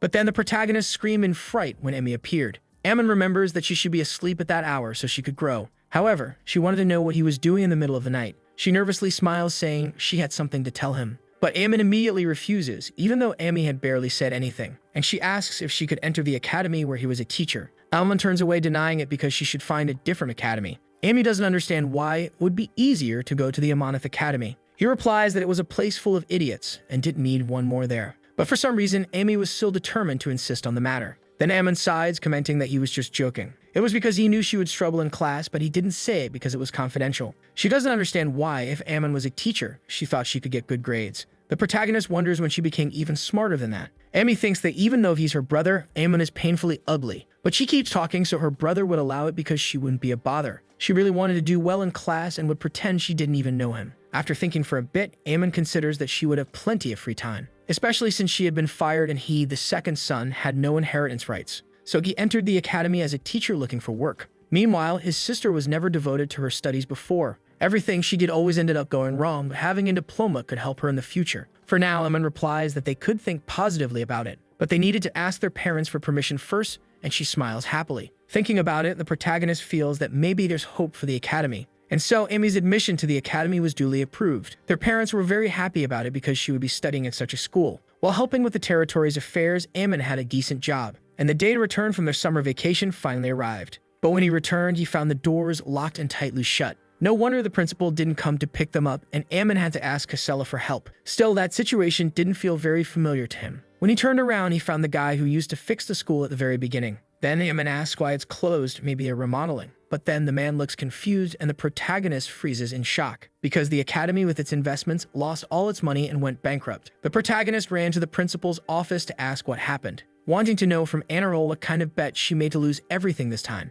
Then she shows the project she had been invested in recently. But then Amin realizes it was the document related to the king's mango farm, even though that place had already been ruined some time ago. Then she shows the Belsline project and the reclamation lands, also commonly known as the lands of the unknown frontier. It was a remote area comparable to the Arma Mountains, and even there, where there were many monsters, there was fertile land, being a region with enough development and value. Beyond that, the project was led by the imperial family of Amanith, and even by the elite forces that were involved. Anirol says that Antonio was the one who guaranteed that this project would be a success, so they invested all the academy's operating funds and the guild's money there. Aman was in disbelief at how stupid that woman was, but above all, he couldn't understand how it ended up failing. After all, it didn't seem like a project that should fail so quickly, and she says that in fact a meteor fell in the region and it was annihilated. The lands were devastated and became unusable. Antonio also fell ill. After hearing that the business failed, the Merchants Association came and took everything. The protagonist approaches and Anirol shrinks in fear, thinking she would get a flick on the head, but instead he asks her to calm down. As the pillar of the academy, the principal couldn't break so easily. She gets a bit emotional from hearing that kind of thing from him, but Aemon shifts his attention and asks where the others are. Mario was summoned to the Mage Tower and Rainbent by the Empire of the Four Great Knights.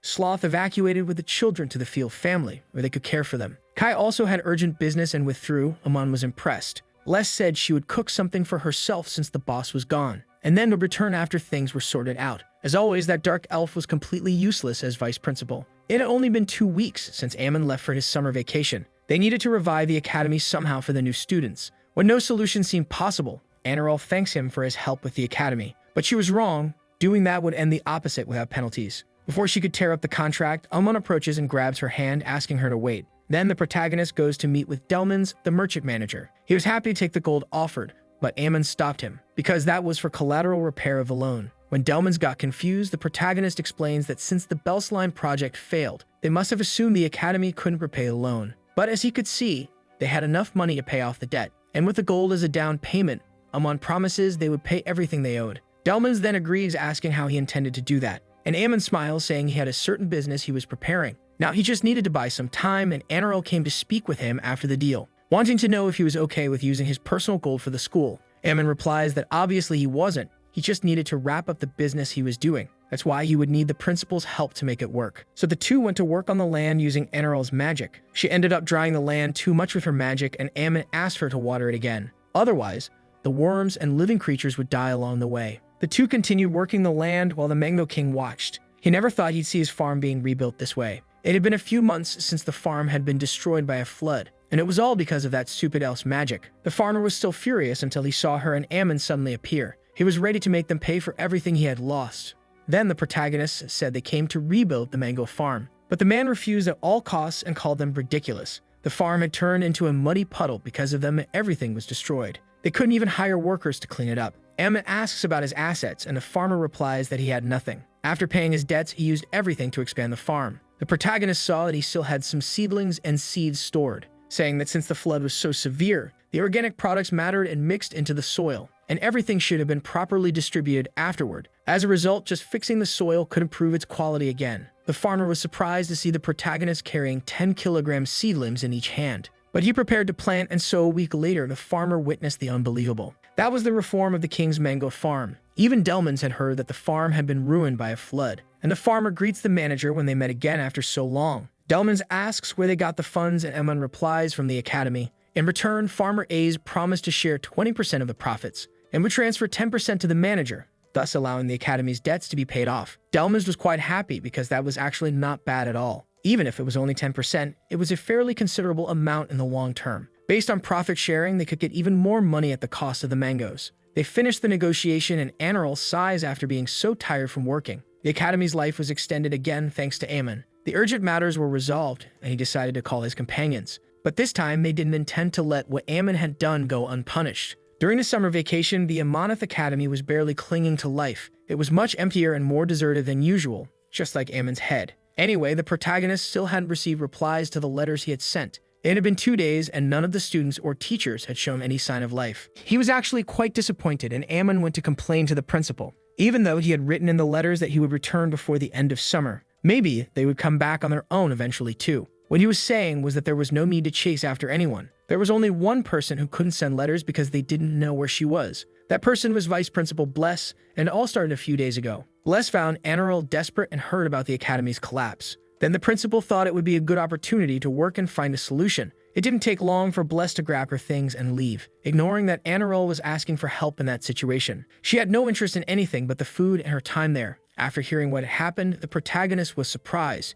If using magic now was difficult, he intended to investigate Bless's whereabouts himself. Anirel replies that there was no need to worry. She could push her own body to the limit and still use magic. If it was for Vice Principal Bless, she could make things work. It didn't take long for them to discover Bless's location. She was in the Amber Forest just to the south, and they should go find her. Amon headed to the place, even though it was his first time making the trip. There was a place where one could easily get lost, but then he was guided by the smell of meat. When he ran in that direction, he was sure it was the vice principal. But instead of finding Bless, he found an unknown man. The man comments that he was startled and Amon apologizes. He was actually looking for someone else, a dark elf. The man was surprised they were looking for someone in those mountains. Then the man says he didn't know if it was the person he was searching for, but he had seen a dark elf while walking recently in the mountains. Amon stood up abruptly, looking very surprised, and the man pointed for him to follow a certain direction while being careful on his way. The protagonist decided to go in that direction and then noticed it suddenly started to rain. He decides to enter a cave to take shelter from the rain for a while. Maybe because he had smelled meat earlier, he still sensed its scent nearby. And inside the cave, Amon found Bless eating meat.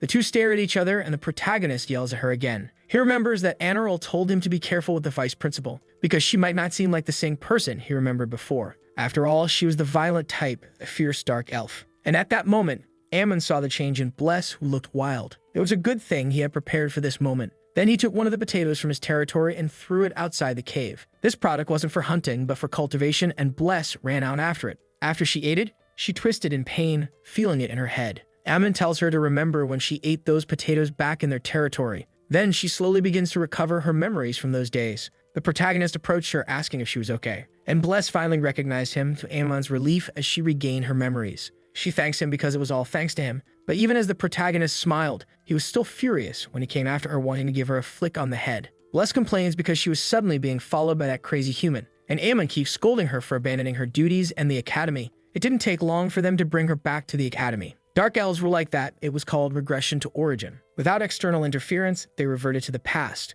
But Amon never expected her to regress all the way to the Paleolithic era. Anyway, everything was fine as long as they brought Bless back. Still, he asks if they had received any letters from anyone else. Anirel says they actually received a letter from Sloth. She said she received his letter and thanked him for the kind words. But still, as mentioned, it was a reward as a teacher. It meant that Sloth had been teaching the children very well, and she asked if everything was going well at the academy. Maybe there were donations or items from her family that had been sent to the academy. Sloth didn't think she could take care of everything alone and suggests Amon stop by. The protagonist throws the letter in the trash, knowing it was a trap. There was no way a kind response like that could come from someone like her. They were probably missing him terribly after those nights. The students in the Marquesas territory must also be going through something. Actually, they were doing just fine, enjoying the summer vacation. They hoped it would never end, but Chloe was bored. Then Chloe sent a message to the protagonist via letter. She wanted to know how he was feeling, because she was doing well. But Boris and Raymond weren't doing so well. They hadn't brandished their swords or even read once since then.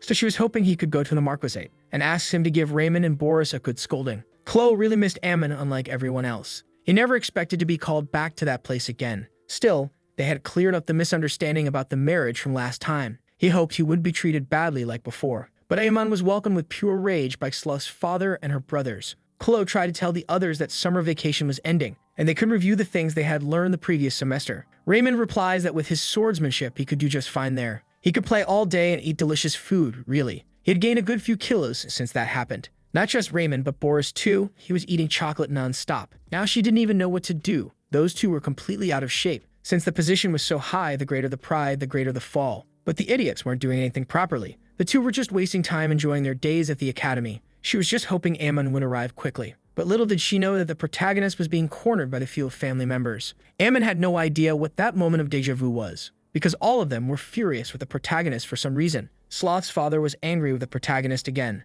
calling him vile for insulting his beloved daughter and still having the audacity to speak. Ammon says he saw her just a few weeks ago. There was no way he could have insulted her. Then her father shows a letter, questioning what this was. The letter he sent to the teacher a few days ago was written, asking if she was doing well and saying it seemed Chloe would soon surpass her in skill. The protagonist was questioned about how he could still be so ignorant. Ammon realized he was indeed in trouble after teasing her by letter. He had written it to provoke a little, but after all that, this was what he got. Actually, there had to be a way to fix all of this, and he replies that the letter was a way to praise Sloth's beauty. Sloth herself appears, not understanding anything that was going on, and she asks her family what exactly was happening. Everyone was too quiet, and even she didn't know why Ammon was there. He says he sent a letter, but before that, she had contacted him. She had even mentioned donations from her family and other things, but Sloth didn't remember any of that, to be honest. Sloth asks if, by chance, her father took the letter before she did and replied in her place, not knowing the reason why they would do such things after all. But she could understand their concern and asked to be the one to reply next time.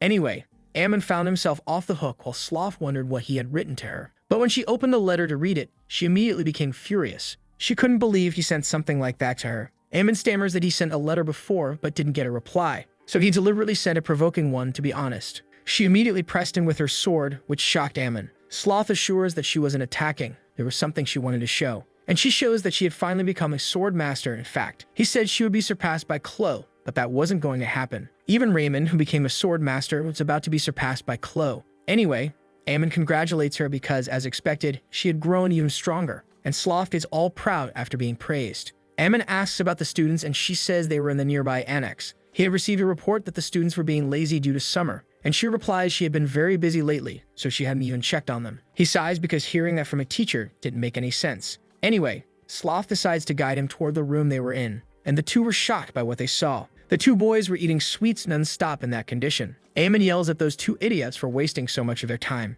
Boris and Raymond were immediately startled by the arrival of their teacher. Chloe was there too, visibly furious with the state of things. Still, Ammon tells the three of them to go immediately to the training area. It didn't take long for the protagonist to see the boxes of chocolate. He hadn't eaten anything like that since he was a child. And yet those two were piling up boxes of chocolate non-stop. When he tasted the chocolate, Ammon was moved by how delicious it was. Even Sloth questioned whether he didn't plan to head to the training arena too. But he seemed more distracted by the chocolates before remembering that. His students were truly a mess. Those countless training sessions had ended up making the two of them useless. Now they were forced to start over from scratch with every bit of their efforts. Ammon keeps yelling at Raymond to hit with his sword, not with his belly. He couldn't believe those two had ended up in such a state. Sloth asks him not to be so harsh. She knew they were on the path to success. He didn't need to pressure the kids that much. Ammon couldn't understand why he was the one suffering in those recent days. After all, Sloth had heard that he had become Rainbent's disciple. The truth was he had never even heard of that in his life. But Rainbent was quite convinced of it now. The protagonist was confused because even though he had sent a letter,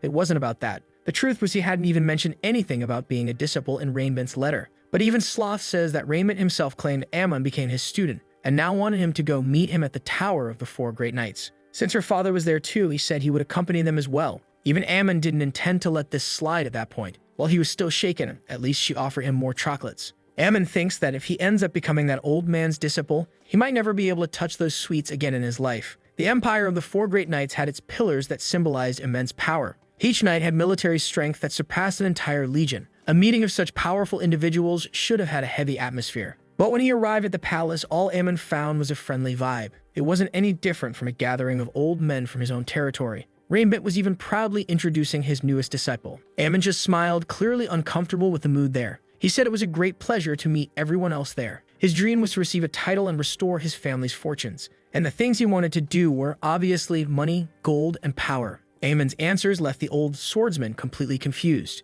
Even so, the other elders recognized that Ammon had a strong voice. But Rainbent was worried because his letter saying he'd abandon the material world to focus on the sword might have been a lie. Ammon responds that he just wanted to learn swordsmanship to improve his stamina. He never said anything about becoming someone's disciple. Raymond still hoped he could strengthen his skills, but even the protagonist wasn't interested in learning too many things, which immediately turned the friendly old men into frightening ones. They thought Ammon was going to treat all this like a joke instead of seriously. He was quite anxious to see which sword would reach his neck. Ammon stammers, agreeing that it would be splendid to learn such swordsmanship, and so he won back the hearts of the friendly old men. Anyway, they asked if Ammon was truly skilled enough to dedicate his training time. When the protagonist showed his sword skills, they were impressed. They couldn't even see his sword movements, and he could cut perfectly. Even the other elders wanted to steal the new disciple for themselves. In the middle of the argument, the protagonist asked them all to calm down a bit. They could at least hear the conditions for becoming someone else's disciple. Raymond says that if he became his disciple, he knew a great place to grow vegetables. And Ammon immediately rejected that idea without hesitation.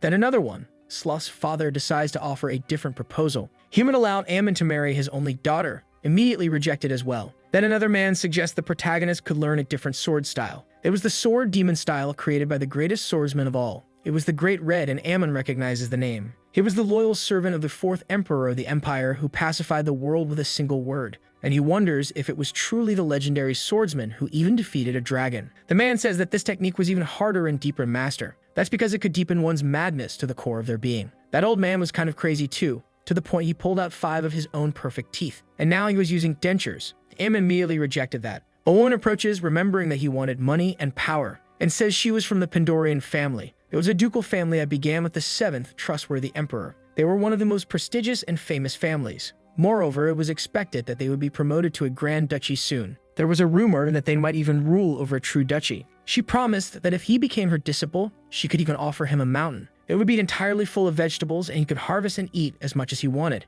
If he wanted marriage, her granddaughter was at a suitable age, and she could arrange that. And her family's swordsmanship didn't require perfection or absurd madness. With that, the woman's proposal seemed perfect for Ammon, and he agreed. Then the woman formally asked if he would become the disciple of Diana Pandoria and devote his life to the sword from that moment on. Ammon agreed immediately. Beyond that, she asked if he would eliminate the enemies of the Pandoria family and become deeply loyal as a servant of the empire. Ammon assumed that the enemies of the family were his own enemies too. He would become a mule to carry the burdens of the empire. With that, Diana declared that he would now be her new disciple, and from now on, he would be under the care of the Pandoria family name. As proof of this, she offered him that sword. The protagonist thanked her while the others murmured in anger. The king also showed up in the middle of all this, clearly in a bad mood. He himself wanted to become a disciple of Diana's duchy. No one understood why he was involving himself in that chaos, but even Ammon let out a sigh seeing that mess. Back in his room, the protagonist wondered why things were always like this. Raymond ended up needing to console Ammon after everything, because the Pandoria family had been a loyal vassal to the empire for generations.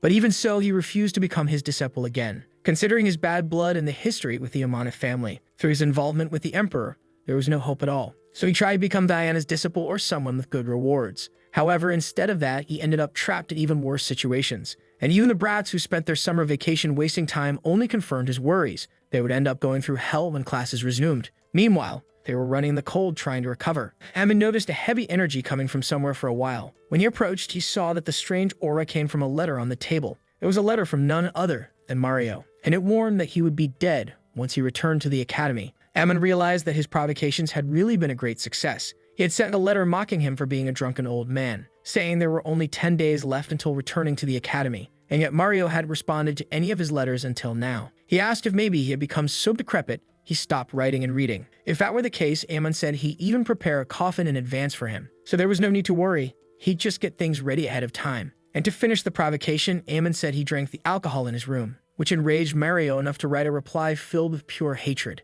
As soon as Mario heard Ammon was visiting the tower, he rushed out. He was completely mad with rage, and not even because he was drunk. The sacred grounds for intellectuals to explore the limits of magic were managed with neutrality, not belonging to any specific faction. A group dedicated solely to discovering the secrets of magic. Among them was the Tower Mage, who was also known as the hero Mario. He was bound by a prohibition far greater than the other mages of the tower. Now the protagonist was at the Mage Tower for the first time. It didn't take long for a terrifying Mario to appear, smiling, and immediately lunged at Ammon, asking if he really drank the stuff in his room. He tries to explain it was a misunderstanding. He exaggerated in the letter to get a response. He didn't even touch anything he kept secretly in his room. But even mentioning it proved he had been in his room. Ammon confesses that he at least left one behind, and Mario gets even angrier. After all, it was only half of what he originally had. The protagonist offers him something to hold, saying it was more important. Mario almost wanted to take it and smack Amon with it, until he saw it was actually a bottle of alcohol, and Amon offers it to drink, and of course, Mario accepts the new drink.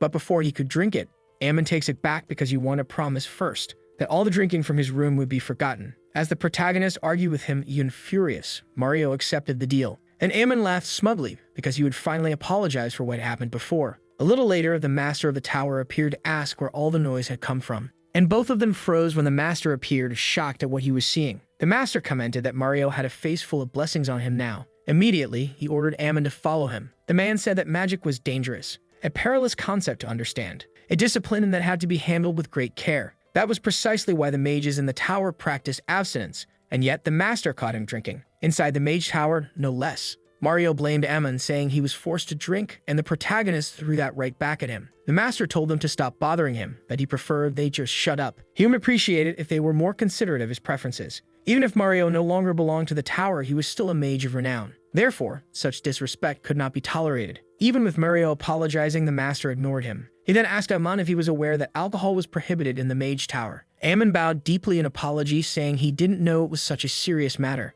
and promised never to let such a mistake happen again. Mario was furious because he knew the protagonist was blatantly lying. When Amon stood up after the scolding, the master asked if he knew about Came Drake, and when it was revealed he was Amon's father, the master paused to think. Kingdom had suddenly appeared the previous year. He submitted improvements for the mana reinforcement circle at the World Academy. After that, he vanished. Since it was clearly a first-rate theory, it was reported to the Empire, which only enraged Sandro further because the Drakes were always getting involved. In the end, Kame didn't receive any notable reward. If Amon had known about this, that guy could have walked a path to success too. The protagonist was just happy enough that the Great Tower Mage knew his name. It was a good sign, maybe his path to success could move forward. Meanwhile, the master simply wanted to recruit Amon's father to the tower, nothing more. So he decided to get straight to the point. He asked everyone to sit. There was something important to discuss. Amon ended up being ignored in the conversation since he no longer held relevance. Before getting to the main point, they needed to understand the Empire's current situation. He asked Amon if he knew the Velsline land project had failed. Amon agreed, as he could never forget something like that.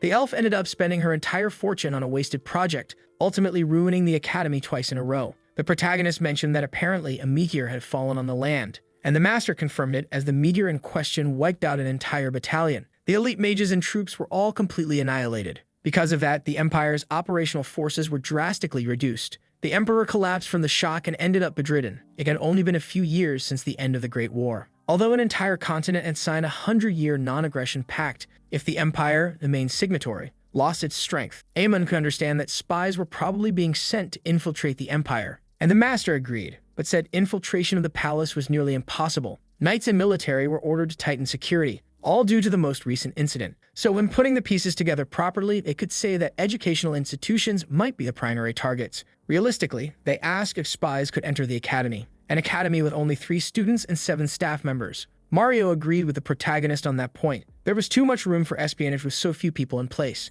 Then the master asked Amon if the principal knew he had returned. He still wanted to drink what he'd missed before telling NRL. The protagonist agreed to let Mario go. It had been a long time, but thankfully everyone had returned safely. Now, if only that arrogant one had returned from the start. Suddenly, Amon bumped into someone he hadn't seen before, and when he realized the person who appeared in front of him was none other than Kai. He had gained quite a bit of weight, but he still recognized Amon. His figure, despite the shock, made him compliment Amon. He barely recognized him. Something good must have happened during his summer travels. Kai wondered if it had really been something so good. Because the king was bedridden, he had been dealing with the duties non-stop, and only when he returned did he finally manage to breathe. Kai had been holding in a lot of stress and had changed because of it. He laughed, saying he didn't even need to mention that he gained weight. Amon retorted that it was nothing. He used to be slim, and now he just expanded a little. Kai really wanted to hit him for pretending so blatantly. Plus, Amon hadn't even contacted him once during the entire summer vacation. The protagonist says he was quite busy even with his irritation. Anyway, it was good to see that Kai was back. If he planned to run away again, he would chase him to the ends of the earth. Kai takes a deep breath to avoid lashing out at the protagonist, and he just smiles when they hear voices coming from behind. Annarelle was accompanied by a man as she approached. She said this was the new teacher who had joined, named Pays. Amon wonders how much time had passed since Kai arrived, and remembers the master warning them to be careful about possible spies. The timing was just too perfect, but there was no way to suspect him now. Amon introduces himself to Pays, but he was ready to keep a close eye on him. When they were alone, the protagonist had to silence the headmistress. After all, hearing about spies made her scream in shock. That's because Professor Pays had been teaching in the kingdom of Oslan for 10 years, and and she had heard that he was quite passionate about education. Ammon responds that lying wouldn't make someone seem ambitious, and at that moment, he spits out the apple he was eating when he hears what Pais brought, complaining because she was carrying disgusting things from someone like that. But Enro retorts that it was sinful to throw away fruits that cost 5 gold each. Hiring a teacher in this situation just because he brought fruit was too much. Pais was blatantly listening to the argument but said nothing. Even so, Ammon intended to keep an eye on him to make sure he wasn't a spy. It didn't take long for Pais to try to talk to the protagonist. He invites him to go out for drinks, and he refuses because he had things to do. Wondering if that guy was blatantly trying to extract information from him, it didn't take long for Ammon to fall for his smooth talk. After all, Pais decided to pay for the food and drinks in the end, and asks him to speak more informally since he should have more experience than him. But Pais didn't think so, since Ammon had been at the school longer. The protagonist ended up falling for the new teacher's easy compliments. In fact, he considered that he might actually be a decent person. He deduced it was Pais' first time in the neighborhood and would guide him. But when Pais thought it would be that easy, he was surprised. Ammon showed him the place where teachers usually ate, and found a real wild jungle in front of him, inviting him to sit next to him, and Pais wonders if he was being intimidated. The protagonist really felt like he had let the first impression slip. After all, that school only had incompetent idiots, so having Pais by his side calmed his heart because he was someone different. He was older than Ammon, but his attitude was much more respectful. And all of his impressions were very good. He could tell he was trustworthy. Anyway, the protagonist was glad to have a good person at that academy. But Pais was frightened because he couldn't even read his smiling expression. Ammon hoped he knew how to deal with students too. Meanwhile, Pais wonders if they had noticed he was a spy from the kingdom. He was almost ready to eliminate Ammon because he was more than suspicious in his actions. But it could be a problem since it was still his first day. Seeing that he was brought to such a place, Pais grew concerned. After all, it seemed like Ammon was threatening him indirectly. He asks if the protagonist knew about his background and history. Ammon agrees because he heard about it from the headmistress. Pais says that he recently defected from the Amanith Empire. That's because the internal situation in the kingdom of Oslan was quite serious. He even wonders why he was talking about all of this. Even though Pais was worried, Ammon was bored by the political talk. He had followed Pais because he thought he was going to buy something to drink. So far, he had only offered 1 or 2 light drinks. But soon he was bought again, this time with an expensive and fancy drink. It was a classic, expensive alcoholic drink. Ammon felt like he was in a dream. The protagonist offers the drink to Pais too so they could forget everything. And Pais thanks him, wondering if he was blatantly trying to please him. He had decided to get that information out of him while he was drunk, probably. Pais didn't intend to let himself be swayed. He would mix truths and lies to deceive him. Meanwhile, Ammon was just happily enjoying his drinks. It didn't take long for Pais to be shocked because Ammon wouldn't stop drinking. He couldn't handle another glass, but the protagonist kept drinking non-stop. Ammon was even ready for a second round since Pais was paying. In the end, Pais simply believed he was trying to have information extracted from him. But he couldn't stop there. He would make Ammon drunk enough and take him down. The two continued drinking while the vendor was all smiles. After all, he was selling more alcohol than water. Before he realized it, Pais had spent half of the money he had on that. This time, when they left the bar, Pais was determined. He was going to get information out of Ammon this time. The protagonist was more focused because the expensive drinks were good, but not as good as expected. He was used to cheap stuff. It didn't take long for the two to go to a cheap bar this time. And Ammon was drinking again, this time with Mario. The two were laughing and teasing each other, while Pais watched the catastrophic scene. It was the perfect timing to extract information from those two. He starts talking about how he was originally from the kingdom of Oslan, but ended up being cast out from the empire, and the two complained that they couldn't care less. Pais says the reason for that was because the kingdom was in chaos, and once again, Ammon grumbles because he's heard it before and didn't want to listen. The spy screams at the idiots who wouldn't shut up, or rather, he wanted to, but struggled to keep his calm facade. Then he mentions that the reason for the chaos was a spy, and asks the teachers about it to see if they knew anything. Most spies wouldn't even mention the word spy. If someone brings it up first, they're either desperate for attention, or they're just civilians completely unrelated to the case. Ammon yells and points at Pais, saying he was a suspicious spy from the start, and gets confused because he was suddenly accused even though he didn't say anything outrageous. That's when Ammon says it wasn't about Pais, but about Kai. And Pais remembers that Kai was the other teacher he had met before. A spy was a suspicious person who didn't even make contact and just vanished. And obviously, Kai fit every definition of that. Meanwhile, Raiment went to talk to Kai, who was startled when he was spotted. Children usually went to bed early in that nation, and Kai complains about being bluntly called a child. He was just exercising at night and wanted to get in shape, and asks Raiment why he was up so late. He replies that he's been losing sleep as he gets older. Then he asks if Kai had heard about the new teacher who joined the staff. He heard he was from the kingdom of Oslam, and that they had only one hair. Raiment didn't understand how a noble like Pais would come to suffer at that academy. Kai wonders if this guy was really from the royal family in Oslam, because the hair of that family was supposed to be dead. Meanwhile, the two drunkards were grumbling on their own about spies. Pais then discovers that one of them was the famous Mario, the great hero of the Empire. He was a battle mage who burned his empire's enemies to death. When Pice mentions the name Red Demon, Mario gets irritated. He didn't think there were still people calling him by that nickname. That's because Pace didn't even see him appear behind him. And to begin with, he wonders why he's working at that school. Pice wonders if Ammon intentionally made him meet him. Pretending to be drunk while talking about these things, he really was detestable. Then Pace smiles and says it was a curious nickname. It was a term he knew for great heroes of the Amonith Empire. Paz kept coming up with a justification to ask about these things, hoping Mario would fall for his deception and excuses. It didn't take long before he actually fell for it, laughing happily. Paz was shocked because they kept drinking without getting sick. The two kept pestering Paz the whole time, even though he was suspicious. But little did he know that those two were just a couple of idiotic drunkards at that moment. Much later, the trio left after drinking so much and Pace tried to join them, but ended up unable to walk and the others had to help him. Ammon apologizes because he ended up forcing something like that to happen. It didn't take long before they ran into Kai, who asked what was going on. Pice learned that Kai was the new teacher they suspected of being a spy. He actually looked more like a rich kid from a noble family.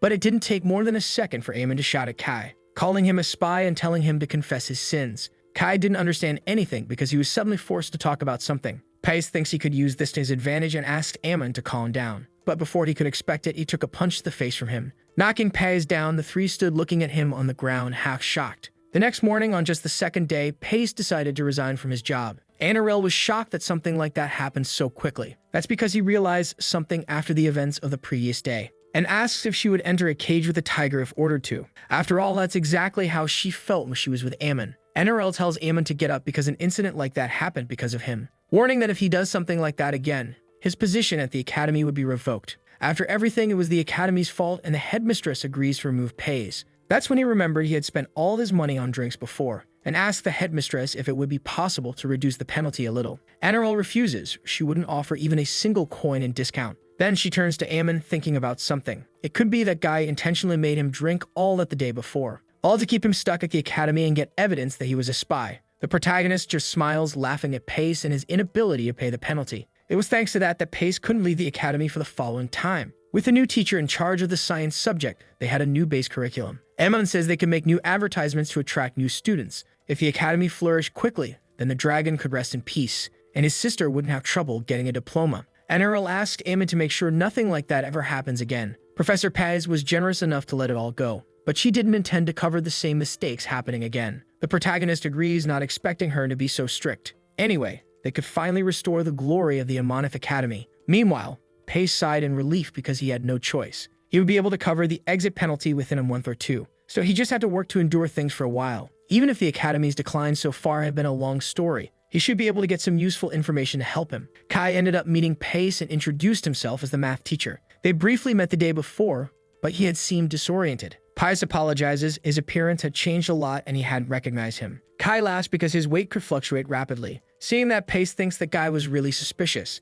it was obvious that others would think he was a spy. Kai had to use magic to hide his appearance. He couldn't show himself to others. In the end, Pace thought he was his colleague and rival, even if he still didn't know transformation magic. A young spy would inevitably reveal himself through small actions and words. Then he asks Kai where he was from. Usually, spies avoid revealing their country or origins. If they encounter someone who knows their background, their weakness would be exposed. That's how they usually pretend to be from another country. Pies knew he had to press him a bit to learn more, and comments that the current emperor was a very wise ruler. That's because he came from the kingdom of Oslam and hadn't heard about his reputation. He had simply defected from the empire and was unaware of many things, and asks if Kai could talk more about the emperor's achievements. That's how Kai rambled on for hours non-stop about Sandro, about his achievements and efforts for his empire. Paes couldn't stand listening anymore. No wonder people found him annoying. Either that idiot was obsessed with the emperor or he was faking loyalty. Kai says that Sandro created mana just to make fireworks. His loyalty was obvious by the way he spoke. Maybe Kai was a newly defected rookie spy.